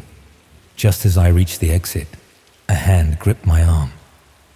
One of the surgical assistants I'd glimpsed earlier stood there, surgical mask pulled down to reveal a face that showed no surprise at finding me there. His expression wasn't angry or threatening. It was evaluating, calculating, as if I were a mathematical problem requiring solution. He explained in a conversational tone that I had witnessed their premium service, where select clients paid exceptional sums for customized procedures on volunteer subjects. He assured me the participants were compensated appropriately for their contribution to medical research and viewer education. When I expressed obvious disbelief, he offered to show me their consent documentation and payment structures, as if this would somehow normalize what I'd seen. As he spoke, maintaining his grip on my arm, I realized with growing horror that he wasn't trying to frighten or threaten me. He was recruiting me. He described how my nursing background made me an ideal addition to their team, how the compensation would dwarf anything legitimate healthcare could offer, how my student debt could be eliminated within months. His tone was that of a corporate headhunter offering a prestigious position, not a criminal proposing I join an enterprise broadcasting torture for profit. What terrified me most wasn't the gruesome surgery I'd witnessed, or even the immediate danger I was in. It was the momentary temptation I felt when he mentioned the money. For one fraction of a second, financial desperation made me consider what he was offering, and that brief weakness haunts me more than anything else about that night. I stammered something about needing time to think, trying to appear open to persuasion rather than horrified. He seemed satisfied with this, releasing my arm, but informing me that leaving immediately would appear suspicious to the others. He suggested I return to my monitoring station and complete my shift as normal. We could discuss terms tomorrow. After all, he pointed out, I was already involved simply by working there. I nodded, walking steadily back to my station while my mind raced through escape scenarios. Once there, I pretended to continue my work while surreptitiously gathering only what I absolutely needed: my phone, keys, and ID. I waited until I heard the operating theatre doors open, signaling the procedure had concluded. In the momentary commotion of post-operative activity, I slipped out through a side entrance used for supply deliveries. I ran without direction at first, simply needing to put distance between myself and that building. Eventually, I found myself at a 24-hour cafe where I tried to organize my thoughts and consider my options. Going to the police seemed obvious, but what evidence did I have beyond my testimony? I'd taken nothing from the clinic, no recordings, no patient information, nothing that could corroborate my account. And if this operation had the resources I suspected, how confident could I be that local law enforcement wasn't already compromised? In the end, I submitted an anonymous tip to both the Metropolitan Police and a medical regulatory body, providing the clinic's address and a brief description of what I'd witnessed. Then I withdrew from nursing school, emptied my meager bank account, and fled to my cousin's home in Edinburgh, where I remained for months, jumping at shadows and checking over my shoulder constantly. I learned later through news reports that Wellness Solutions had been permanently closed due to zoning violations. Less than a week after my escape, there was no mention of arrests, no investigation reported in the media. The building was quickly renovated and reopened as luxury apartments within months. When I finally worked up the courage to look into Dr. Reynolds, I discovered no medical professional by that name existed in any UK registry. 3 years later, I've rebuilt some semblance of a normal life. I completed my nursing degree at a different university and now work in pediatrics in a small community hospital, about as far from private aesthetic clinics as possible. I've moved multiple times, changed my phone number, deleted all social media. Normal precautions, I tell myself, though part of me knows they're probably unnecessary. If they wanted to find me, they likely could have by now. Sometimes I wonder if Wellness Solutions was unique or just one node in a larger network. How many other abandoned buildings or legitimate-seeming medical facilities house similar operations? How many other desperate students or healthcare workers have been drawn into that world, either knowingly or, like me, discovering the truth too late? I still receive emails occasionally from temporary healthcare staffing apps, listing private clinics seeking weekend help. Some offer remarkably generous compensation for simple overnight monitoring. I delete them immediately, but before I do, I sometimes find myself looking at the addresses, wondering how many other viewing rooms exist behind unremarkable facades, how many other special cases are broadcast to audiences willing to pay premium rates for custom modifications to unwilling bodies. The most disturbing thought, the one that keeps me awake some nights, is wondering about those viewers, thousands of them, based on the counter I saw that night. People sitting at ordinary computers in ordinary homes, watching the unthinkable while perhaps sipping coffee or eating dinner. People who might be my neighbors, my colleagues, my patients' parents. People who look completely normal, but who feed a marketplace that transforms human suffering into entertainment at the right price. And sometimes, in my darkest moments, I wonder if somewhere out there, someone is watching me through their screen, waiting for a performance they've already paid to enjoy. It was a Friday when I first read about it. Hindsight is always 20/20, but looking back, I should have walked away. From the moment they offered to pay me for participating in what they called a wellness study, I should have walked away. But when you're desperate enough to consider medical trials as a source of income, you're probably vulnerable enough to ignore warning signs that would be obvious under normal circumstances. But desperation has a way of making terrible decisions seem perfectly reasonable. The advertisement appeared on one of those local community boards where people sell furniture and advertise services. It looked professional enough, with a proper logo and contact information for what claimed to be a private health research company. They were looking for participants between 30 and 50 years old to take part in a study examining the effects of lifestyle changes on mental well-being and cognitive function. I had recently been made redundant from my job at a marketing firm in Leicester, and the severance package was running low after months of unsuccessful job applications. The study offered decent compensation for what seemed like minimal effort, involving regular health assessments and lifestyle monitoring over a period of several weeks. The initial screening process was thorough and professional. They conducted comprehensive medical and psychological evaluations, asking detailed questions about my health history, family background, and current life circumstances. The researchers seemed particularly interested in my stress levels, social support systems, and coping mechanisms for dealing with difficult situations. They explained that the study was investigating how environmental and social factors affect mental health outcomes in people experiencing significant life transitions. As someone who had recently lost their job and was struggling with financial insecurity, I apparently fit their target demographic perfectly. The compensation was substantial enough to cover my rent and basic expenses for the duration of the study, which was scheduled to last approximately 3 months.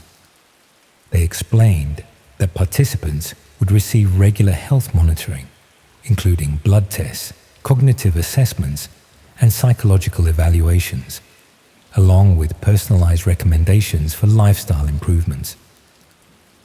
What made the study particularly appealing was that most of the participation could be completed from home.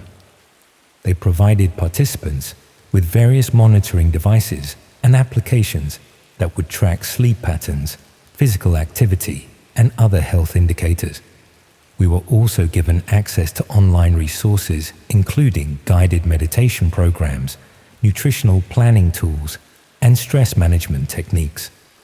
The first few weeks of participation were exactly as advertised. I received regular check-ins from the research team, underwent periodic health assessments, and followed personalized wellness plans that seemed genuinely beneficial for my physical and mental health. The monitoring devices provided interesting insights into my daily routines and health patterns. The online resources they provided were surprisingly comprehensive and effective. The meditation programs helped me manage the anxiety associated with unemployment, and the nutritional guidance helped me maintain better eating habits despite my reduced income. I actually felt healthier and more mentally balanced than I had in months. However, around the 4th week of the study, the researchers began requesting additional information that seemed to go beyond what would be necessary for a wellness study. They wanted detailed reports about my daily activities, social interactions, and emotional responses to various situations throughout each day. They explained that understanding the complete context of participants' lives was essential for interpreting the health data they were collecting. Environmental factors, social relationships, and daily stresses all played crucial roles in determining how wellness interventions would be most effective for different individuals. The reporting requirements gradually became more intensive and invasive. I was asked to document not just my own activities and emotional states, but also information about the people I interacted with, the topics we discussed, and my observations about their emotional states and life circumstances. When I questioned why the study needed such detailed information about my social interactions, the researchers explained that social support systems were crucial factors in mental health outcomes. Understanding the quality and nature of my relationships would help them develop more effective wellness interventions for people in similar circumstances. This seemed like a reasonable explanation for legitimate health research, but the specific questions they asked about my social interactions felt increasingly intrusive. They wanted to know about private conversations, personal details that friends and family had shared with me, and my assessments of other people's psychological states and vulnerabilities. Around the 6th week of the study, the researchers began providing me with specific guidance about how to conduct these social interactions. They suggested conversation topics that would be useful to explore with different people, and they provided questions that might help me gather more detailed information about others' personal circumstances and emotional states. They explained that part of the wellness intervention involved learning better communication skills and developing deeper social connections. The guided conversation techniques they were teaching would help me build stronger relationships while also providing valuable research data about social interaction patterns. The conversation techniques were surprisingly effective at encouraging people to share personal information and emotional vulnerabilities. Friends and family members began opening up to me about problems and concerns they had never discussed before, often providing intimate details about their relationships, finances, and personal struggles. The researchers seemed particularly interested in this information about my social network. They requested detailed reports about what I'd learned about each person's circumstances, their psychological vulnerabilities, and their responses to different types of emotional support or advice. When I realized that I was essentially being trained to gather detailed psychological intelligence about my friends and family, I became deeply uncomfortable with the direction the study was taking. The wellness research had evolved into something that felt more like social surveillance than health monitoring. I tried to discuss these concerns with the research team, but they reminded me that I had signed comprehensive consent forms that covered various aspects of social and environmental health research. They assured me that all information would be kept strictly confidential and used only for legitimate research purposes. They also pointed out that I had been receiving significant health benefits from the study participation, including medical monitoring and wellness interventions, that would have cost thousands of pounds if purchased privately. The social interaction components were simply part of a holistic approach to health research that recognized the importance of relationships in overall well-being. Around the 8th week of the study, the researchers began requesting that I use the conversation techniques and relationship-building skills I had learned to gather information about people outside my immediate social circle. They wanted me to engage with neighbors, acquaintances, and even strangers to practice the communication methods and document the results. They explained that developing social confidence and communication skills was an important component of mental health improvement. Learning to connect with a broader range of people would help me build a more robust social support system, which was crucial for long-term psychological resilience. This expansion of the social research beyond my existing relationships felt like a significant escalation in the invasiveness of the study. I was being asked to systematically gather personal information about people who had no knowledge that they were being studied, or that their private communications were being documented and reported.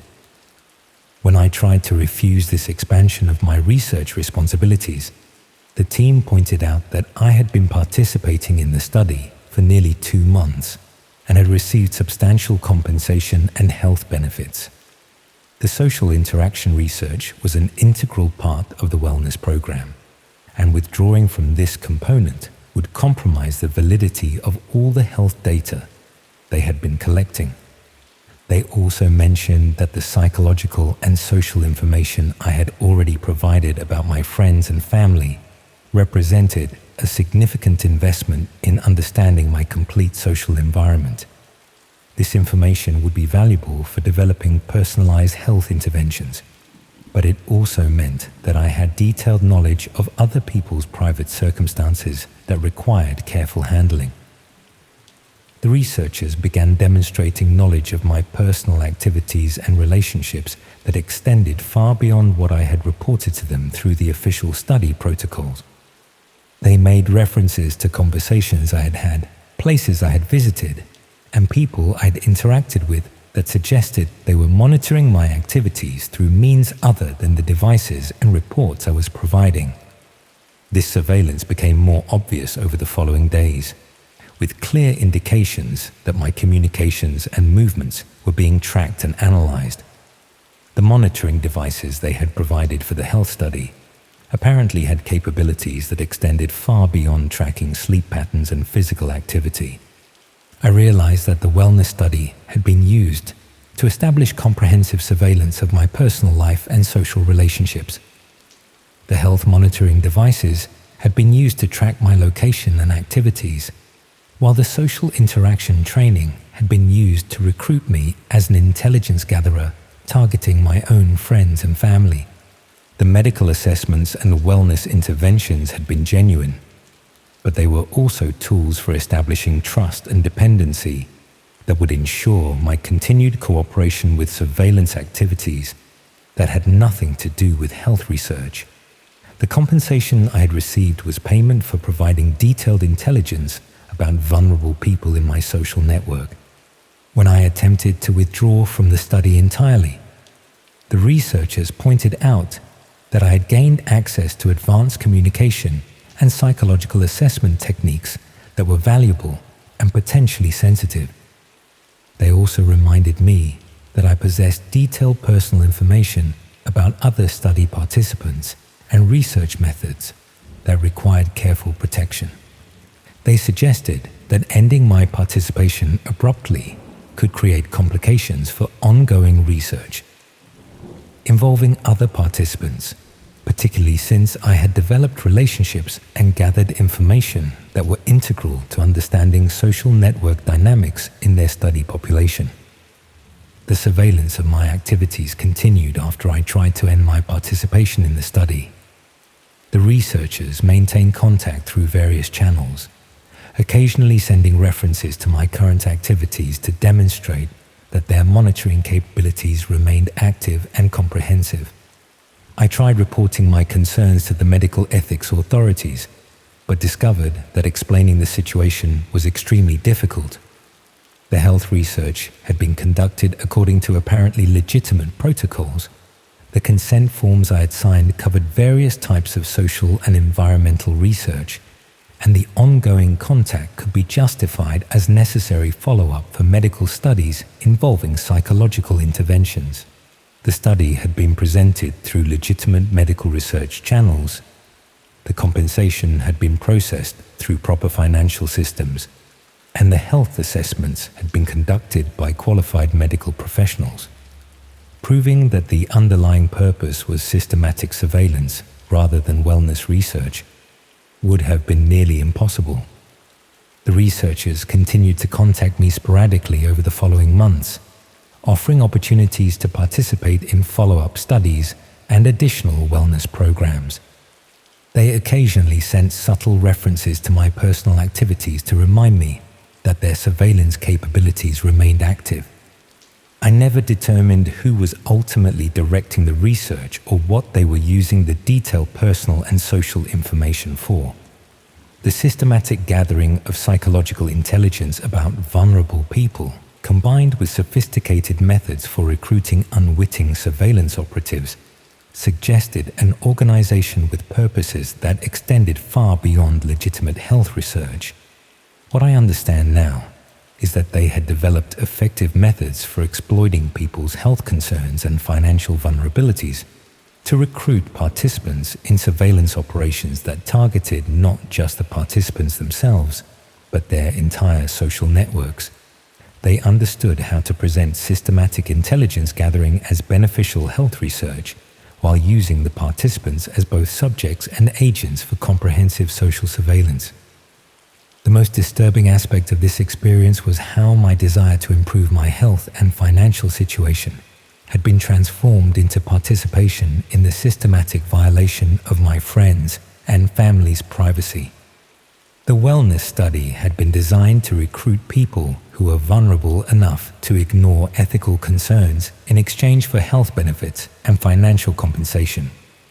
I still receive occasional contact attempts from similar health research organizations, offering compensation for participation in wellness studies that would provide valuable health monitoring and lifestyle interventions.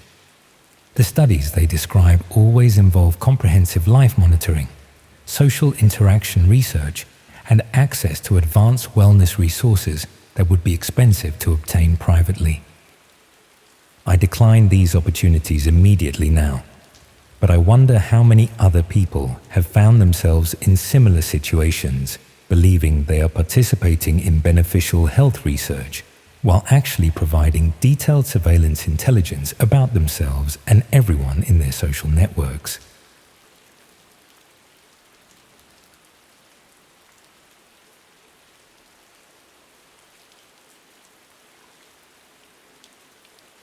I started working from home last January.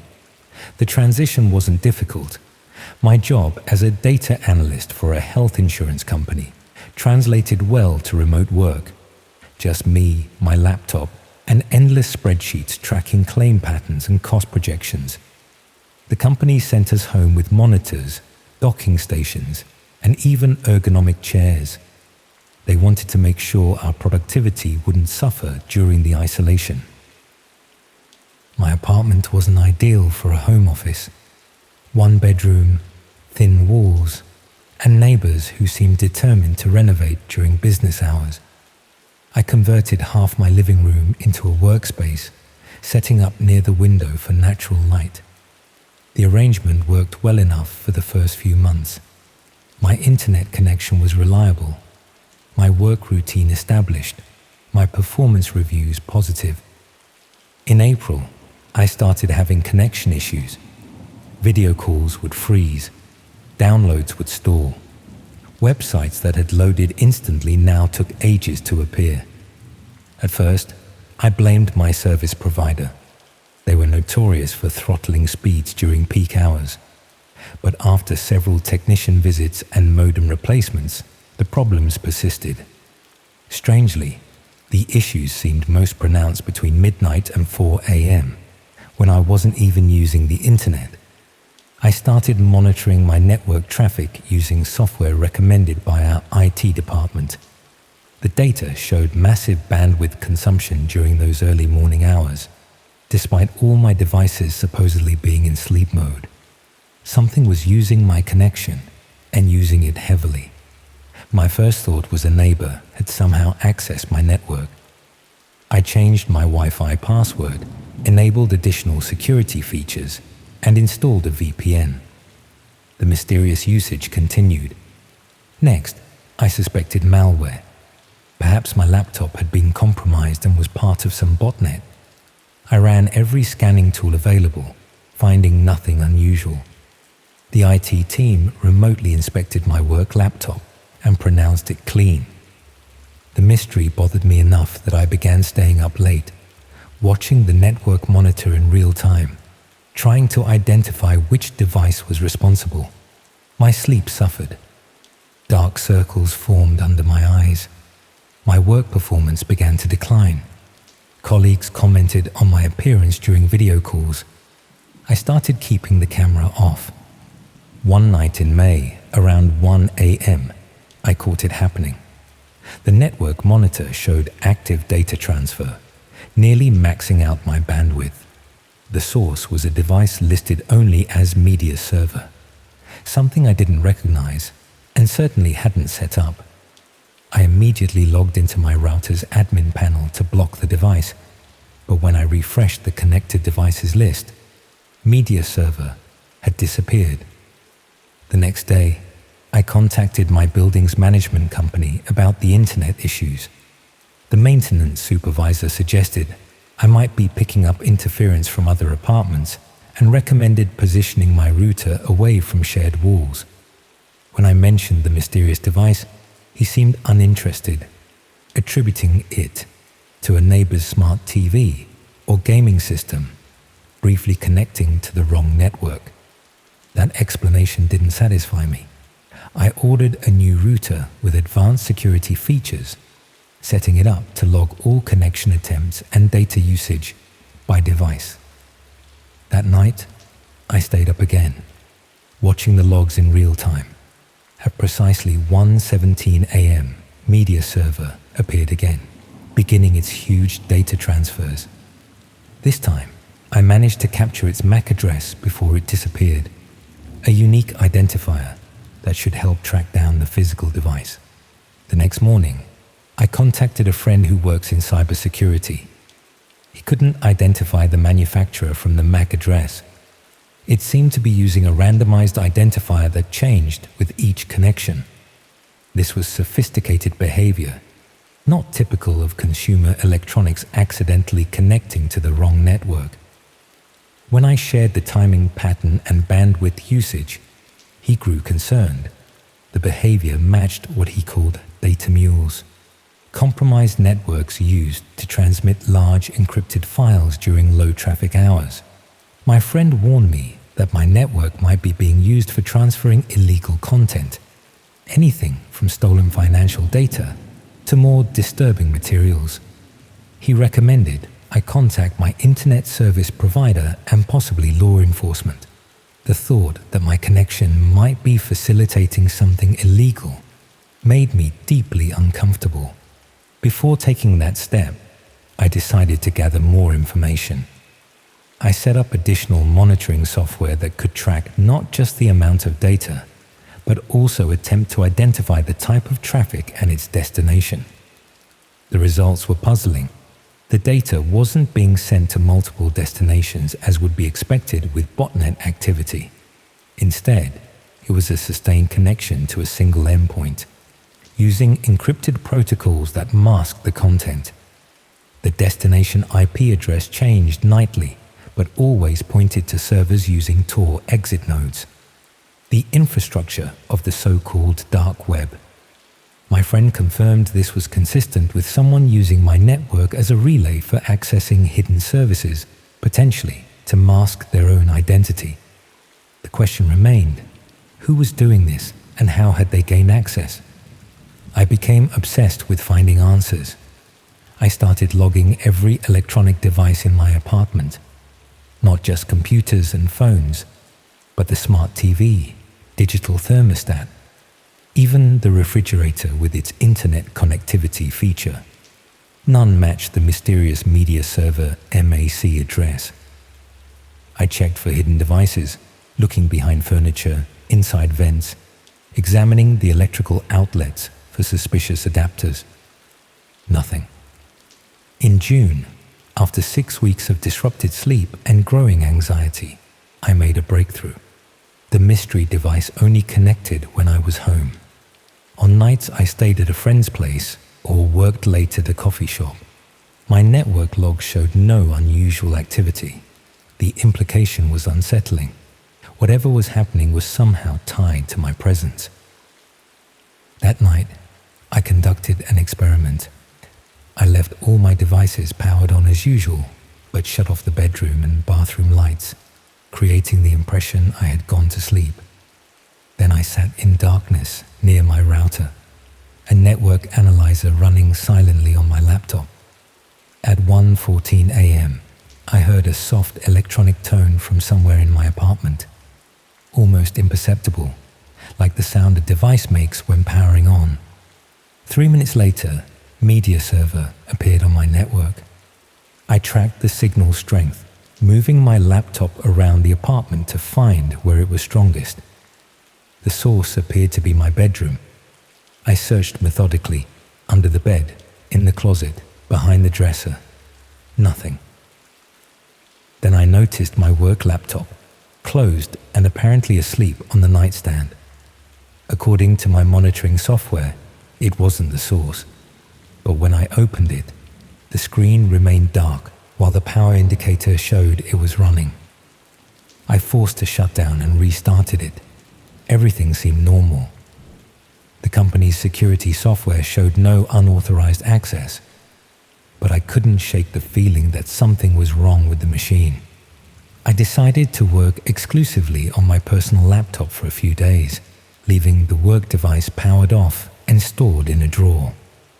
The mysterious bandwidth usage stopped immediately. 3 nights with no media server appearing on my network. On the 4th day, I received an email from IT asking why my work laptop hadn't connected to the company servers for scheduled updates. I explained I was having technical issues and was using my personal device temporarily. They insisted I reconnect the work laptop as soon as possible for security compliance. Reluctantly, I took the laptop from the drawer and powered it on. Everything appeared normal. Same login screen, same desktop configuration, same applications. But that night, Media Server reappeared on my network at exactly 1:17 a.m. I was now convinced the work laptop contained something it shouldn't. I contacted IT again, more explicitly describing my concerns. They seemed dismissive, suggesting I was misinterpreting normal corporate security measures that run in the background. When I pressed further, mentioning the dark web connections, their tone changed.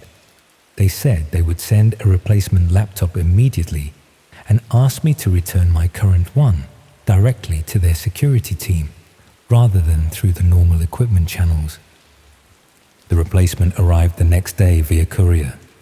The security team requested I not power on the old laptop again and pack it in the provided shielded bag. Their sudden urgency only heightened my suspicion. That night, with the old laptop unplugged and sealed in the shielded bag, my network remained quiet. No unusual connections, no bandwidth spikes.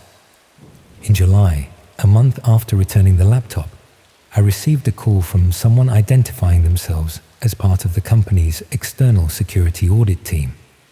They asked detailed questions about my work habits, when I typically logged in, how often I used the company VPN, whether I ever observed unusual behavior from the laptop.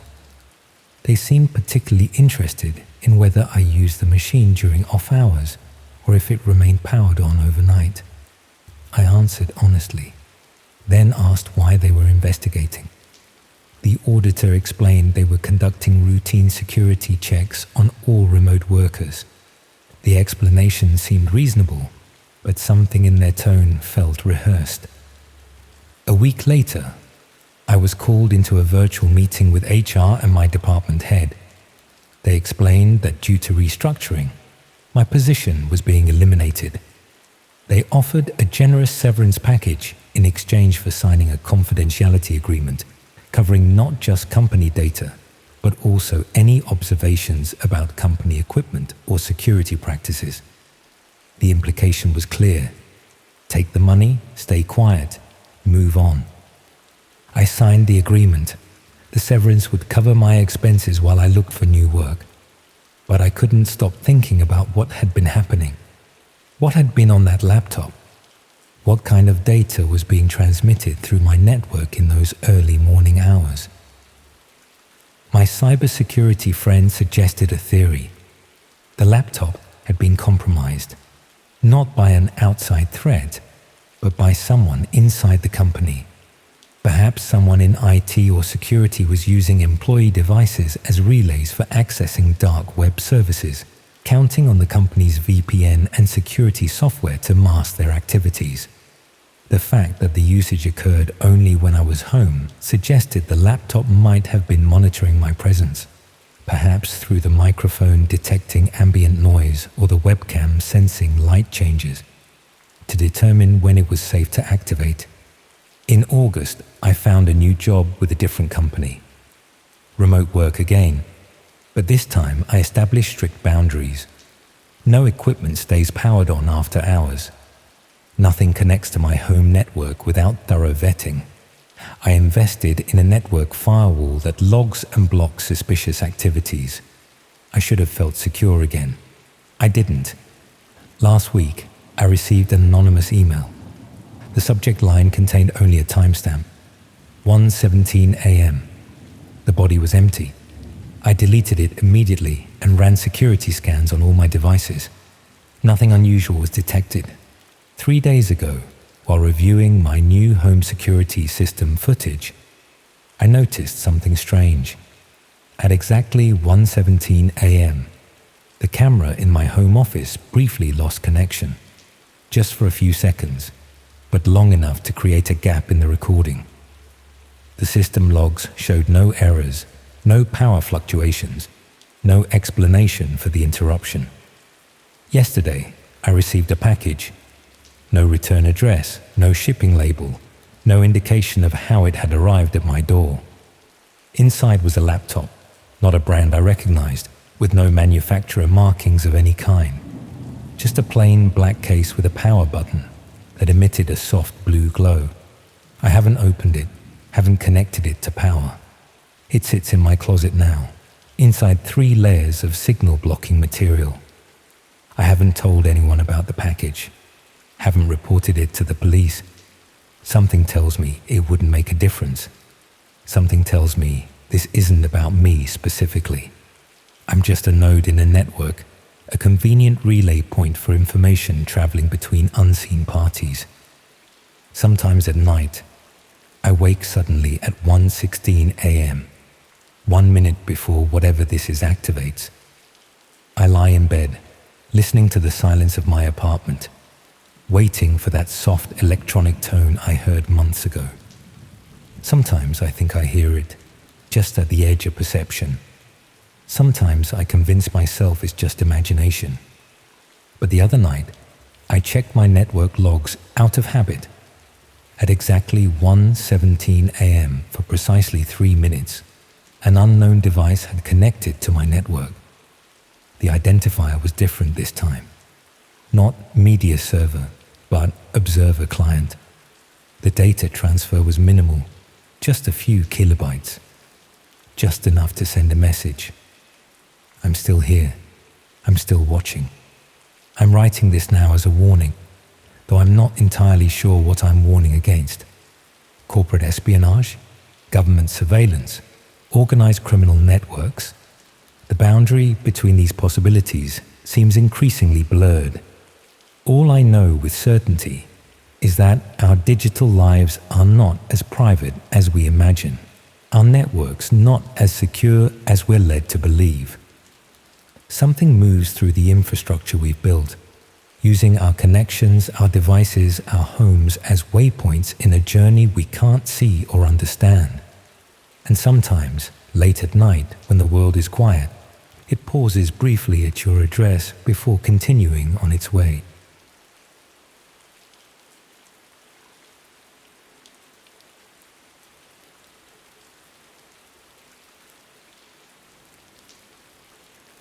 The first thing you should know is that my family has always been careful.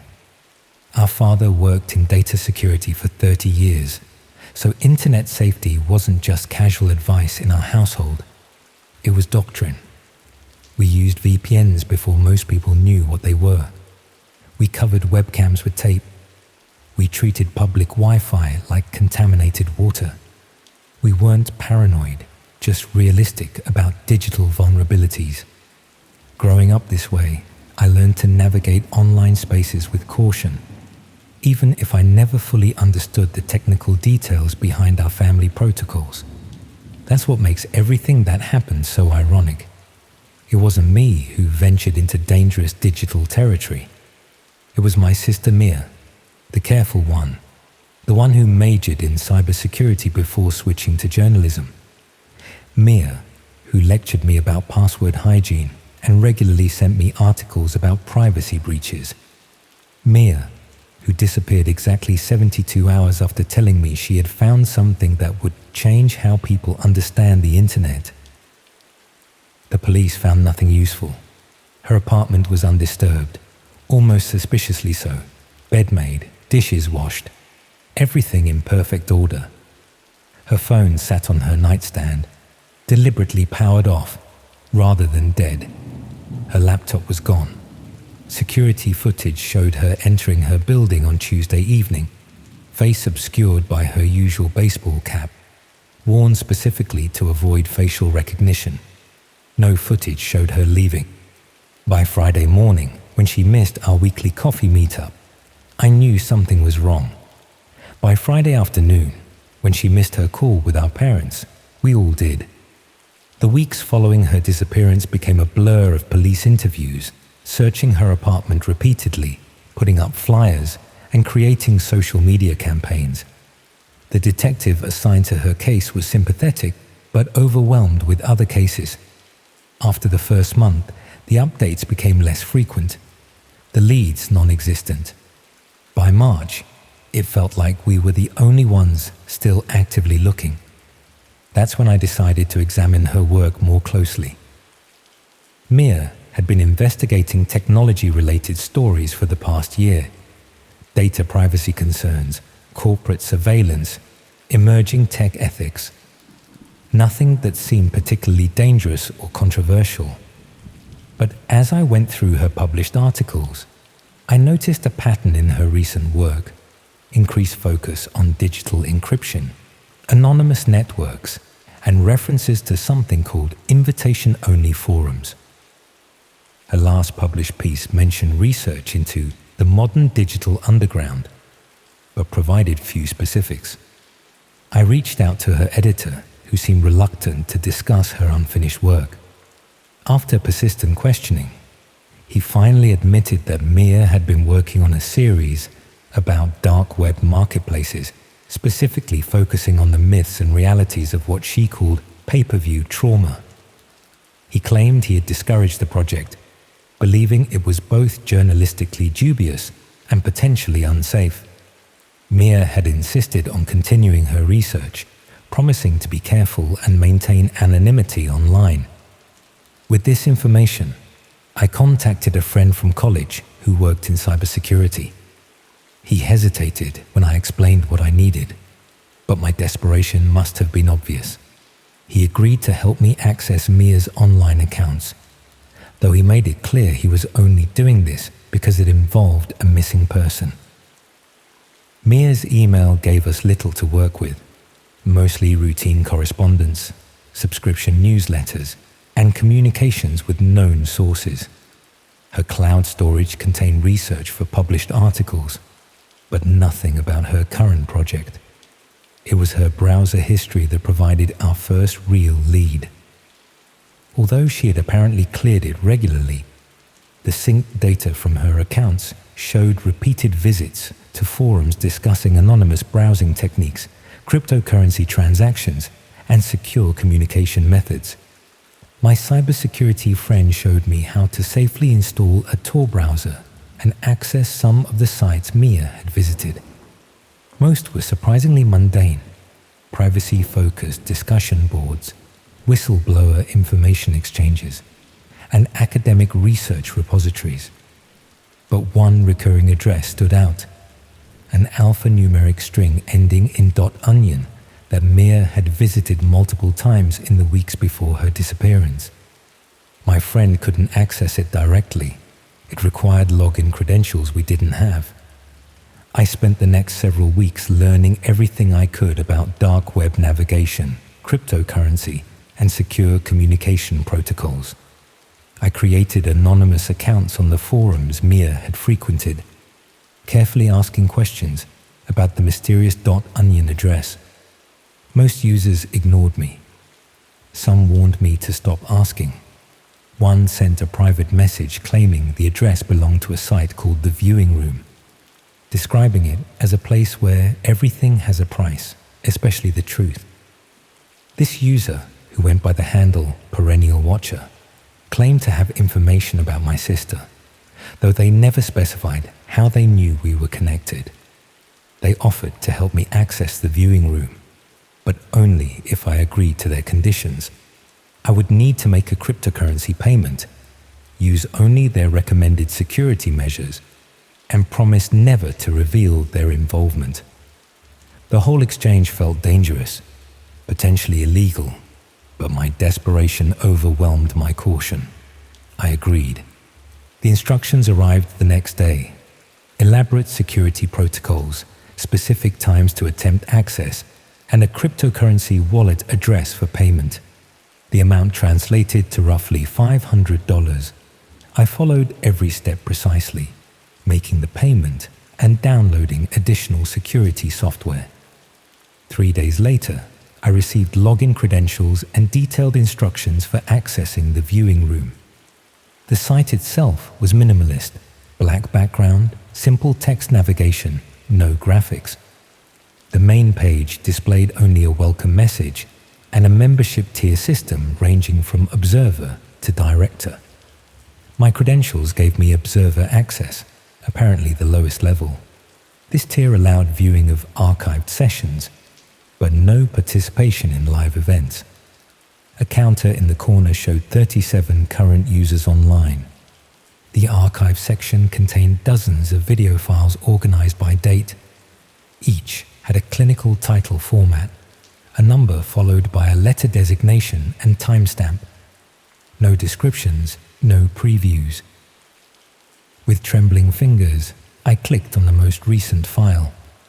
The video showed a simple room with white walls. A person sat in a chair facing the camera, their face obscured by digital blurring. They held a card with a date and time from 2 weeks earlier, presumably proving the video's authenticity. For several minutes, nothing happened. Then text appeared on screen, apparently messages from viewers asking for specific actions. The blurred figure would comply with simple requests: raising a hand, displaying a newspaper, turning to show different angles of the room. The video ended after approximately 20 minutes. I watched several more videos, all following the same pattern. Different rooms, different blurred figures, but the same basic concept: viewers making requests, subjects complying. Nothing overtly violent or disturbing, just strangely clinical and detached. I couldn't understand why this would interest Mia journalistically, nor why accessing such content would put her in danger. Then I noticed a search function. With growing unease, I entered Mia's name. No results. I tried various keywords related to her: journalist, reporter, investigation. Nothing. Finally, in desperation, I searched for the date of her disappearance. 3 results appeared. I selected the first file, dated the night Mia went missing. The video began like the others. A white room, a chair, a blurred figure holding the date card. But something about the person's posture, the way they held themselves, triggered a visceral recognition. Despite the digital obscuring, I knew I was looking at my sister. The realization hit me physically, a wave of nausea and dizziness that nearly caused me to black out. When I steadied myself and focused again on the screen, the video had progressed. Mia remained seated, responding to viewer instructions. Text messages scrolled alongside the video. Usernames I didn't recognize, making requests that grew increasingly personal. They asked about her work, her investigation, what she knew about the viewing room. Mia's responses were not audible. All videos on the site played without sound, but I could see her speaking, her body language becoming more tense as the session continued. Approximately 15 minutes into the video, a new username appeared in the chat, Director Prime. Their message was simple. Interview concluded. Proceeding to assessment phase. The tenor of the chat changed immediately, messages coming rapidly with single-word responses. Breach, compromise, liability, confirmed. A final message from Director Prime appeared. Consensus reached, signal termination approved. The video ended abruptly. I immediately clicked on the second search result, dated 1 day later. This video showed the same room but empty. The third video, dated 1 week after her disappearance, displayed only a black screen with text, Asset containment complete. Archive restricted to Tier 3 and above. I sat in stunned silence, trying to process what I had seen. The clinical detachment of the interface, the bureaucratic language of the chat, the implication of what signal termination might mean. It all pointed to something organized, systematic, and terrifying. This wasn't random violence or opportunistic crime. This was something that operated with rules, procedures, consensus decisions. I tried to access additional information, searching for Director Prime or any of the other usernames I had seen in the chat. Each attempt was met with an access denied message. After approximately 30 minutes of increasingly frantic searching, my screen went black, replaced by a single line of text. Observer status revoked. Connection terminated. I immediately contacted my cybersecurity friend, explaining what I had found. His reaction was grave concern, not just for Mia, but for my safety as well. He insisted on coming over, bringing equipment to secure my devices and network. While waiting for him to arrive, I received an email from an address consisting only of numbers. The subject line was Observation Notice. The body contained 3 lines of text. Your access to restricted archives has been logged. Your connection to Subject 47J has been confirmed. Your status has been updated to Person of Interest. Below this was an image, a still frame from what appeared to be a security camera, showing the exterior of my apartment building. The timestamp was from 10 minutes earlier. My friend arrived 30 minutes later, immediately disconnecting my router and checking my apartment for unknown devices. He found nothing obvious, but explained that if the people behind the viewing room were as sophisticated as they appeared, they might have capabilities beyond what we could easily detect. He suggested I leave my apartment immediately, use only cash, and avoid any devices connected to my name or accounts. I spent the next several weeks moving between budget hotels, using public computers for limited online activities, and trying to decide what to do. Going to the police seemed logical, but what evidence did I have? A website I had accessed illegally, videos that no longer existed in any form I could share, and an email that had disappeared from the temporary account I had been using. Even if they believed me, What could they investigate? Eventually, I contacted a journalist from a major newspaper who specialized in technology and privacy issues. Without revealing my identity, I shared what I had discovered about the viewing room, emphasizing my sister's disappearance and the apparent organization behind the site. The journalist was cautious but interested, asking detailed questions and requesting any documentation I could provide. 3 days after this contact, the journalist's social media accounts went silent.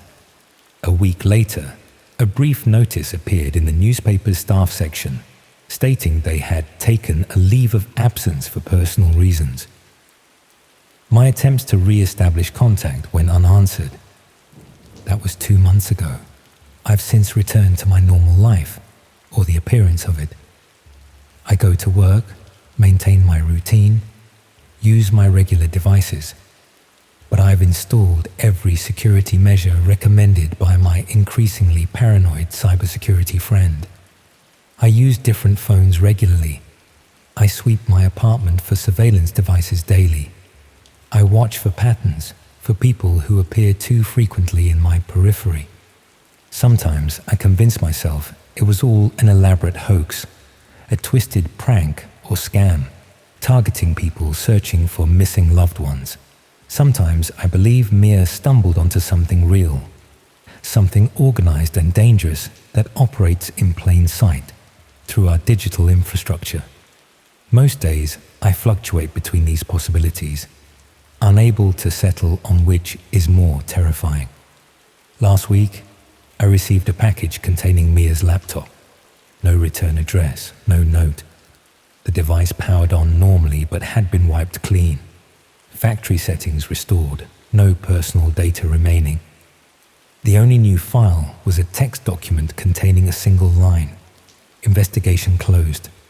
Signal terminated. Observers reassigned. Yesterday, I noticed a new Wi-Fi network appearing intermittently near my apartment. The name changes but always follows the same pattern. A number, followed by a letter designation, followed by observer. It appears strongest late at night, when the building is quiet. Sometimes, when I can't sleep, I watch my device list and see unknown connections attempting to join my network. Each attempt lasts exactly 47 seconds before disappearing. I don't know if Mia is alive. I don't know who operates the viewing room or what their purpose truly is. I don't know if they're private citizens, criminal organizations, or something with governmental connections. What I do know is that somewhere right now, someone is watching through a screen as another person holds up today's date on a card. Somewhere decisions are being made about who constitutes a liability. Somewhere a consensus is being reached. And increasingly, I feel like I'm sitting in a white room, my face obscured to viewers I cannot see, waiting for the moment when my signal too is terminated.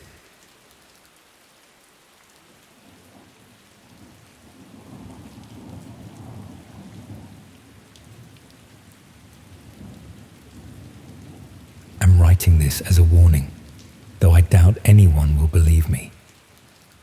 3 weeks ago, I returned from what was supposed to be a luxury vacation and haven't slept properly since.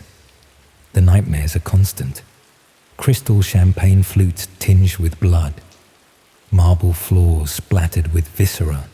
The faces of people who thought their wealth made them untouchable by conventional morality.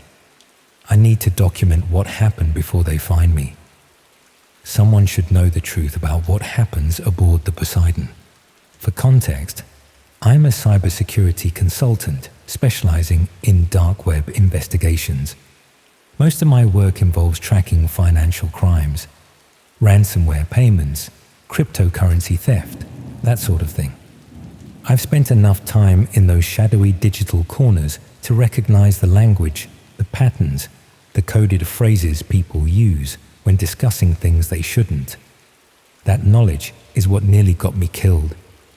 The cruise was a gift from my sister Rebecca, who works in marketing for Elysian Voyages. a new ultra-luxury cruise line catering exclusively to the absurdly wealthy. The Poseidon was their flagship vessel. Less cruise ship, more floating palace with minimum cabin prices starting around £15,000 per person. Rebecca couldn't afford it herself, but occasionally received complimentary berth to distribute to friends and family as part of the company's word-of-mouth marketing strategy. When her husband fell ill, she offered me their spots, knowing I'd been working myself to exhaustion on a particularly disturbing ransomware case involving a children's hospital. I remember stepping aboard and feeling immediately out of place. The atrium gleamed with genuine gold leaf and crystal chandeliers, staffed by attendants who somehow knew everyone's names before introductions. My cabin, one of the smallest available, was larger than my London flat, with a private balcony, marble bathroom, and a bed that probably cost more than my car. I felt like an imposter, but that didn't stop me from indulging in the complimentary champagne and ordering room service just because I could. The first 3 days passed in a blur of luxury and indulgence. I lounged by adults-only pools where staff anticipated needs before I voiced them, dined at restaurants helmed by Michelin-starred chefs, and attended performances in the ship's opulent theatre. I barely spoke to the other guests. Oil magnates, tech billionaires, old money aristocrats, who seemed to instinctively recognize I didn't belong in their tax bracket. The oddities began on the 4th night. I was in the casino, not gambling. I couldn't afford the minimum stakes, but people watching over a whiskey I'd been nursing for an hour. 2 men settled at the bar near me, speaking quietly, but not secretively. Something in their conversation caught my attention. Terminology I recognized from my work. Phrases like secure payment confirmation and private proxy chain have very specific meanings in certain contexts. When one mentioned 50 Bitcoin for premium access, my professional curiosity was piqued. I didn't look directly at them, but observed in the mirrored backsplash of the bar. One was elderly, perhaps in his 70s, with the deep tan of someone who hadn't experienced winter in decades. The other was younger, mid-40s, with the build of someone who had personal trainers on retainer. Both wore watches worth more than most homes. The younger man slid what appeared to be a matte black keycard across the bar. "Premium access granted," he murmured. "Tomorrow night, Deck B. The stream begins at midnight." I probably would have dismissed it as some exclusive event or gambling tournament had the word stream not triggered my professional paranoia. In dark web contexts, streams often referred to live broadcasts of content too illegal or disturbing for the conventional internet. The following day, I found myself paying closer attention to the ship's layout. The deck plans posted near lifeboats showed public areas, cabins, and clearly marked crew sections. But something seemed off about the proportions. Anyone who works in cybersecurity develops a knack for spotting inconsistencies, and the more I studied the plans, the more certain I became that spaces were unaccounted for, particularly on the lower decks.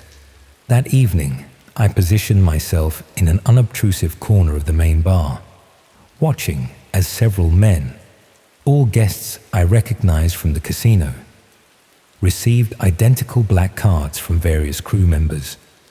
None of the women I'd seen accompanying these men were present. When they departed, I followed at a discreet distance. They took a service elevator to Deck B, not the passenger Deck B shown on ship maps, but something lower, accessed via keycard. I waited nearly 20 minutes before a crew member propped the elevator with a cart of linens, creating my opportunity. I slipped inside and pressed the unmarked bottom button, descending deeper into the ship's hull than I imagined passenger areas would extend. The doors opened onto a corridor that instantly felt wrong. Unlike the opulent interiors above, this passageway featured utilitarian metal floors, exposed pipes, and harsh fluorescent lighting. A subtle but persistent thrum of machinery suggested proximity to engine rooms, though the air carried an antiseptic quality unlike the usual maritime smells. I should have turned back immediately, but professional curiosity overrode my better judgment. I proceeded cautiously, passing several unmarked doors before reaching a junction where the corridor split. From the left branch came faint sounds of conversation and glassware. To the right, silence broken only by occasional mechanical whirs. I chose left, reasoning that social sound suggested a gathering rather than restricted areas.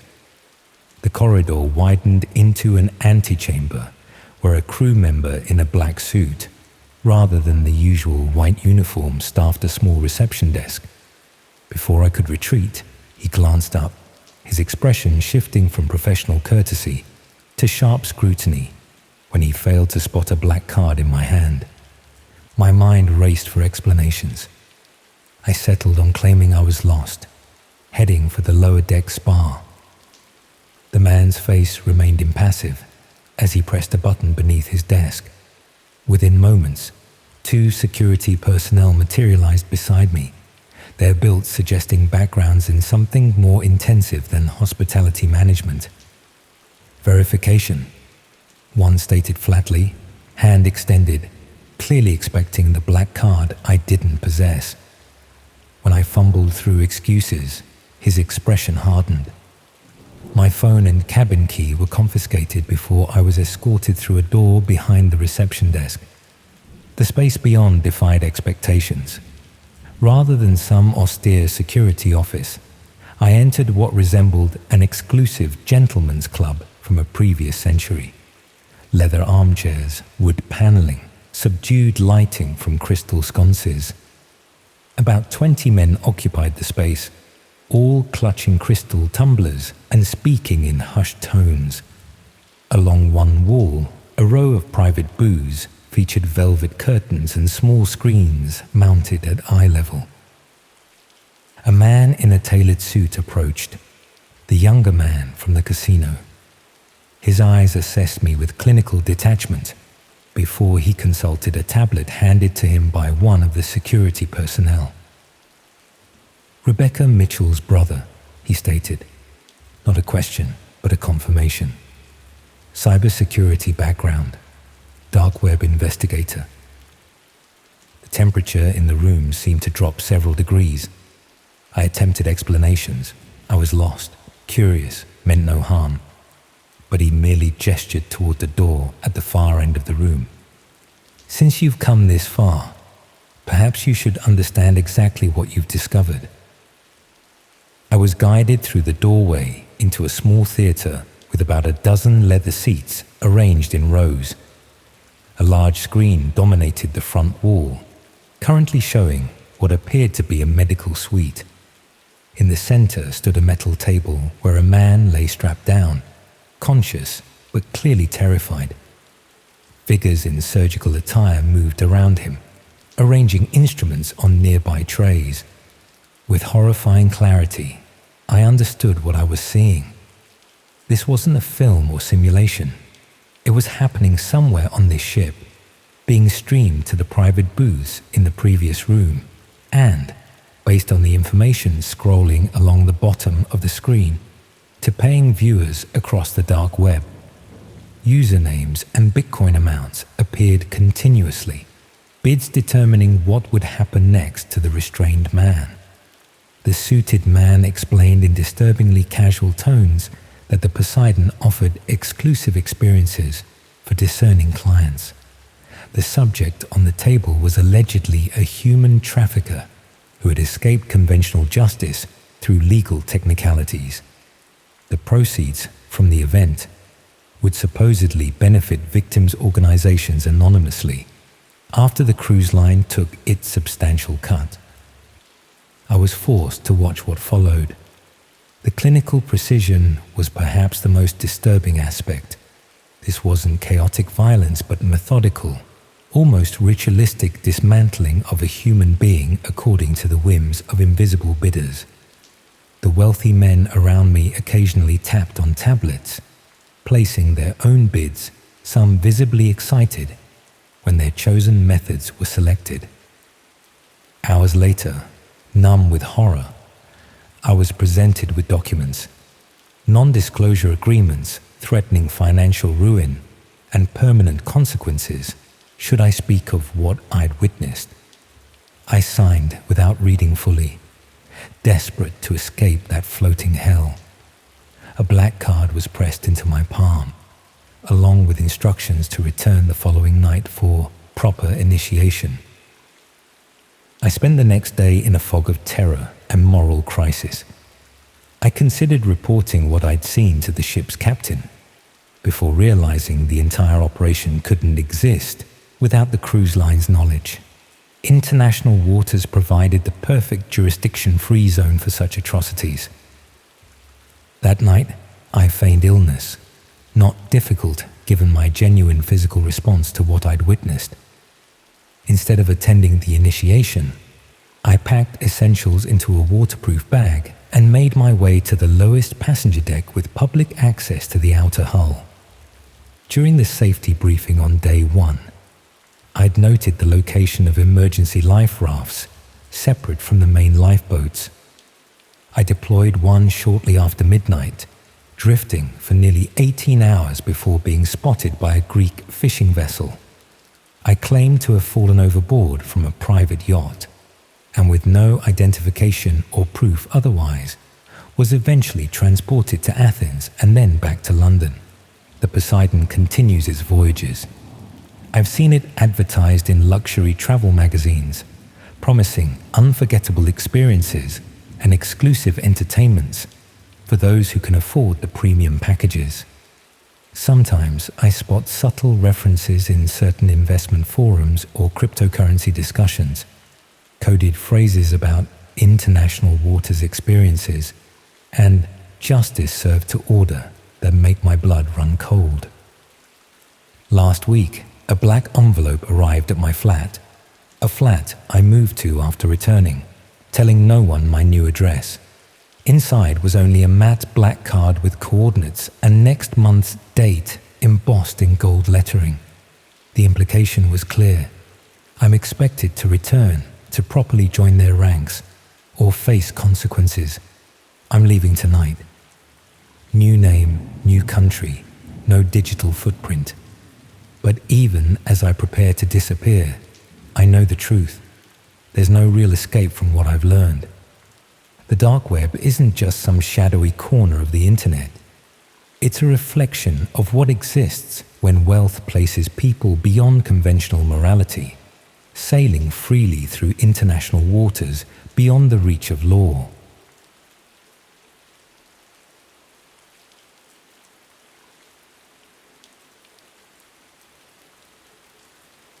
The sound of metal scraping against metal still wakes me in the darkest hours of night. That distinctive screech that cuts through dreams and drags me back to those endless hours in Harlow's vehicle reclamation, where rusted car frames became makeshift prisons and twisted metal became improvised weapons in a game where I was both contestant and prey. Every unexpected reflection of light against metal, every distant industrial sound sends adrenaline coursing through my system, my body remembering what my mind tries desperately to forget. I wasn't meant to be there that night. No one was, except the night watchman, who'd accepted a substantial payment to conveniently disappear for 12 hours. My presence in that sprawling 20-acre junkyard on the outskirts of Leeds was the result of a chain of poor decisions stemming from mounting debt and dwindling options. At 28, I'd managed to lose my electrical engineering job, my flat, and nearly all my possessions to a gambling addiction that had spiraled beyond control. When my former colleague Damon mentioned easy money for minimal risk involving some alternative opportunities, my desperation outweighed my better judgment. The initial explanation seemed straightforward enough. Damon's new employer needed someone to test security systems at various locations, identifying vulnerabilities before they could be exploited by actual criminals. £500 for a night's work, documenting weak points in a junkyard's perimeter, seemed suspiciously generous, but not implausible. I'd asked enough questions to satisfy my surface-level concerns without digging deeper into inconsistencies that might have revealed the truth. When you're 3 months behind on rent with bookmakers' collection agents sending increasingly threatening messages, critical thinking becomes a luxury you convince yourself you can't afford. Damon dropped me near the southwest corner of the junkyard around 10 p.m., with instructions to enter through a gap in the fencing he'd identified during a previous reconnaissance. The equipment he provided seemed excessive for simple security testing. A small backpack containing water, energy bars, a basic first aid kit, and peculiarly, a hunting knife. When I questioned this last item, his explanation about potentially aggressive guard dogs seemed reasonable enough in the moment, though the memory of his too casual shrug now registers as the performance it clearly was. The junkyard itself was exactly what you'd expect. A sprawling labyrinth of crushed vehicles stacked in uneven towers, industrial equipment scattered between wide aisles of compacted dirt, the perimeter secured by corrugated metal fencing topped with barbed wire. Sodium vapor lamps cast everything in a sickly orange glow, creating long shadows that shifted and danced with even the slightest movement. The air smelled of rust, oil, and the peculiar emptiness that settles over industrial spaces after the humans have departed. My assigned task was to document security cameras, test sections of fencing for weakness, and identify blind spots in the surveillance system, all while avoiding detection that would supposedly trigger alerts to the security company. Using my phone's camera, I photographed several areas as instructed, moving methodically through the yard according to the map Damon had provided. Something felt off about the entire situation, but I rationalized my unease as simple nervousness about trespassing. I remember thinking it was strange that some sections of the junkyard had significantly better lighting than others, creating stark contrasts between illuminated clearings and pitch-black corridors formed by looming walls of crushed cars. The first concrete sign that something was wrong came about an hour into the assignment.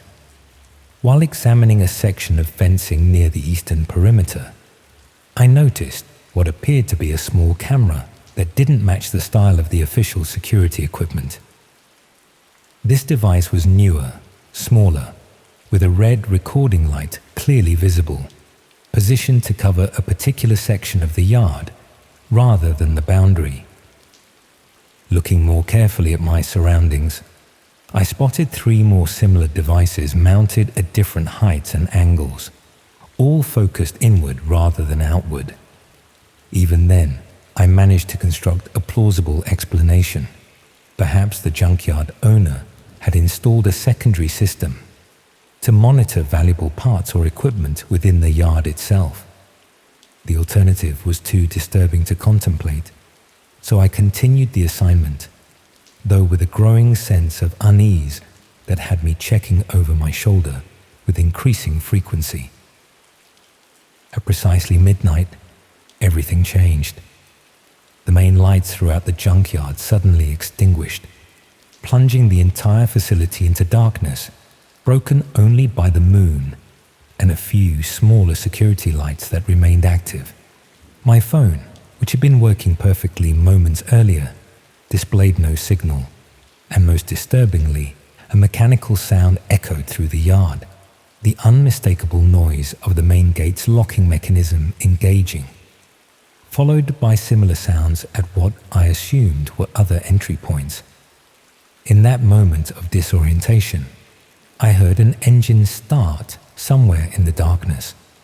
Not the rumbling idle of a car or truck, but the high-pitched whine of something smaller, possibly a quad bike or a motorcycle.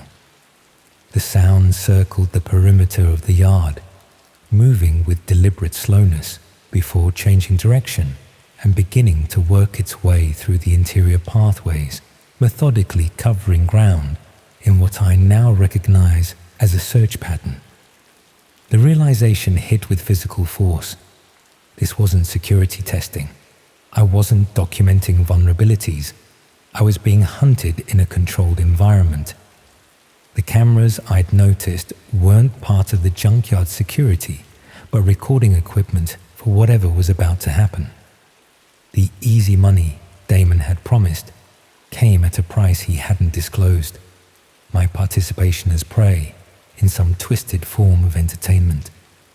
I abandoned the plan and map, seeking immediate cover in the shadowed area between two stacks of crushed cars.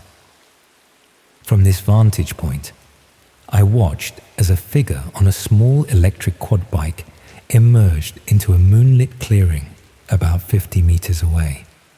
Even from that distance, the night vision goggles and hunting knife strapped to his leg were clearly visible.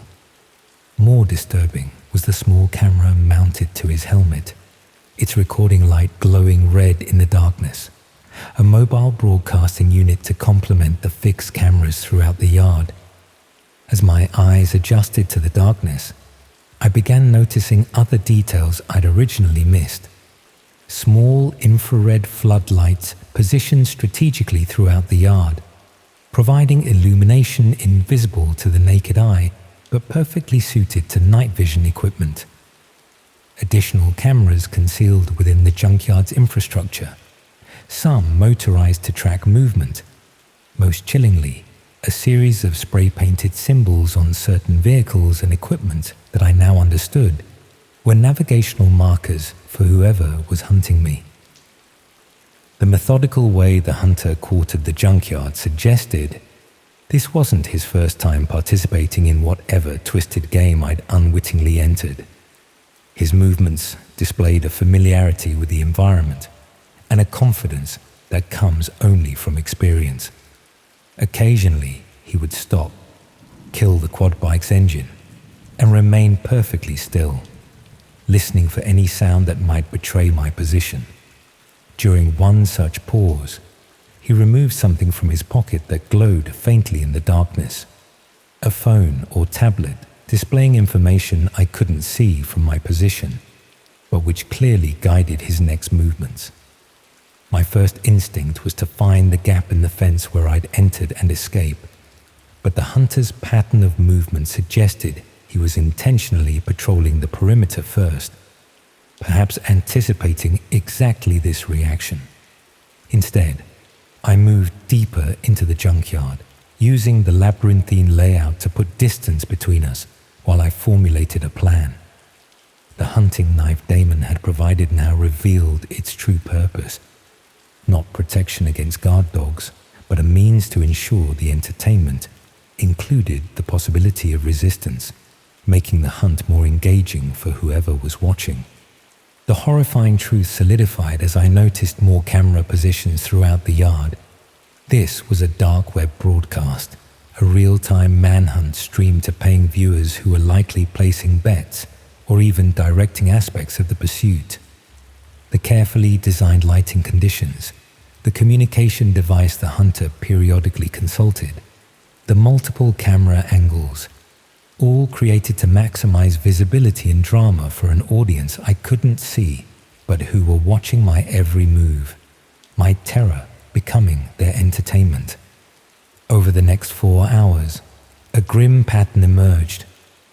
The hunter would systematically search a section of the junkyard, occasionally accelerating to investigate sounds or promising areas. I would remain hidden, moving only when absolutely necessary, using techniques gleaned from survival shows and crime documentaries, stepping where ground was hardest to minimize footprints, staying downwind, creating occasional diversions by throwing objects to draw attention away from my actual position. 3 times I nearly escaped, once reaching the perimeter fence before discovering it had been electrified since my entry, once finding what appeared to be an administrative building only to discover all entries welded shut, and once nearly overpowering the hunter during a moment when he dismounted the quad bike to investigate a tighter space. This last attempt resulted in a knife wound to my shoulder that still aches during cold weather, a permanent reminder of how close I came to becoming content rather than survivor. Dawn brought unexpected development. With approximately 30 minutes of darkness remaining, the hunter received some communication that clearly frustrated him, his body language shifting from patient predator to agitated subordinate. After a heated exchange with whoever was directing the operation, he mounted the quad bike and accelerated toward the main entrance, abandoning the hunt for reasons I couldn't comprehend in that moment. I remained hidden for another hour, suspecting a trap, before cautiously making my way toward the main gate. It stood partially open, not fully unlocked, but with enough space for a person to squeeze through. Outside, no vehicle waited. No daemon appeared to collect me. Just empty industrial roadway stretching toward distant motorway access. The explanation for this abrupt conclusion emerged weeks later, after I'd fled Leeds entirely for a small coastal town, where I now work cash-in-hand jobs and sleep in a bedsit with 3 separate locks on the door. A prominent businessman had been arrested in an early morning raid related to dark web activities, specifically operating streaming channels specializing in reality entertainment, involving unwitting participants. The timing aligned perfectly with the abandoned hunt, suggesting the operation had been terminated when those running it received warning of imminent police action. Damon disappeared completely. Mutual acquaintances claim he relocated abroad suddenly, though whispers suggest his departure wasn't entirely voluntary. The junkyard resumed normal operations with no evidence of its nighttime activities. The cameras removed, the special lighting dismantled, the electric fence returned to standard security configuration, without evidence beyond my testimony and injuries that could have been acquired anywhere. Police interest in my particular case remained minimal compared to the broader investigation into the businessman's network. Sometimes, during sleepless nights, I access certain security forums through anonymizing networks, searching for information about similar operations. What I've found suggests I experienced just one variation of a growing dark web entertainment category: controlled hunting scenarios using human prey, acquired through blackmail, deception, or desperation. The venues change: abandoned buildings, remote woodland, industrial facilities. But the format remains consistent. Ordinary people transformed into quarry for the entertainment of invisible audiences willing to pay substantial cryptocurrency for authentic terror. I've never watched any of these broadcasts and never will. But the knowledge that footage of my fear, my desperate hiding, my wounded escape likely remains in some dark corner of the internet, potentially still generating profit for those who orchestrated it. This knowledge contaminates every moment of safety I've tried to construct since that night. Every security camera I pass on the street, every motorcycle engine accelerating behind me, every red recording light on any device sends me instantly back to that junkyard where human terror was just another commodity, harvested and broadcast for the entertainment of those who find mainstream thrills insufficient. Most disturbing is the recognition of how easily I was procured, not through elaborate kidnapping, but simply by exploiting financial desperation and trust in a familiar face. How many others like me have been similarly acquired for these broadcasts? How many weren't as fortunate in their escapes? And how many right now are weighing similar offers of easy money without recognizing the true cost, becoming unwitting performers in the darkest form of entertainment the digital age has enabled?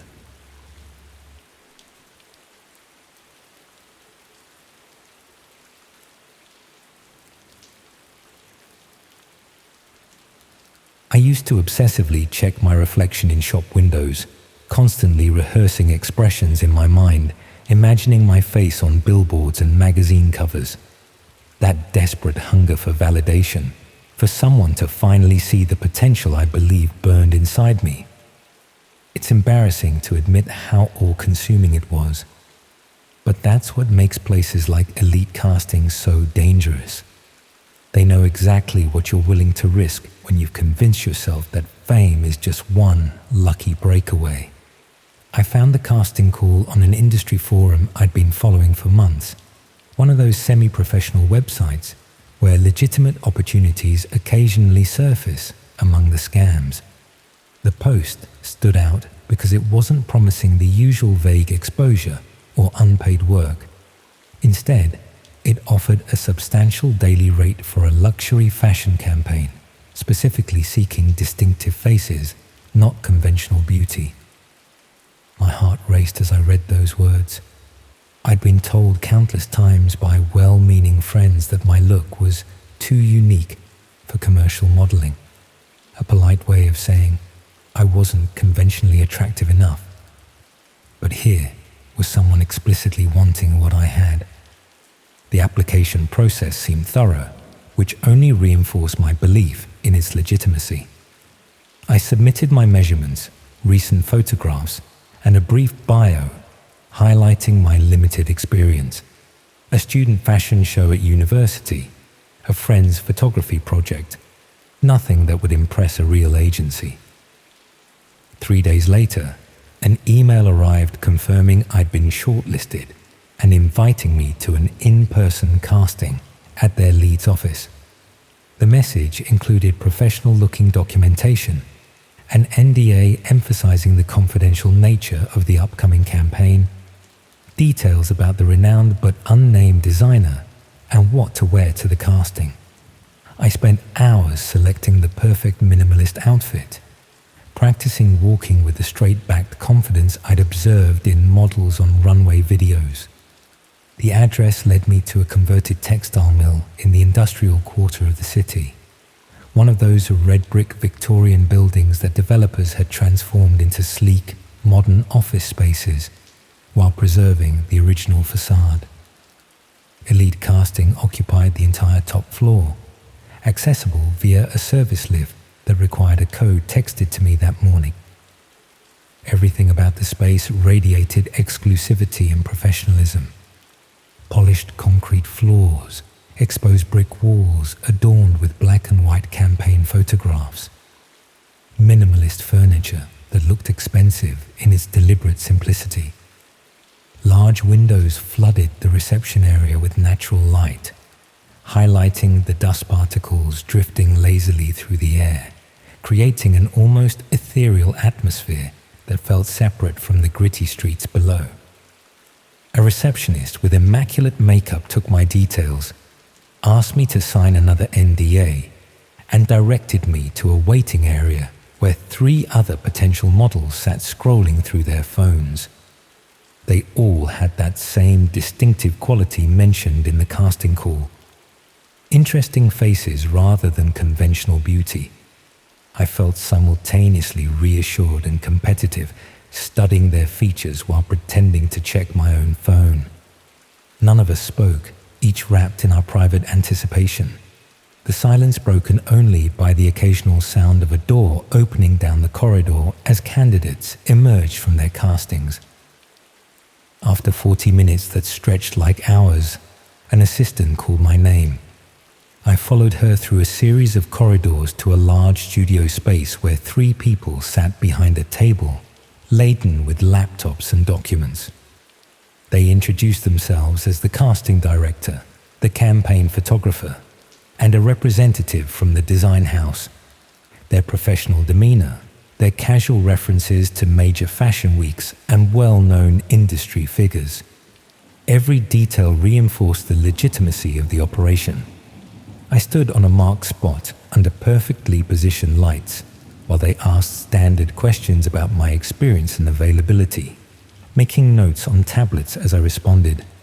The casting director explained that this campaign was taking an innovative approach, focusing on unfiltered, authentic content that would be released across multiple platforms. The concept sounded vague, yet impressive, full of buzzwords about breaking boundaries and challenging conventional beauty standards. He then asked if I would be comfortable doing a brief screen test to assess how I moved on camera. This, he explained, was more important than traditional modeling experience, as the campaign would involve video content for social media, as well as still photography.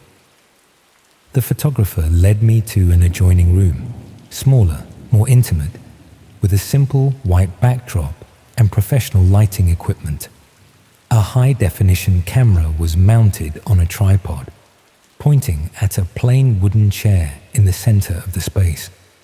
The setup seemed standard enough, though I remember noticing there were no windows in this room, unlike the rest of the office. The photographer explained that she needed to adjust some equipment and would be back momentarily, leaving me alone to get comfortable in the space. As I waited, I noticed a small red light blinking on the camera. It was already recording. Strange, but perhaps this was part of the process, capturing natural moments rather than posed ones. I also became aware of how quiet the room was, a complete absence of the ambient noise that had filled the rest of the office. The walls appeared thicker here, possibly soundproofed for recording purposes. These details registered as professional considerations rather than warning signs, evidence of a high-end operation rather than something sinister. The photographer returned with what she described as a simple outfit for the screen test, a plain black tank top and shorts that seemed more suitable for a fitness shoot than high fashion. When I hesitantly mentioned this discrepancy, she explained that they needed to see how different body types moved naturally before designing the final campaign looks. It sounded reasonable enough at the time, though now the memory makes me nauseous. I changed behind a small partition, increasingly aware of the camera's unblinking eye, wondering if it had been turned off during this process, but too intimidated by the professional environment to ask. The screen test began innocuously. Simple poses, turning to show different angles, basic movement sequences. But gradually, the photographer's instructions shifted. She asked me to show more skin, to adjust the clothing to reveal more of my shoulders, my collarbone. The directions became increasingly specific about how I should move, how I should touch my own skin, how I should express certain emotions. Each request was presented as a standard industry practice, each boundary pushed with the assurance that this was normal, that major models did this every day, that my hesitation only revealed my inexperience. I remember the exact moment when discomfort crystallized into fear. The photographer had stepped out again, supposedly to consult with the casting director about the next sequence. I rose from the chair, intending to stretch my legs, and noticed a small panel on the wall behind the camera had slid open slightly, revealing what appeared to be another room beyond, darker, filled with additional screens showing different angles of the space I occupied. For a brief second, I glimpsed multiple figures watching intently. Then the panel silently closed. My instinct screamed to leave immediately, but doubt crept in. Perhaps this was normal, a separate control room for technical staff. I'd never been to a professional casting before. Maybe this was standard procedure I was misinterpreting due to nervousness. The thought of walking out, of potentially burning bridges in an industry I desperately wanted to enter, made me hesitate just long enough for the photographer to return, this time with a male assistant carrying additional equipment. The atmosphere shifted subtly. The photographer's instructions became colder, more demanding. The assistant positioned what appeared to be restraints on the chair, explaining them as posing aids that would help maintain specific positions for longer sequences. When I expressed concern, they exchanged a look I couldn't interpret. The photographer reminded me of the confidentiality agreement I'd signed, emphasizing the competitive nature of the industry and how many aspiring models would gladly take my place if I wasn't serious about the opportunity. I agreed to continue, allowing them to secure my wrist to the chair's armrests with what they called comfort straps, thinking I could ask to be released if things went further than I was comfortable with. It was only when they fastened the final restraint across my ankles that I realized the terrible miscalculation I'd made. These weren't posing aids. They were proper restraints, tightening rather than loosening when I pulled against them. The photographer's demeanor transformed entirely. She stepped back, assessed me with clinical detachment, then spoke into a small microphone attached to her lapel, confirming that the subject was secured and they were ready to begin the real casting. The assistant wheeled in additional equipment, another camera on a movable arm that could capture close-up angles, a laptop connected to what appeared to be a broadcasting setup. With growing horror, I watched as they adjusted settings on the computer, revealing a web page with a dark background and red text in a language I didn't recognize. Below this was an English interface showing a livestream count, a bidding section, and a chat window where messages were already appearing. This wasn't a modeling casting. It was a dark web broadcast, with me as the unwitting content. The photographer explained in detached terms what would happen next. This was indeed a casting, but not for a fashion campaign. They were talent scouts for an exclusive online network that provided specialized content to paying subscribers around the world. The restraint session was being broadcast live as a preview, with viewers already placing bids for what would follow. Those with the highest bids would dictate what happened to me over the next several hours. My consent was irrelevant. My signature on their falsified documents would be manipulated to suggest I had agreed to everything.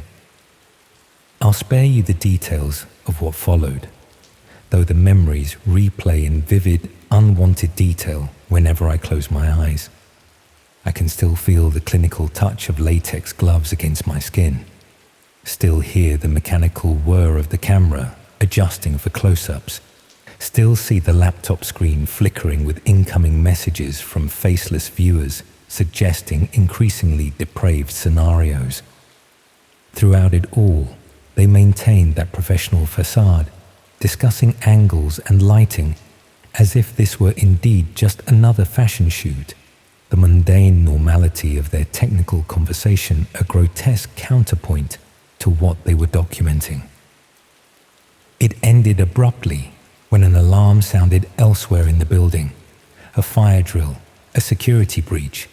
I never learned what. The assistant hurriedly released my restraints while the photographer packed essential equipment. They seemed practiced at rapid evacuation, suggesting this wasn't their first emergency exit. I was warned that any attempt to report what had happened would result in the footage being released publicly, with my personal details attached. They had my address, my full name, my social media accounts, all freely provided in my eager application.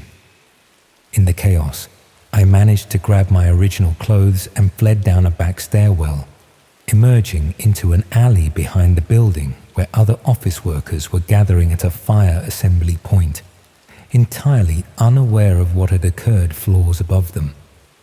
I walked away as calmly as I could manage on trembling legs, fighting the urge to run until I had turned several corners. The The police report I filed the next day went nowhere. The address I led them to housed a legitimate business consultancy firm that had occupied the space for years. Elite Casting had never existed there. The website where I'd found the original posting had no record of it. The emails I'd received were sent from accounts that no longer existed. Even the photographs I'd submitted had vanished from my sent items folder, as if someone had accessed my accounts and meticulously erased every digital trace of the interaction. 2 weeks later, a message appeared in my spam folder. A link, nothing else. Against every rational instinct, I clicked it. It led to a countdown timer on a black background, beneath which was a thumbnail image of me, restrained in that chair, my face partially obscured, but clearly recognizable to anyone who knew me. The countdown showed 3 days remaining. I deleted my social media accounts that same hour, withdrew from university the following day, and moved back to my parents' home in Northumberland by the end of the week, claiming a mental health crisis that wasn't entirely a lie. The countdown expired without consequence that I'm aware of. Perhaps it was just a final psychological torture, or perhaps the content is circulating in corners of the internet I'll never visit. I've changed my name now, dyed my hair, altered my appearance as much as possible without surgery. I work nights at a supermarket distribution center where interactions are minimal and photographs non-existent. Sometimes I think about the others in that waiting room, wonder if they met the same fate or managed to escape. I've searched missing persons reports, scanned news stories for anything that might connect to what happened, but found nothing conclusive. Elite Casting, or whatever they really call themselves, are professionals at covering their tracks. The most haunting part isn't what they did, it's how expertly they exploited my deepest desires. They knew exactly what to offer, exactly what language would bypass my natural caution. They understood that my hunger to be seen, to be validated, would blind me to the warning signs that now seem so glaringly obvious. They recognized something desperate in me that I hadn't fully acknowledged to myself. That's the real horror of the dark web, not just what happens there, but how it intersects with the ordinary world, how easily normal ambitions can lead you down twisted corridors. The monsters don't always lurk in shadows.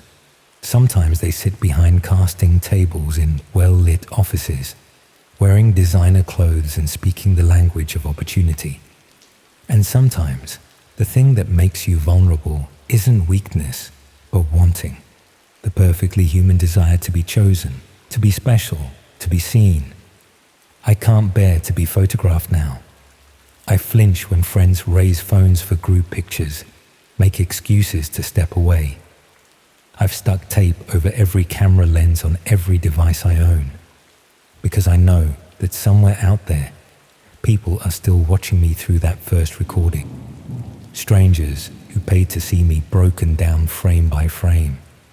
And somewhere, another casting call is being written, another trap set, another desperate hopeful preparing for their big break, without realizing it's really just a breaking.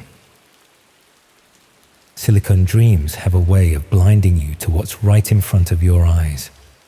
The gleaming potential of innovation, the intoxicating rush of being part of something revolutionary. It creates a peculiar kind of tunnel vision that I now recognize as dangerous. My mother always said I was too trusting, too eager to see the best in people and situations. She wasn't wrong. That optimism nearly cost me everything when I joined Neurosync, the AI startup that promised to change how humans process information forever. I'd spent 4 years at Cambridge earning my computer science degree, followed by a soul-crushing 18 months coding banking software that paid well, but left me creatively starved. When the Neurosync recruiter approached me at a tech meetup in London, describing their vision of neural interface algorithms that could enhance human learning capacity. It felt like the universe was finally offering me a chance to do something meaningful.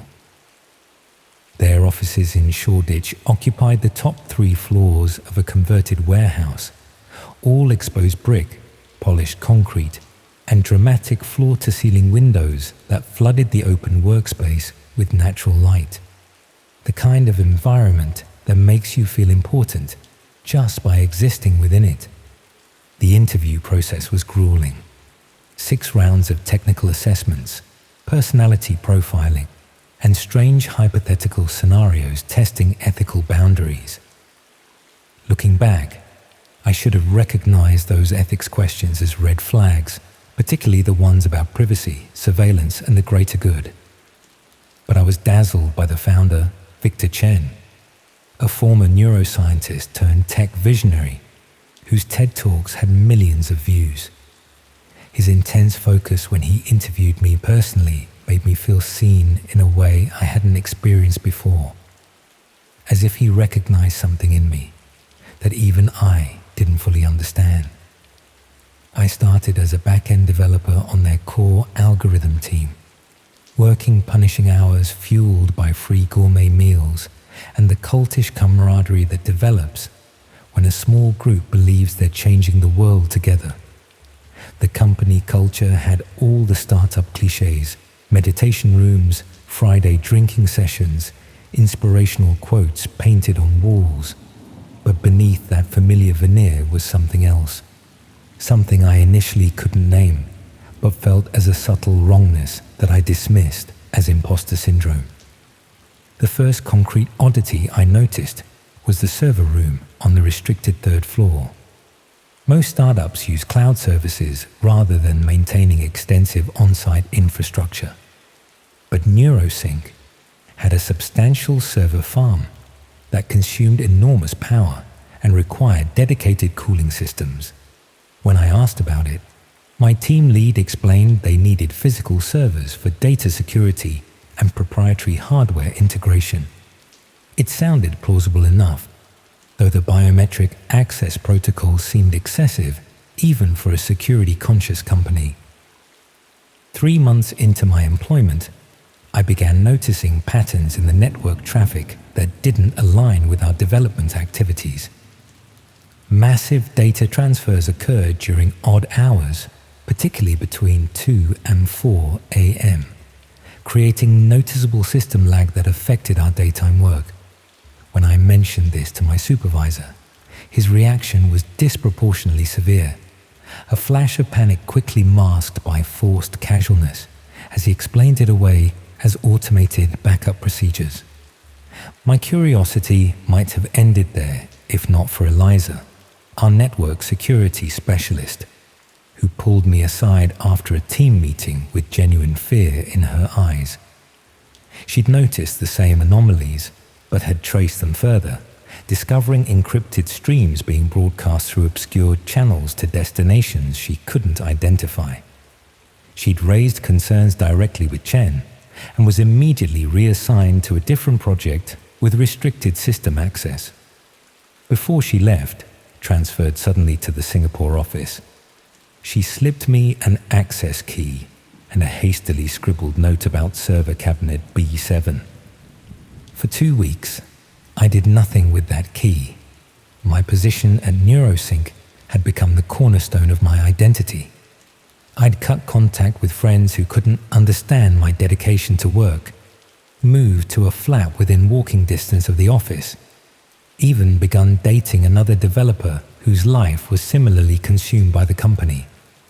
The thought of jeopardizing all that felt impossible, even as the strange network patterns continued and 3 more employees were abruptly relocated after asking the wrong questions. It was a system crash at 3:17 a.m. that finally compelled me to act. I'd been working late, alone in the office, when every monitor simultaneously went blank before rebooting. In that brief window of system vulnerability, I caught a glimpse of an unfamiliar interface momentarily displayed on my screen. A dark background with a red timer and what appeared to be a bidding panel.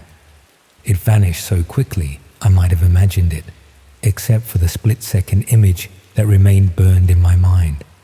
A live video feed of what looked disturbingly like a person strapped to a chair in a sterile white room. That night, I used Eliza's key to access the server room, while the cleaning crew provided cover for my presence in the building. Cabinet B7 was segregated from the others, connected to independent power supplies and cooling systems. The servers themselves were standard hardware, but attached to them was custom equipment I didn't recognize.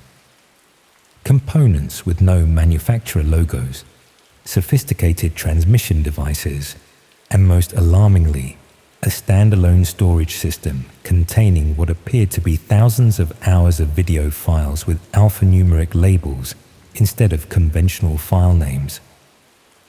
I downloaded several files onto an encrypted drive, heart pounding so violently I feared it might trigger the motion sensors. Back at my flat, behind locked doors, and with my network connection disabled, I accessed the first file. What I saw destroyed every illusion I'd maintained about NeuroSync's noble mission. The footage showed exactly what I'd glimpsed during the system crash: a person restrained in a clinical setting. But this was no medical procedure or consensual research. The room was designed like a sterile stage set, with perfect lighting capturing every detail as masked figures systematically tortured the struggling subject. Overlaid on the video was the interface I'd glimpsed, a bidding system where unseen viewers could pay in cryptocurrency to determine what happened next, with a chat sidebar discussing the performance in grotesquely technical terms. I forced myself to watch 3 more videos, each featuring different victims in the same room, each following a similar pattern of escalating violence directed by remote bidders. In the background of one, a distinctively shaped light fixture was visible, identical to the designer installations in NeuroSync's executive conference room. These horrors weren't happening in some distant location. They were occurring inside our building, possibly on the sealed executive floor above the main workspace. The sickening realization crystallized all at once. The true product of NeuroSync wasn't neural interface technology. That was merely the public-facing operation that provided cover and funding for their actual business. A sophisticated dark web platform streaming interactive torture and murder to paying clients worldwide. The enormous server capacity, the odd hours network activity, the excessive security measures, all of it supported this nightmare hidden beneath the glossy veneer of innovation. I spent the night paralyzed by indecision, oscillating between calling the police immediately and recognizing the depth of evidence I would need to overcome the company's resources and connections. By morning, I'd formulated a plan to gather more concrete proof, to document everything systematically before taking it to authorities. I showered, dressed, and headed to the office as usual, the encrypted drive securely hidden in my apartment. The moment I badged into the building, I knew something was wrong. Security guards I'd never seen before stood by the lifts. My team lead intercepted me before I reached my desk, explaining that Chen wanted to see me immediately about a network security concern they'd detected overnight. As we rode the lift to the executive floor, an area I'd never accessed before, cold dread settled in my stomach. They knew. Chen's office was minimalist and cold, all glass and steel with views across London's skyline. He sat calmly behind a desk that probably cost more than my annual salary, flanked by 2 men whose stance and watchful eyes suggested backgrounds in something other than software development. With perfect composure, Chen explained that they detected my unauthorized server access, my file download, my violation of the confidentiality agreements I'd signed. He spoke of disappointment rather than anger, of necessary consequences for betrayal of trust. What followed was a proposal so casual in its monstrousness that I briefly wondered if I was hallucinating. Chen explained that NeuroSync's public business was merely a developmental phase. The real innovation lay in what he called experiential content, pushing the boundaries of human experience through unfiltered reality broadcast to select audiences. The neural interface technology wasn't separate from this. It was its ultimate evolution, creating direct sensory connections between paying clients and unwilling subjects. My technical skills made me valuable enough to offer a choice: join their inner operation with substantially increased compensation, or become content for it. As he outlined these options, a screen on his wall displayed a live feed of my flat, of the encrypted drive's hiding place, of my parents' home in Manchester. The message was clear. They controlled every aspect of my reality. I'd like to say I took the moral high ground, that I refused outright and accepted the consequences. The truth is more complicated and shameful. I hesitated.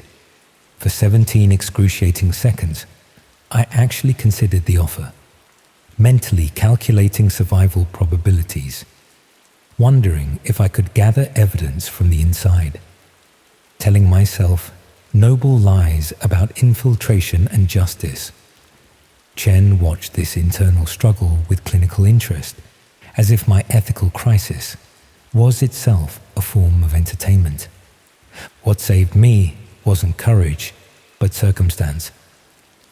A notification on Chen's computer diverted his attention momentarily. Some issue with their broadcast server requiring immediate resolution.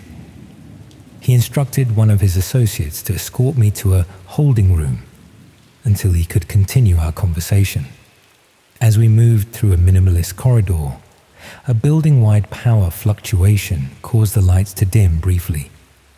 My escort instinctively checked his earpiece communication, creating a momentary distraction. I ran through a fire exit, down emergency stairs, triggering alarms that actually worked in my favor by creating confusion. I emerged into Shoreditch's late morning bustle and didn't stop running until I reached Liverpool Street Station, losing myself in the commuter crowd. I abandoned my phone, my laptop, every device that could be traced, and used a stranger's mobile to call the one person I trusted absolutely, my former cybersecurity professor who had government connections.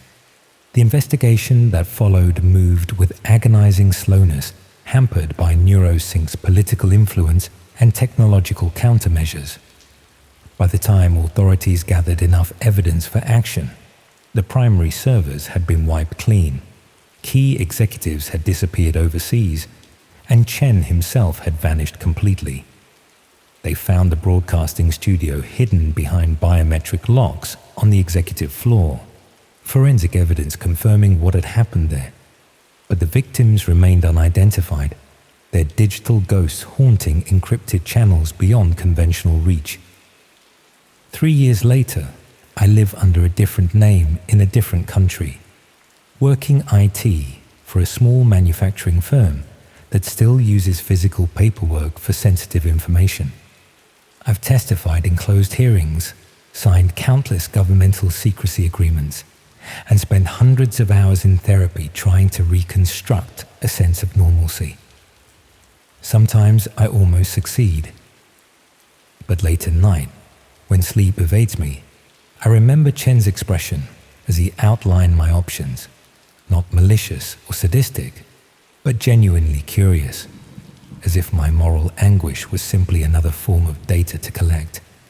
And I wonder how many other brilliant startups with charismatic founders and revolutionary promises are hiding similar horrors behind their sleek interfaces and inspirational mission statements, offering technological salvation with one hand while recording our most private moments with the other, transforming human suffering into content for those wealthy and depraved enough to consume it. The most terrifying realization isn't that monsters exist. It's that they wear wireless earbuds, quote philosophers on Instagram, and raise billions in venture capital, and that we willingly invite them into every aspect of our lives, mesmerized by the promise of a better, more connected future, while they quietly claim terminal access to our humanity. People always ask how someone like me ended up in this situation. I suppose it's fair to wonder how a university cleaner from Brighton could stumble onto something so dark that thousands of people are now eagerly waiting to watch me suffer. The answer is embarrassingly simple. I thought I was being helpful.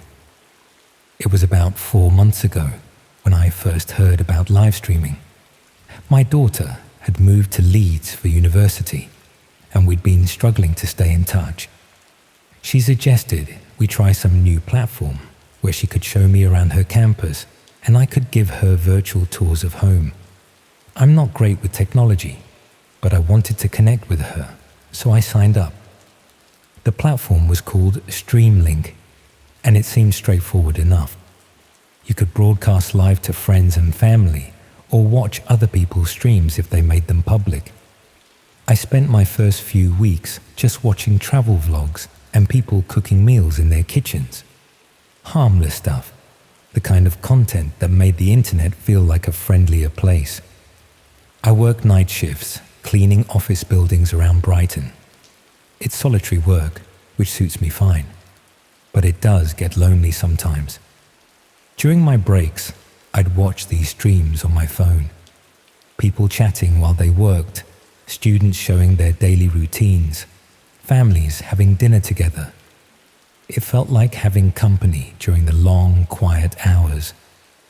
One night, I was cleaning a legal firm's offices when I received a notification that someone wanted to follow my account. The username was just a string of numbers and letters, but their profile showed they were interested in workplace environments. I accepted the follow request without thinking much about it. Probably someone else who worked night shifts, I figured. The next night, I got a message from the same account asking if I'd ever considered streaming during my work. They said they found workplace content relaxing and would be interested in watching someone clean offices. The message was polite, even complimentary about how peaceful night cleaning must be. They offered to pay me £20 per stream. £20 doesn't sound like much, but when you're on minimum wage and trying to help your daughter with university expenses, it's significant. I was hesitant at first. Streaming while working seemed unprofessional. But then I reasoned that I was only cleaning, and the buildings were empty anyway. What harm could there be? I started with short streams, maybe 30 minutes, while I cleaned reception areas or break rooms.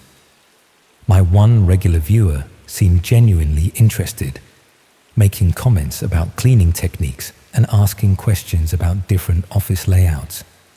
They were respectful, never asking personal questions or trying to get me to show anything inappropriate. Just someone who found routine, methodical work soothing to watch.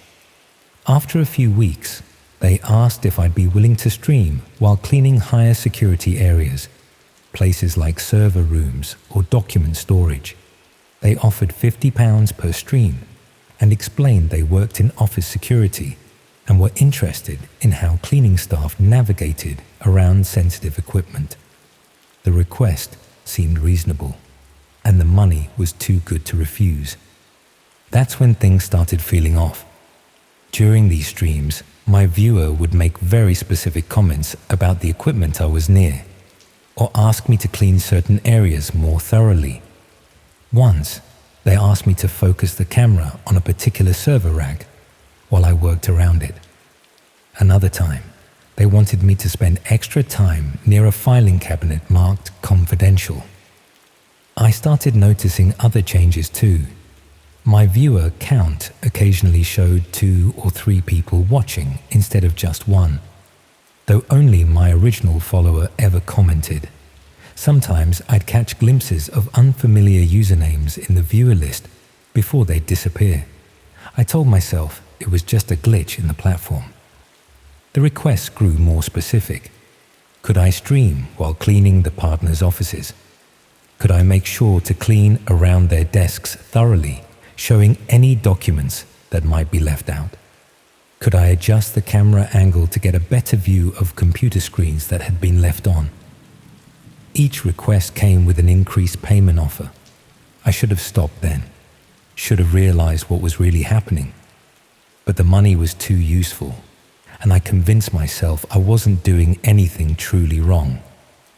I wasn't stealing documents or accessing computers. I was just cleaning, and if people wanted to watch me do my job, that was their choice. One night, about 6 weeks ago, everything changed. I was streaming while cleaning a law firm's conference room when I noticed something odd about the viewer count. Instead of the usual 2 or 3, it showed dozens of people watching, then hundreds, then thousands. The chat, which had always been just my one regular viewer making polite comments, exploded with activity. Messages were flying by too fast to read, but I caught fragments, coordinates, building layouts, security schedules. Someone was discussing the best times to enter the building. Another was sharing information about alarm systems. That's when I understood what my streams had really been used for. I wasn't providing relaxing content for lonely night shift workers. I was unknowingly conducting reconnaissance for criminals.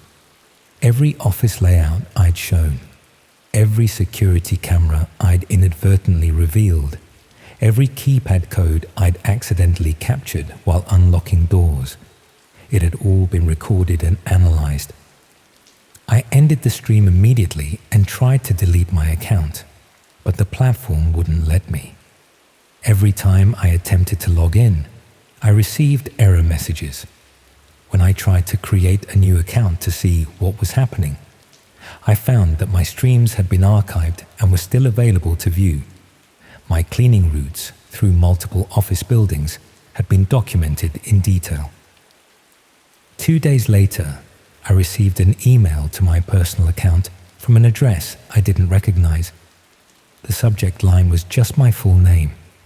The body contained a single link and the words, "You've been very helpful. Now it's time to give back to the community." The link led to a different website, not Streamlink, but something darker. The page showed what appeared to be a live feed from an empty room. Concrete walls, industrial lighting, a drain in the floor. In the corner was a viewer counter that showed thousands of people watching. Below that was a countdown timer, set to 3 days from then. I closed the browser and tried to pretend I'd never seen it. But over the next day, I kept receiving messages, text messages to my phone, which I'd never given to anyone associated with the platform. Emails to addresses I'd only used for personal things.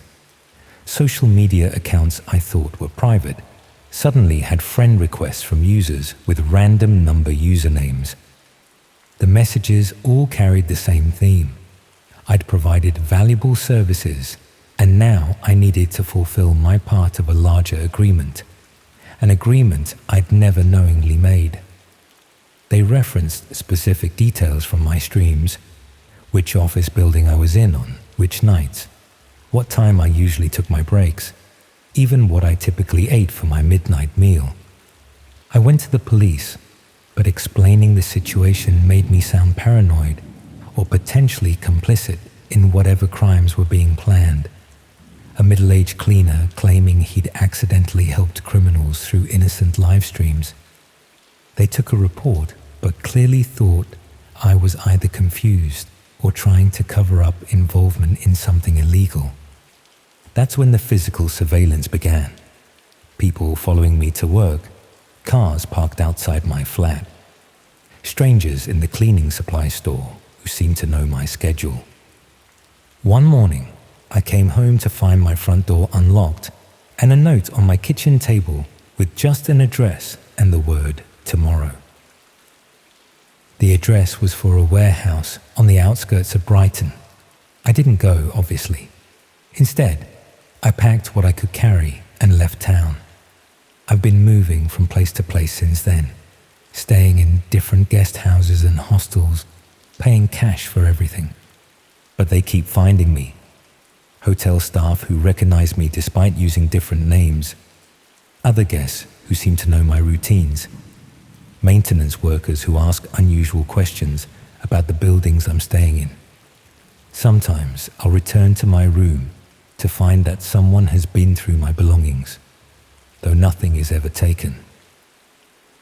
Yesterday, I found a small package in my backpack that I definitely didn't put there. Inside was a mobile phone, already switched on. The screen showed a familiar interface, Streamlink, with a notification that I had thousands of followers waiting for my next broadcast. There was also a countdown timer, showing less than 2 days remaining.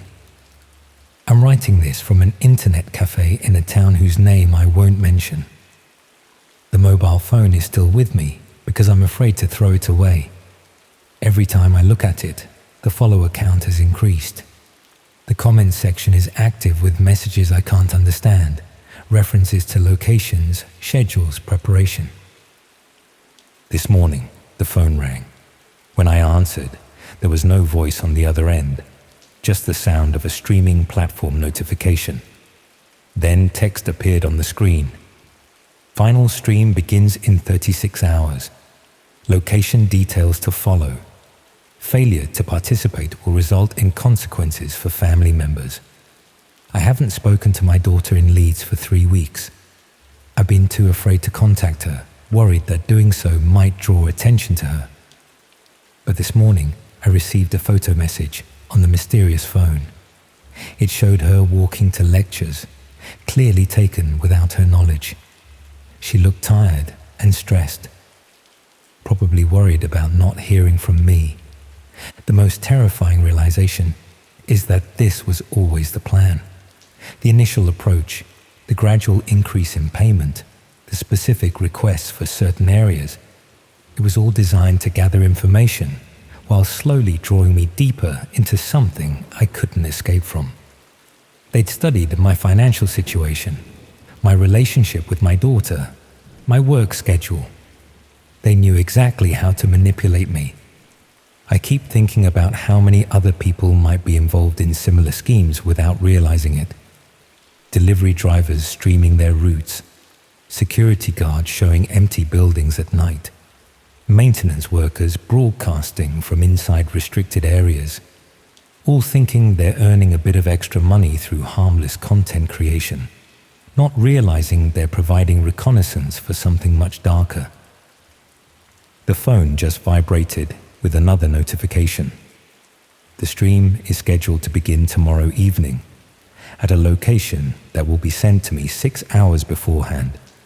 The viewer count now shows tens of thousands of people waiting, people who have been watching my every move for months, learning my routines, studying my vulnerabilities. I don't know what kind of stream they expect me to participate in, but given what I've learned about the platform's true purpose, I doubt it's anything I'd survive. The empty room with the concrete walls and the drain in the floor keeps appearing in my nightmares. I'm going to try to disappear again after posting this. Maybe if I can stay hidden long enough, they'll lose interest. Maybe they'll find another target. Maybe my daughter will be safe if I just vanish completely. But I'm not optimistic.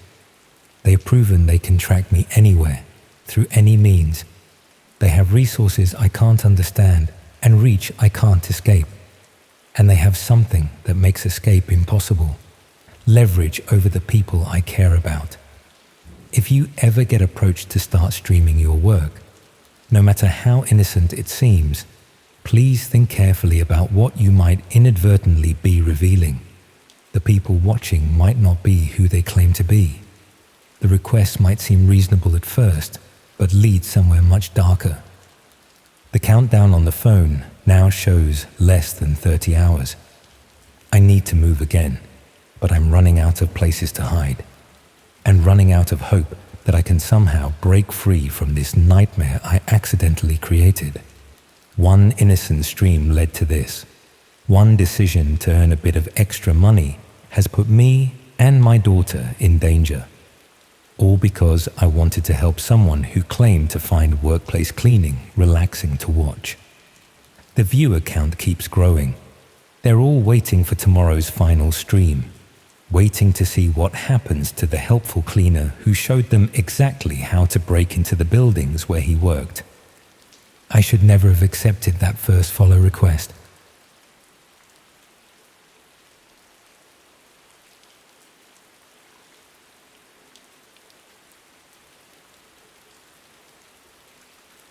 This is probably going to sound a little harsh, but I honestly wish I had never started helping families find their missing relatives.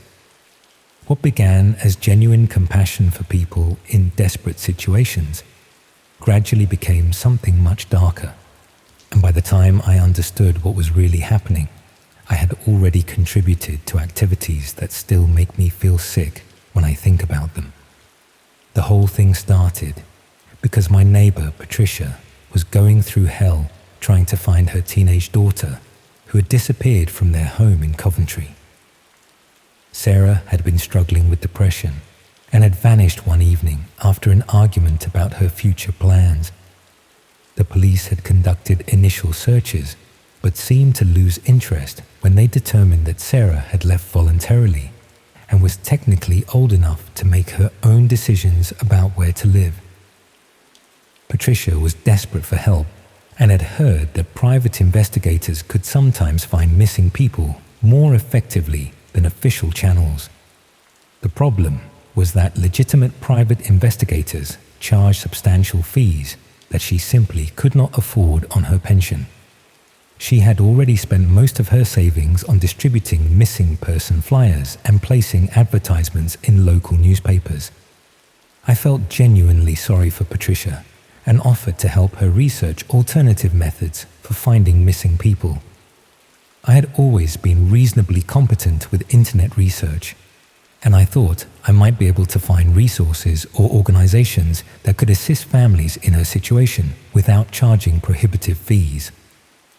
My initial research led me to various online communities where families shared information about missing relatives and offered mutual support during their searches. Most of these communities were heartbreaking collections of desperate people trying to maintain hope while dealing with the practical and emotional challenges of not knowing what had happened to their loved ones. However, I also discovered that there were more specialized communities that focused on active search techniques rather than just emotional support. These communities included people with technical expertise who volunteered their skills to help families conduct more sophisticated searches than what was typically available through official channels. One particular community caught my attention because they seemed to have genuine success in locating missing people. Their approach involved using advanced internet research techniques to gather information that was not readily available through conventional search methods. They explained that much of the information needed to find missing people existed in digital formats, but accessing it required knowledge of specialized search techniques and alternative internet resources. The community was organized around mutual assistance, with experienced members providing guidance and training to newcomers who wanted to help search for missing people. They emphasized that their methods were completely legal and ethical, focusing on gathering publicly available information through more thorough and systematic approaches than what most families could manage on their own. I contacted the community administrators and explained Patricia's situation. They seemed genuinely sympathetic and offered to provide training that would allow me to conduct more effective searches for Sarah.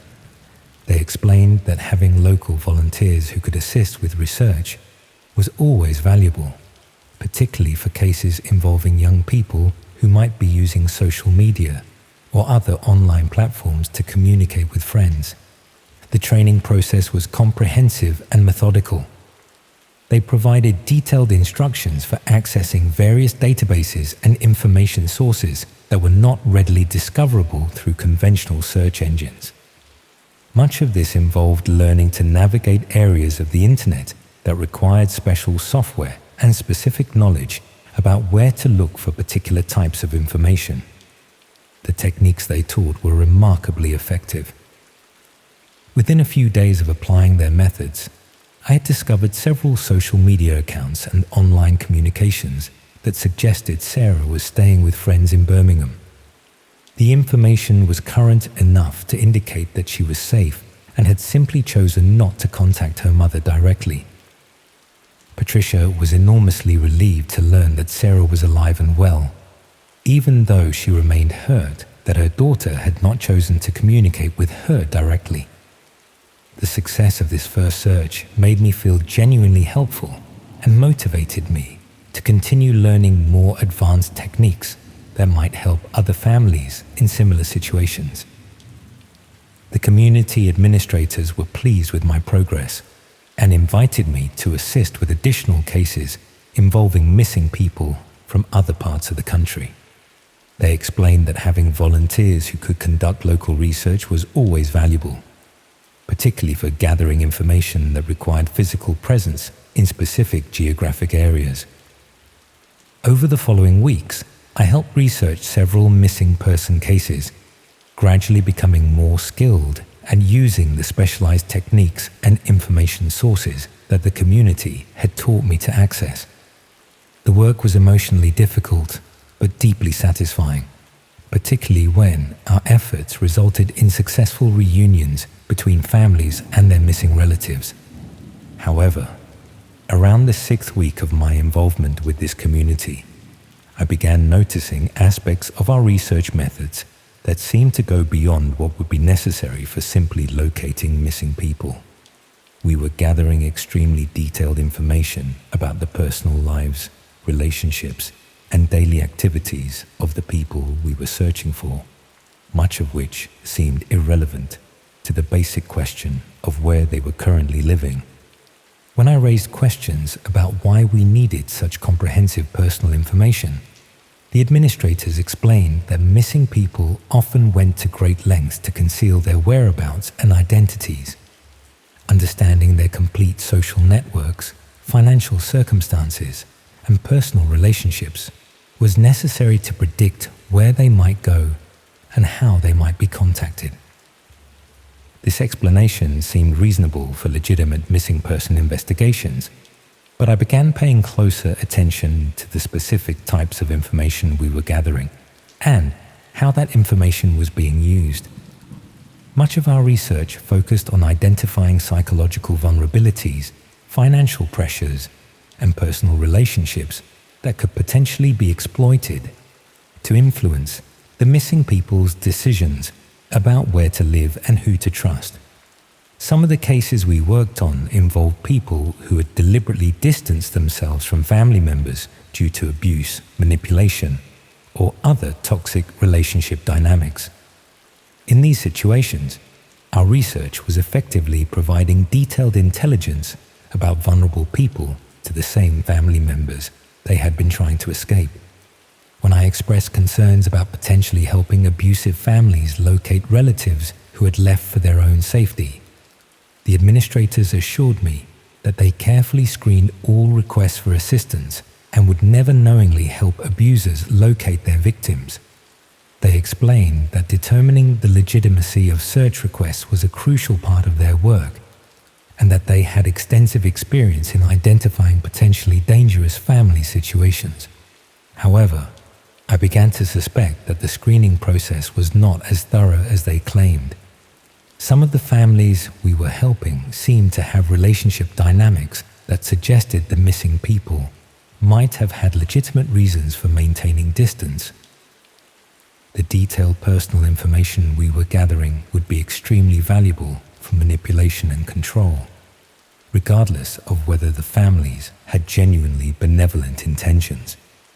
Around the 8th week of my involvement with this community, the administrators began requesting assistance with research projects that had no apparent connection to finding missing people.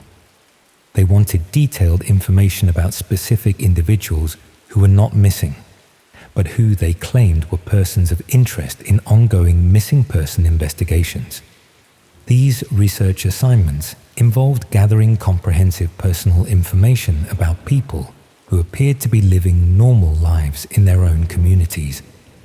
We were asked to document their daily routines, social relationships, employment circumstances, and potential psychological vulnerabilities, ostensibly to determine whether they might have information relevant to missing person cases. The connection between these surveillance assignments and missing person investigations was tenuous at best. The targets of our research did not appear to have any obvious relationship to missing people, and the information we were gathering seemed more suitable for systematic harassment or manipulation than for legitimate investigative purposes. When I tried to refuse these expanded research assignments, the administrators pointed out that I had gained access to sensitive information about their search techniques and had detailed knowledge of ongoing investigations involving vulnerable missing people. They explained that maintaining the security and confidentiality of their operations required ongoing participation from volunteers who had been trusted with sensitive information. They also began demonstrating knowledge of my personal circumstances that they could not have gathered through our professional relationship. They made references to my daily routine, social relationships, and financial situation that suggested they had been conducting the same type of comprehensive research on me that I had been conducting on missing people and their associates. This pattern of surveillance became more obvious over the following days, with clear indications that my activities and communications were being monitored and documented. The techniques they were using to gather information about my personal life were identical to the methods they had taught me to use for missing person investigations. I realized that my training in advanced internet research techniques had been used to recruit me into a systematic surveillance operation that had little to do with helping families find missing relatives. The missing person cases had been used to teach me techniques that were then applied to gather intelligence about people who had no connection to missing person investigations. The community had been using legitimate concern for missing people as a recruitment method for volunteers who would provide detailed surveillance research on targets selected for reasons that had nothing to do with missing person investigations. My compassion for families like Patricia's had been exploited to recruit me into activities that were essentially stalking and intelligence gathering. When I attempted to withdraw from the community entirely, I discovered that they considered my knowledge of their techniques and operations to be a security risk that could not simply be ignored. They had invested considerable time in training me to use specialized research methods, and they expected that investment to continue providing value through ongoing research assignments. The surveillance of my personal activities intensified after I tried to end my involvement with their operations. They began sending me detailed information about my daily routine, social interactions, and personal relationships to demonstrate that they could apply their research techniques to my own life just as effectively as I had applied them to their targets. I tried reporting my concerns to the police, but discovered that explaining the situation was extremely difficult. The missing person research had been presented as volunteer work helping desperate families. The techniques I had learned were described as advanced but legal internet research methods, and the ongoing contact could be justified as routine follow-up communication with volunteer organizations. The community continued to contact me sporadically over the following months, offering opportunities to assist with new missing person cases and occasionally sending references to my personal activities to remind me that their surveillance capabilities remained active. They seemed to view my knowledge of their techniques and operations as creating ongoing obligations that could not be terminated simply by requesting to stop participating. I never determined what the community was actually using the detailed personal information for, or who was ultimately directing their research activities. The systematic gathering of intelligence about vulnerable people, combined with sophisticated techniques for identifying and exploiting psychological vulnerabilities, suggested an organization with purposes that extended far beyond helping families locate missing relatives. What I do understand is that they had developed effective methods for exploiting people's compassion and desire to help vulnerable individuals to recruit unwitting participants in systematic surveillance operations. They understood how to present stalking and intelligence gathering as humanitarian volunteer work, while using the volunteers as both researchers and test subjects for their surveillance techniques.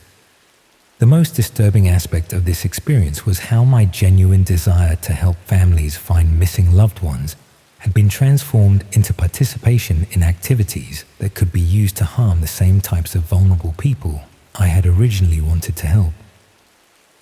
The missing person investigations had been recruitment tools designed to teach me surveillance techniques that would then be used for purposes that had nothing to do with legitimate search and rescue efforts. I still receive occasional contact attempts from similar missing person research communities, offering training opportunities and volunteer positions that would allow me to help desperate families locate their missing relatives. The techniques they describe are always presented as advanced but legal research methods. The cases they want help with always involve sympathetic families, and the training they offer always leads towards sophisticated surveillance capabilities. I decline these opportunities immediately now, but I often wonder how many other people have found themselves in similar situations, believing they are providing humanitarian assistance to desperate families, while actually participating in systematic surveillance operations that target the same types of vulnerable people they thought they were helping to protect.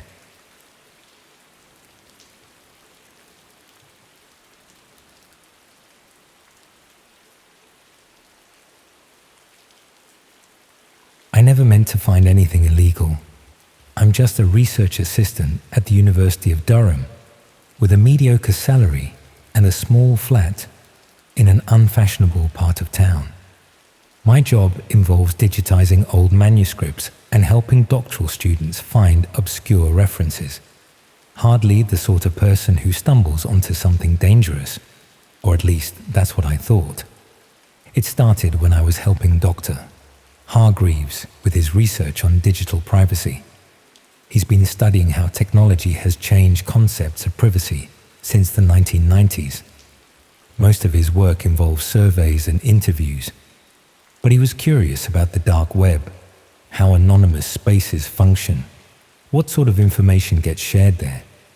Being twice my age and barely able to manage his university email, he asked me to help with the technical aspects. I should mention I'm not a computer expert by any stretch. I can navigate basic systems and know how to digitize documents properly, but that's about it. Still, compared to Dr. Hargreaves, I might as well have been a hacker. He gave me some search parameters and asked me to document what I found, all very academic, very above board. We had ethics approval and everything. I was to look for discussion forums, marketplaces, anything that might give insight into how people behave when they think no one's watching. But absolutely nothing illegal. Dr. Hargreaves was very clear about that. So I installed Tor and started exploring. Most of what I found was exactly what you'd expect. Drug markets, forums for people with extreme political views, sites selling counterfeit goods. Nothing particularly shocking if you spend any time reading about the dark web. After a couple weeks of this rather dull research, I stumbled onto a forum where people were discussing something called the archive. The way they talked about it was strange, deliberately vague, using what seemed like code words. They mentioned donations and submissions and viewing privileges. One user asked how to get an invitation, and someone replied that invitations were closed, but occasionally opened when a curator vouched for someone. I probably would have moved on, but someone mentioned that the archive had material relevant to the University of Durham. That caught my attention. What could a seemingly secretive dark website have to do with my university? I created an account on the forum and asked about the archive's connection to Durham. I claimed to be a student interested in digital archives. A user with the handle Curator17 sent me a private message almost immediately. They asked specific questions about the university that only someone familiar with the campus would know. I answered truthfully, thinking this was just verification that I was actually from Durham. After a few exchanges, Curator17 seemed satisfied and sent me a link, explaining it was a temporary invitation to the archive's waiting room. They said the full site required membership, but the waiting room would give me an idea of what the archive contained. The link led to a minimalist page with a black background and white text. There was a brief description explaining that the archive was a collection of authentic human experiences captured through direct observation. Below that was a preview section with thumbnail images, each labeled with a date and location. The first thumbnail I clicked showed a grainy image of what looked like a basement room. The caption noted it was from 3 months ago in Newcastle. I clicked to view it, expecting perhaps some kind of art project or documentary footage. What loaded instead made my stomach drop. It was a video of a person bound to a chair in a sparse room. Their face was obscured, but they were clearly in distress. A figure in a dark mask stood nearby, adjusting what looked like camera equipment. Text at the bottom indicated this was a preview only, and that full access requires membership verification and £5,000 initial donation. I closed the browser immediately, feeling physically ill. This had to be fake, right? One of those staged horror scenarios that people create for shock value. But something about the person's movements, the muffled sounds they made, it didn't seem like acting. I tried to convince myself it was just an elaborate hoax, but I couldn't stop thinking about it. The next day, I went back to the forum to see if there were any indications it wasn't real. I found a conversation where users were discussing recent additions to the archive. They talked about them like collectors discussing rare items, commenting on quality, uniqueness, production value. One comment in particular chilled me. A user complained that a recent subject from Leeds had expired too quickly, making the session disappointingly short. Another replied that the lead subject had a previously undisclosed heart condition and that they had improved their screening process since then. These people were talking about actual torture, possibly murder, and they were treating it like entertainment. I should have gone to the police immediately. That would have been the sensible thing to do. But I was worried about having accessed the site in the first place, even though I'd done so as part of approved research. And frankly, I wasn't sure the police would take it seriously. They'd probably assume it was fake, like most people would. Instead, I decided to gather more information first. I messaged Curator17 again, pretending to be interested in gaining full access. I asked what the membership process involved. Their response was disturbingly professional. They explained that the archive operated on a tiered membership system. Basic access cost £5,000 annually, which allowed viewing of existing content. For £25,000, members could attend live streams and participate in voting on session parameters. For £100,000, members could submit subject recommendations and receive exclusive content. They then asked if I had experience with content creation, or if I was interested solely in viewing. I didn't know what to say, so I claimed I was just curious about viewing for now. They seemed disappointed, but said they could still process my application. if I provided proof of funds and passed their verification process. I stopped responding after that. The whole thing felt too real, too organized to be some elaborate prank. I decided I needed to tell someone, but wasn't sure who. Going to my department head seemed risky. What if they questioned why I'd continued engaging after finding something clearly illegal? The police still seemed like they might not take it seriously without more evidence. That evening, I noticed a car parked across from my flat that I didn't recognize. A dark sedan with tinted windows. Probably nothing. There were often visitors to the building next door, but it made me uneasy. The next day at work, I received an email from an address I didn't recognize. The subject line was simply, "The Archive." The message contained just one line. "We notice you haven't completed your application." I immediately checked the email headers. It had been sent to my personal email, not my university address. I'd never shared that email on the forum or with Curator 17. That night, the car was outside my building again. Same spot, same tinted windows. I drew my curtains and tried to convince myself I was being paranoid. The following morning, I arrived at my office to find Dr. Hargreaves waiting for me.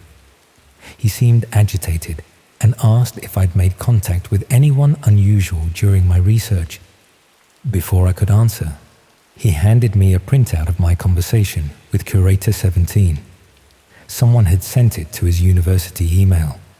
I tried to explain that I'd been gathering information to determine if it was something we should report. He didn't seem angry, just deeply concerned. He said he'd received a phone call that morning from someone claiming to be with the university's cybersecurity team, asking about our research and specifically about me. When he'd asked for credentials, the caller had hung up. We agreed to go to the police together that afternoon. I felt relieved finally having someone else who understood the severity of what I'd found. Dr. Hargreaves said he needed to teach a morning lecture, but would meet me at the campus cafe at noon. He never showed up. After waiting 45 minutes, I called his office. His assistant said he'd cancelled his lecture due to illness and hadn't been seen on campus all day. I tried his mobile but got no answer. That's when I noticed a new email on my phone. Another message from the same unknown address as before. This time it contained an attachment, a photo of Dr. Hargreaves entering his house that morning, taken from what appeared to be a car parked across the street. The message read, "Your professor seems unwell. Perhaps you should check on him." I called the police immediately. They took my report but didn't seem particularly alarmed. They said they'd send someone to check on Dr. Hargreaves and took my contact information. I didn't go home that night. I stayed with a friend from another department, someone completely unconnected to the research. I didn't tell them why I needed a place to stay, just that there was a problem with my heating. The police called the next morning. They'd found Dr. Hargreaves at home, perfectly fine. According to the officer, he seemed confused about why they were checking on him and denied cancelling his lecture or planning to meet me. He apparently told them I'd been acting strangely lately and might be under too much stress. That made no sense. I'd spoken to him just the day before. He'd shown me the printout, expressed concern about the strange call. Why would he deny it all, unless he hadn't been given a choice? I went to the university library and used a public computer to check the news. No reports of anything unusual happening at the university or involving Dr. Hargreaves. I tried to access the dark web forum again, but found it had been taken offline. The link to the archive's waiting room now led to a 404 error.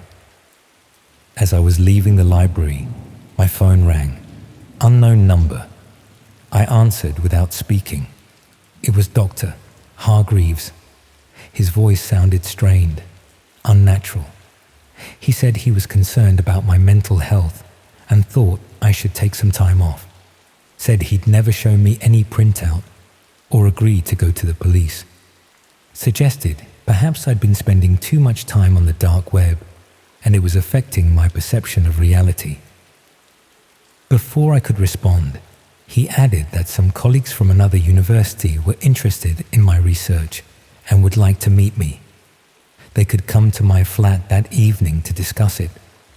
He ended the call before I could say anything. I didn't go home. I went to the train station and bought a ticket to London with cash. Once there, I checked into a small hotel in Paddington, also paying cash. I bought a new prepaid phone and turned off my regular one. That was 3 days ago. I've been moving between budget hotels since then, never staying more than one night. I've been checking the news obsessively for any mention of Dr. Hargreaves or anything unusual at Durham. Nothing so far. Yesterday, I worked up the courage to call Dr. Hargreaves' home number from my new phone. A woman answered, his wife. I asked to speak with him, not identifying myself. She said he was away at a conference in Amsterdam and wouldn't be back until next week. But I know for a fact he had no conference scheduled. I'd helped him with his calendar just last month. I don't know what to do now. Going to the police seems pointless. They already think I'm unstable based on whatever Dr. Hargreaves told them. I have no evidence. The forum is gone, the waiting room link dead. All I have is a story that sounds like paranoid delusion. I keep thinking about those thumbnail images, about the casual way the forum users discuss people's suffering, about how organized it all seemed, the tears, the verification process, the careful screening. And I keep wondering about that connection to Durham. Was it just a coincidence that the archive had material related to my university? Or was there some deeper connection that I stumbled upon without realizing it? Sometimes I consider trying to find the archive again to gather actual evidence. But then I remember the car outside my flat, the email with Dr. Hargreaves' photo, the strange phone call. I check the news every few hours, dreading seeing a missing person report for Dr. Hargreaves, or worse, for myself. I've started looking at flights to other countries. Maybe getting far away is my only option now. The most disturbing thought is that the archive might be more than just a hidden corner of the dark web. What if it has connections to people with real influence? People who can make a police report disappear, or convince a respected academic to suddenly change his story. I don't know how long I can keep moving around like this. My savings won't last forever. Eventually, I'll have to stop running and face whatever is coming for me. But when I close my eyes at night, all I can see are those thumbnails. All I can think about are the people in those videos and how no one knows what happened to them. No one except the viewers who pay to watch.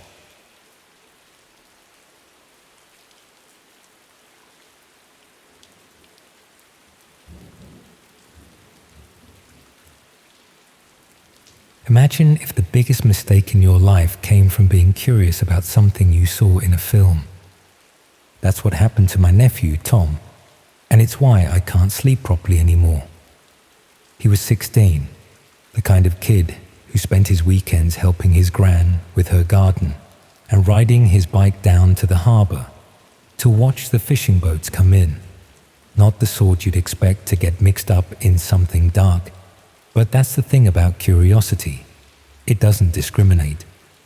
It started last autumn when he watched some thriller at the cinema in Truro about people being kidnapped and forced to perform for online audiences. The film made it seem like these things actually happened, that there were websites hidden beneath the normal internet where people paid to watch terrible things in real time. Most adults would have dismissed it as Hollywood nonsense. But 16-year-olds don't have that filter yet. Tom lived with his mum in Polperro, one of those picture postcard Cornish villages where everyone knows everyone and the most exciting thing that usually happens is a tourist getting stuck in the narrow streets with a rental car. His dad had left when he was small, so it was just the two of them in a cottage overlooking the harbour. She worked at the local primary school and trusted him to be sensible while she was out. The trouble began when he started researching whether the film's premise was real. He found a Reddit thread discussing the movie, where users debated its authenticity. Most dismissed it as fiction, but a few claimed to know otherwise. One user posted a cryptic comment: "The rabbit hole goes deeper than Hollywood thinks. PM me if you're actually curious." Tom's curiosity got the better of him. He messaged the user, who responded with a YouTube link disguised as a tutorial for advanced internet privacy. The video seemed innocent enough. A bearded man in a basement explaining VPNs and encryption. But buried in the comments section were breadcrumbs, references to Tor, specific forum names, and invitation codes. It took him several weeks to work out how to access these hidden networks. The learning curve was steep, but he persisted, documenting his progress in a private Discord server he'd created. Looking back, that was his first mistake, creating a digital trail of his journey into the shadows. When he finally managed to connect, he spent hours exploring, fascinated by this parallel internet. Most of what he found was disappointing. Defunct forums, conspiracy sites, and pages that looked like they'd been abandoned for years. But he kept searching, following links and recommendations, going deeper into increasingly obscure corners. The breakthrough came when he found a forum dedicated to discussing the very type of content he'd seen in the film. Users shared links and recommendations with clinical detachment, discussing authenticity like film critics. Reading through the posts, he realized that what he thought was pure fiction might actually exist. The sites themselves were surprisingly primitive. Basic interfaces that looked like they'd been cobbled together by amateurs. Most required payments through complicated systems, but several offered preview sections that were freely available. The previews were disturbing enough. Grainy footage of people in windowless rooms, movements too natural to be acted, reactions too genuine to be scripted. What bothered him most was how organized it seemed, despite the amateur appearance. This wasn't random content uploaded by individuals. Someone was running a proper operation with regular schedules and systematic approach. The forums contained discussions about production quality, request systems, and expansion plans. From what he could gather, the operation was smaller than the film had suggested, but more real. It seemed to be an emerging network, testing methods and building capabilities rather than some vast established enterprise. The amateurish appearance was deliberate, designed to look like a few perverts with cameras rather than something more coordinated. The discussions revealed they were actively recruiting both participants and what they called local assets, people who could provide information about potential targets in their areas. They weren't just looking for victims. They needed intelligence gatherers, people who understood local dynamics and could spot opportunities. Tom's mistake was engaging with the forum using the same username he'd used elsewhere online. His digital footprint was surprisingly extensive. Gaming forums, social media, even school project submissions. Anyone looking could piece together his real identity, location, and interests within hours. The first sign they'd noticed him came through his Discord server. Files appeared that he hadn't uploaded. Screenshots of his own posts, maps of Polperro with his cottage marked, even photos of him taken from his school's website. Someone had been systematically cataloging his online presence. His laptop's webcam began activating randomly, the little light blinking on during the night.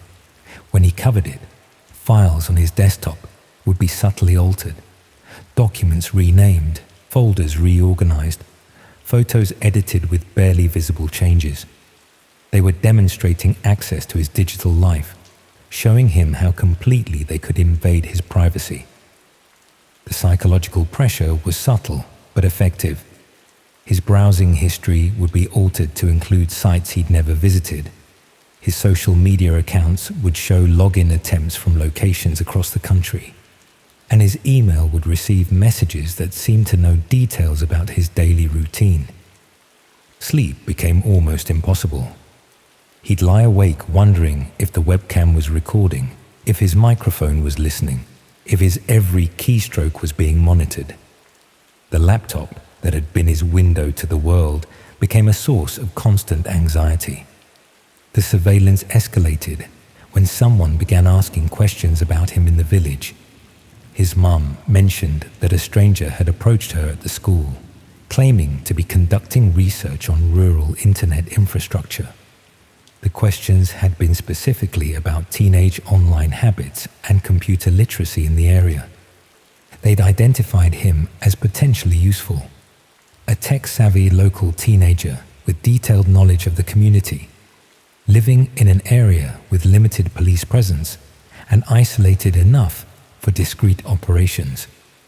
But more than that, they needed a test subject for their Cornwall expansion, and Tom had unknowingly volunteered by documenting his journey into their world. The breakthrough came when he found evidence of their local operations. Forum posts discussed reconnaissance trips to Cornwall, photos of abandoned buildings within driving distance of Polperro, and conversations about the advantages of working in rural areas. They weren't just theoretically interested in his region. They were actively preparing to operate there. More disturbing was discovering that several local teenagers were already being discussed as potential targets. He recognized names from his school, descriptions of people he knew, references to family situations and social media activity. The users weren't just planning, they were already gathering intelligence. The realization that he might have accidentally identified himself as both an asset and a target hit him hard. His online activities had demonstrated his capabilities, whilst his location made him valuable for local intelligence. By exploring their world, he'd made himself visible to people who specialized in exploiting curiosity. The direct contact began with a message on his Discord server. "We know you've been watching. Time to be useful."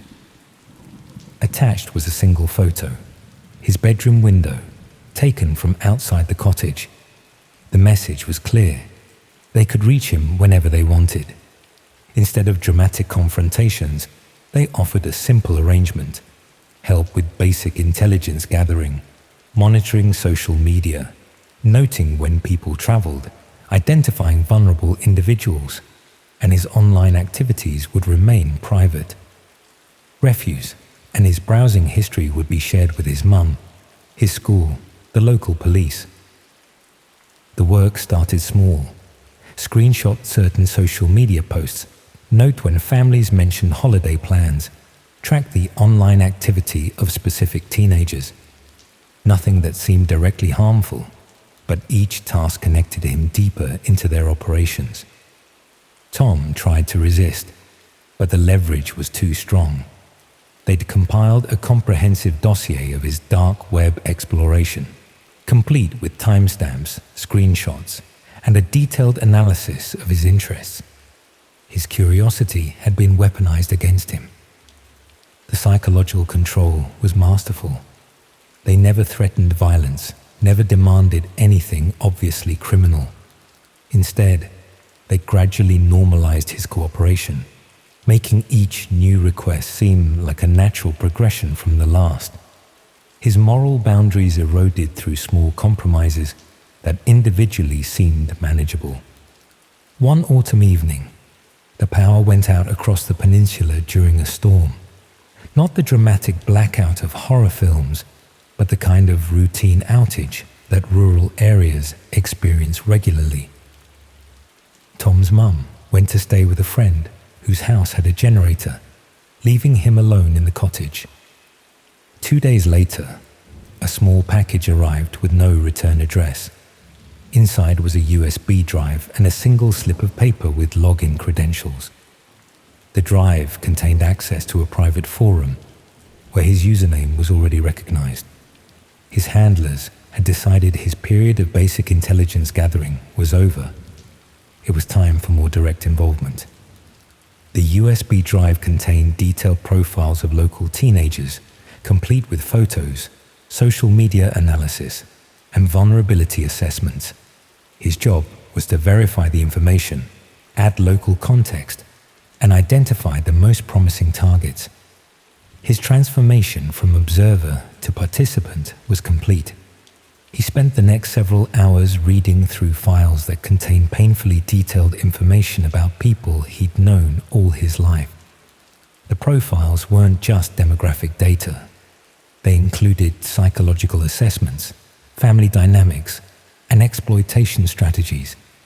Someone had invested serious effort in understanding his community. By dawn, he understood his true role in their operation. He wasn't just providing intelligence, he was helping them select victims from his own community. His local knowledge, gained through a lifetime of village life, was being used to identify which of his neighbors were most vulnerable to manipulation. The trap had been perfectly constructed. His eagerness to understand had provided the initial contact. His digital footprint had given them leverage, and his local knowledge made him indispensable. Every choice he'd made since watching that film had led him deeper into their web. The network's activities in Cornwall expanded gradually over the following months. Tom's intelligence proved accurate and valuable, enabling them to operate with confidence in an area they'd never worked before. Every few weeks, they'd remind him they still had the files, just in case he forgot. His cooperation had made their expansion possible. The guilt was overwhelming. Missing person reports, worried parents, teenagers who disappeared for days before returning changed, all traced back to information he'd provided. His questions had been transformed into complicity, his knowledge into a weapon against his own community. The authorities remained unaware of the network's activities. They investigated individual incidents without recognizing the pattern, pursued obvious suspects without understanding the sophisticated recruitment and control methods being employed. Their traditional approaches were inadequate for addressing a threat this well organized. Tom's academic performance collapsed as the psychological pressure mounted. He started keeping lists of everything he said to everyone, terrified he might forget who knew what. Teachers noticed his declining grades and withdrawal from social activities, but attributed them to typical teenage stress. The real source of his problems couldn't be discussed with anyone. The network continued to grow, not through dramatic expansion, but through careful cultivation of assets like Tom. They were building a distributed operation, using local knowledge and digital leverage to establish footholds in communities across the country. What had started as curiosity about a film had become participation in something far more sinister. The most disturbing realization was that Tom's story wasn't unique. The network's recruitment methods were systematic and repeatable, designed to convert questions into complicity. They were building a network of reluctant accomplices, each trapped by their own digital footprints and moral compromises. As I write this, Tom is still in Polperro, still providing intelligence, still carrying secrets that age him beyond his years. The boy who just wanted answers about a film has been replaced by someone who understands too much about the darkness that exists beneath the surface of normal life. The network continues to operate and expand, feeding on the natural inquisitiveness of young people who stumble across references to its activities. Each new recruit follows a similar path: initial questions, gradual involvement, eventual complicity, the cycle perpetuates itself, growing stronger with each iteration. But what haunts me most isn't Tom's story, or even the network's continued operation. It's the realization that right now, someone reading this might be wondering if such things could really exist. Someone might be inquisitive enough to start looking, to start searching, to take the first steps down a path that leads to the same destination.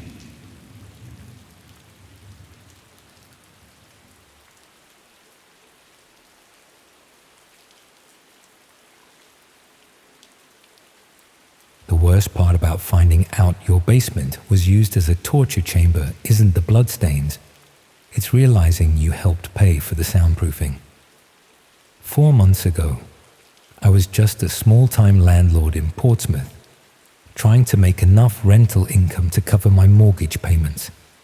Now, I'm staying in a Premier Inn outside Winchester, and tomorrow the police are going to search the basement flat I've been renting out to what I thought was a quiet, professional tenant who's actually been broadcasting murders to dark web audiences while I collected rent money from upstairs. I inherited the house from my grandmother 2 years ago, a Victorian terrace that had been converted into 3 separate flats. The rental income from the upper 2 floors helps me pay the mortgage while I live in the main house. It's not a huge moneymaker, but it covers the bills and gives me some financial security in an uncertain economy. The basement flat has always been the most difficult to rent. It's below street level, doesn't get much natural light, and feels a bit cramped compared to the other units. Previous tenants usually moved out within 6 months, complaining about the atmosphere or finding somewhere brighter. I'd started to think it might remain empty long term. When Marcus Thompson contacted me about the basement flat, he seemed like the ideal tenant. Professional references, stable income from freelance consulting work, and he specifically requested a quiet, private space where he could work from home without disturbances. He was willing to pay 6 months' rent in advance and didn't mind the flat's limitations. Marcus explained that his work involved sensitive client consultations that required complete privacy and discretion. He needed soundproofing installed, which he offered to pay for himself, and requested that I minimize visits to the property unless there were genuine emergencies. This arrangement suited me perfectly, a reliable tenant who wanted to be left alone. The soundproofing work Marcus arranged was more extensive than I'd expected. Professional contractors installed industrial-grade acoustic materials throughout the basement flat, along with enhanced ventilation systems and what appeared to be specialized electrical work. Marcus assured me this was all necessary for his consulting business and that it would improve the property's value. After Marcus moved in, the basement flat became remarkably quiet. I rarely heard any activity from downstairs, which was exactly what he'd requested. He kept regular business hours, with occasional evening appointments, and maintained the property well. As far as tenancy arrangements go, it was ideal. Marcus also proved to be an excellent tenant in other ways. He always paid rent on time, never complained about minor issues, and generally required minimal management. He occasionally had visitors for what he described as client meetings, but they were always professional and discreet. The rental income was steady and reliable. About 2 months after Marcus moved in, he asked about making additional modifications to the basement flat. He wanted to install specialized lighting and upgrade the internet connection to support what he called high-bandwidth client communications. He offered to cover all costs and assured me the improvements would benefit future tenants. The internet upgrade was substantial: fiber optic cables, commercial-grade equipment, and backup systems that seemed excessive for normal home use. When I asked Marcus about the requirements, He explained that his consulting work involved real-time video communications with international clients who demanded professional quality connections. Marcus's business appeared to be thriving. He mentioned expanding his client base and taking on more complex projects that required enhanced technical capabilities. The basement flat was being equipped to professional standards that would allow him to offer premium services to demanding clients. Around this time, I started noticing unusual activity around the property. Delivery vans arriving at odd hours, often staying for extended periods, while Marcus supervised the unloading of equipment. When I asked about these deliveries, Marcus explained that his business required specialized equipment that needed careful handling and setup. The deliveries became more frequent and elaborate. Professional camera equipment, sophisticated lighting systems, and computer hardware that looked expensive and technical. Marcus assured me this was all legitimate business equipment necessary for his expanding consulting practice. I also noticed that Marcus had begun receiving visitors at unusual hours, late evening appointments that sometimes lasted until dawn, often involving multiple people who would arrive separately and leave at different times. Marcus explained that international clients required flexible scheduling due to time zone differences. The visitors were always discreet and professional, but something about their behavior seemed unusual. They would arrive with their own equipment, work intensively for several hours, then leave with everything they'd brought. Marcus described these as intensive consulting sessions that required complete focus and privacy. About 3 months ago, Marcus approached me about a different type of arrangement. He wanted to sublease the basement flat occasionally to other professionals who required similar facilities for their own consulting work. He offered to increase the rent substantially and assured me that all subletters would meet the same professional standards he maintained.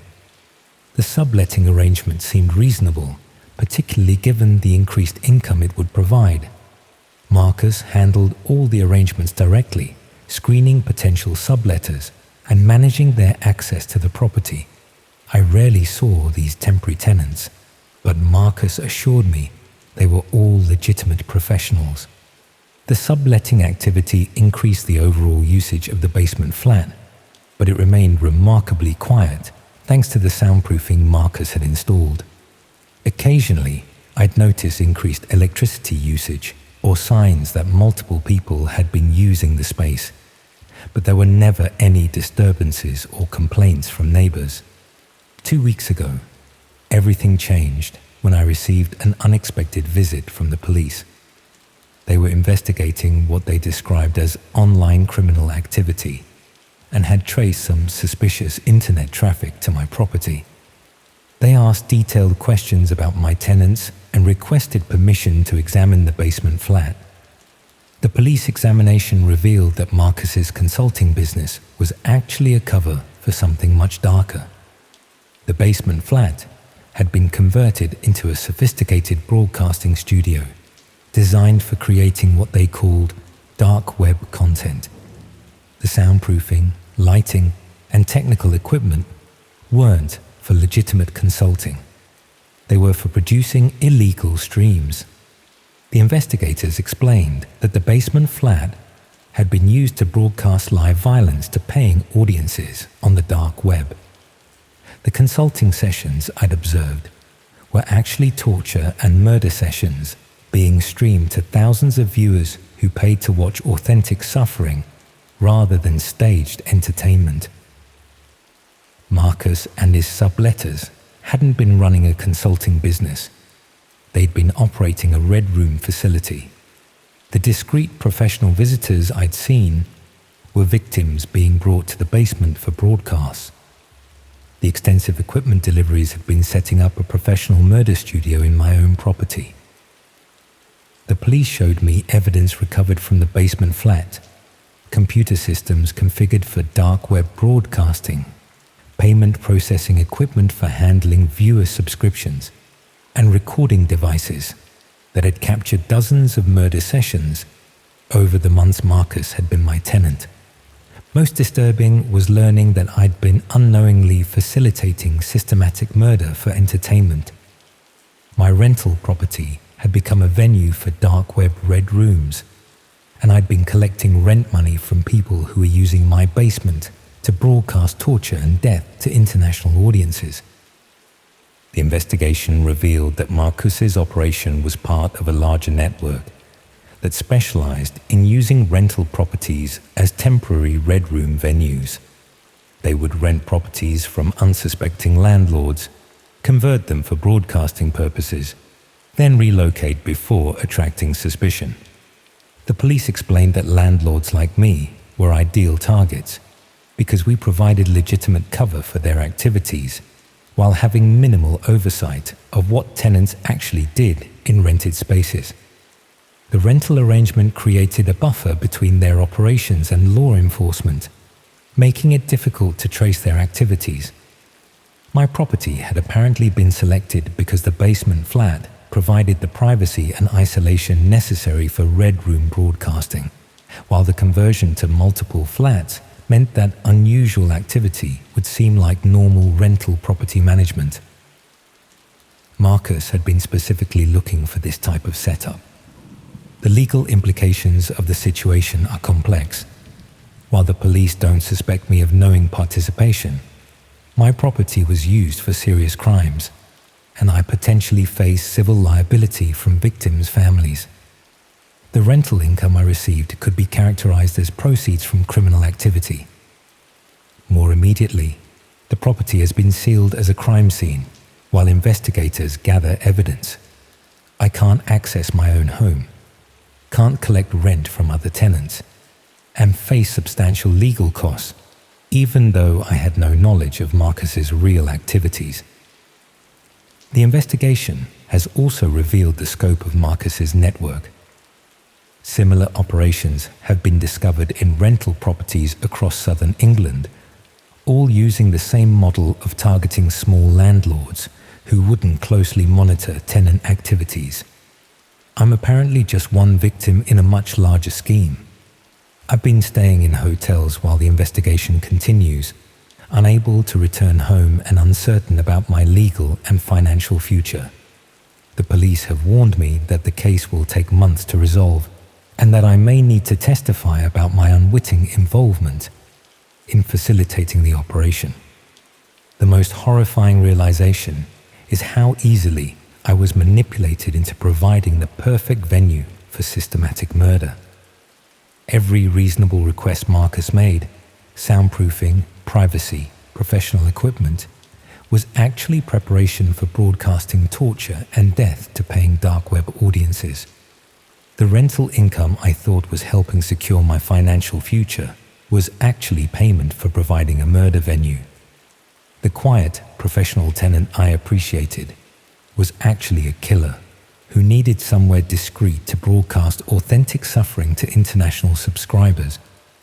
Tomorrow, forensic teams will begin a detailed examination of the basement flat to gather evidence about the scope of Marcus's operation. They've warned me that the investigation will uncover disturbing details about what happened in my property while I lived upstairs, unaware of the horror taking place below. I keep thinking about all the victims who died in my basement while I went about my normal daily routine overhead. People were being tortured and murdered for entertainment while I watched television, cooked dinner, and slept peacefully, never knowing what was happening one floor below.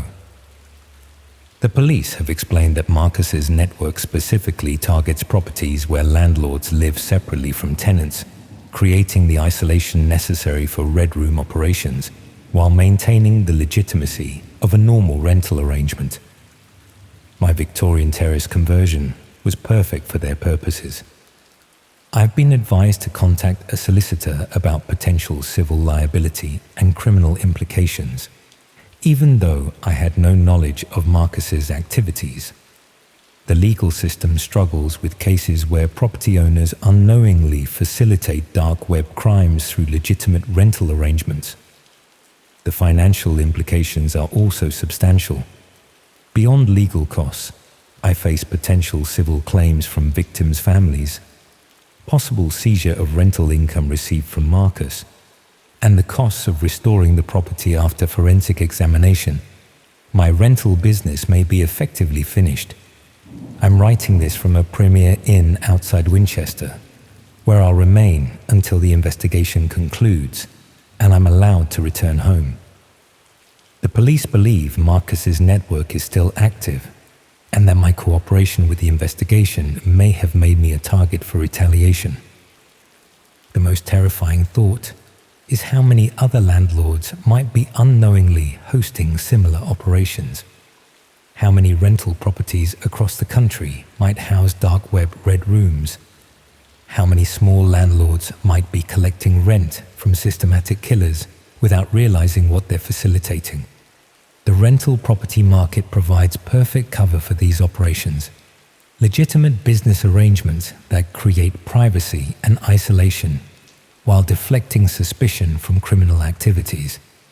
Landlords like me become unwitting accomplices to horror we never suspected was happening.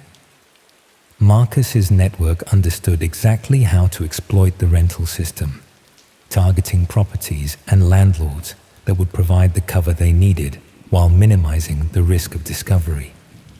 The conversion to multiple flats, the basement location, my preference for hands-off property management, it all made my property ideal for their purposes. Tomorrow's forensic examination will reveal the full extent of what happened in my basement flat while I collected rent money from upstairs. But I already know that I'll never be able to think of property rental the same way again. The landlord becomes an unwitting venue provider for systematic murder, and there's no way to unknow what your property was really used for. And somewhere out there, Marcus's network is probably targeting other landlords, looking for the next basement flat to convert into a dark web broadcasting studio. I never thought being a landlord could make me complicit in murder, but apparently collecting rent from the wrong tenant can turn your property into a venue for horrors you never imagined.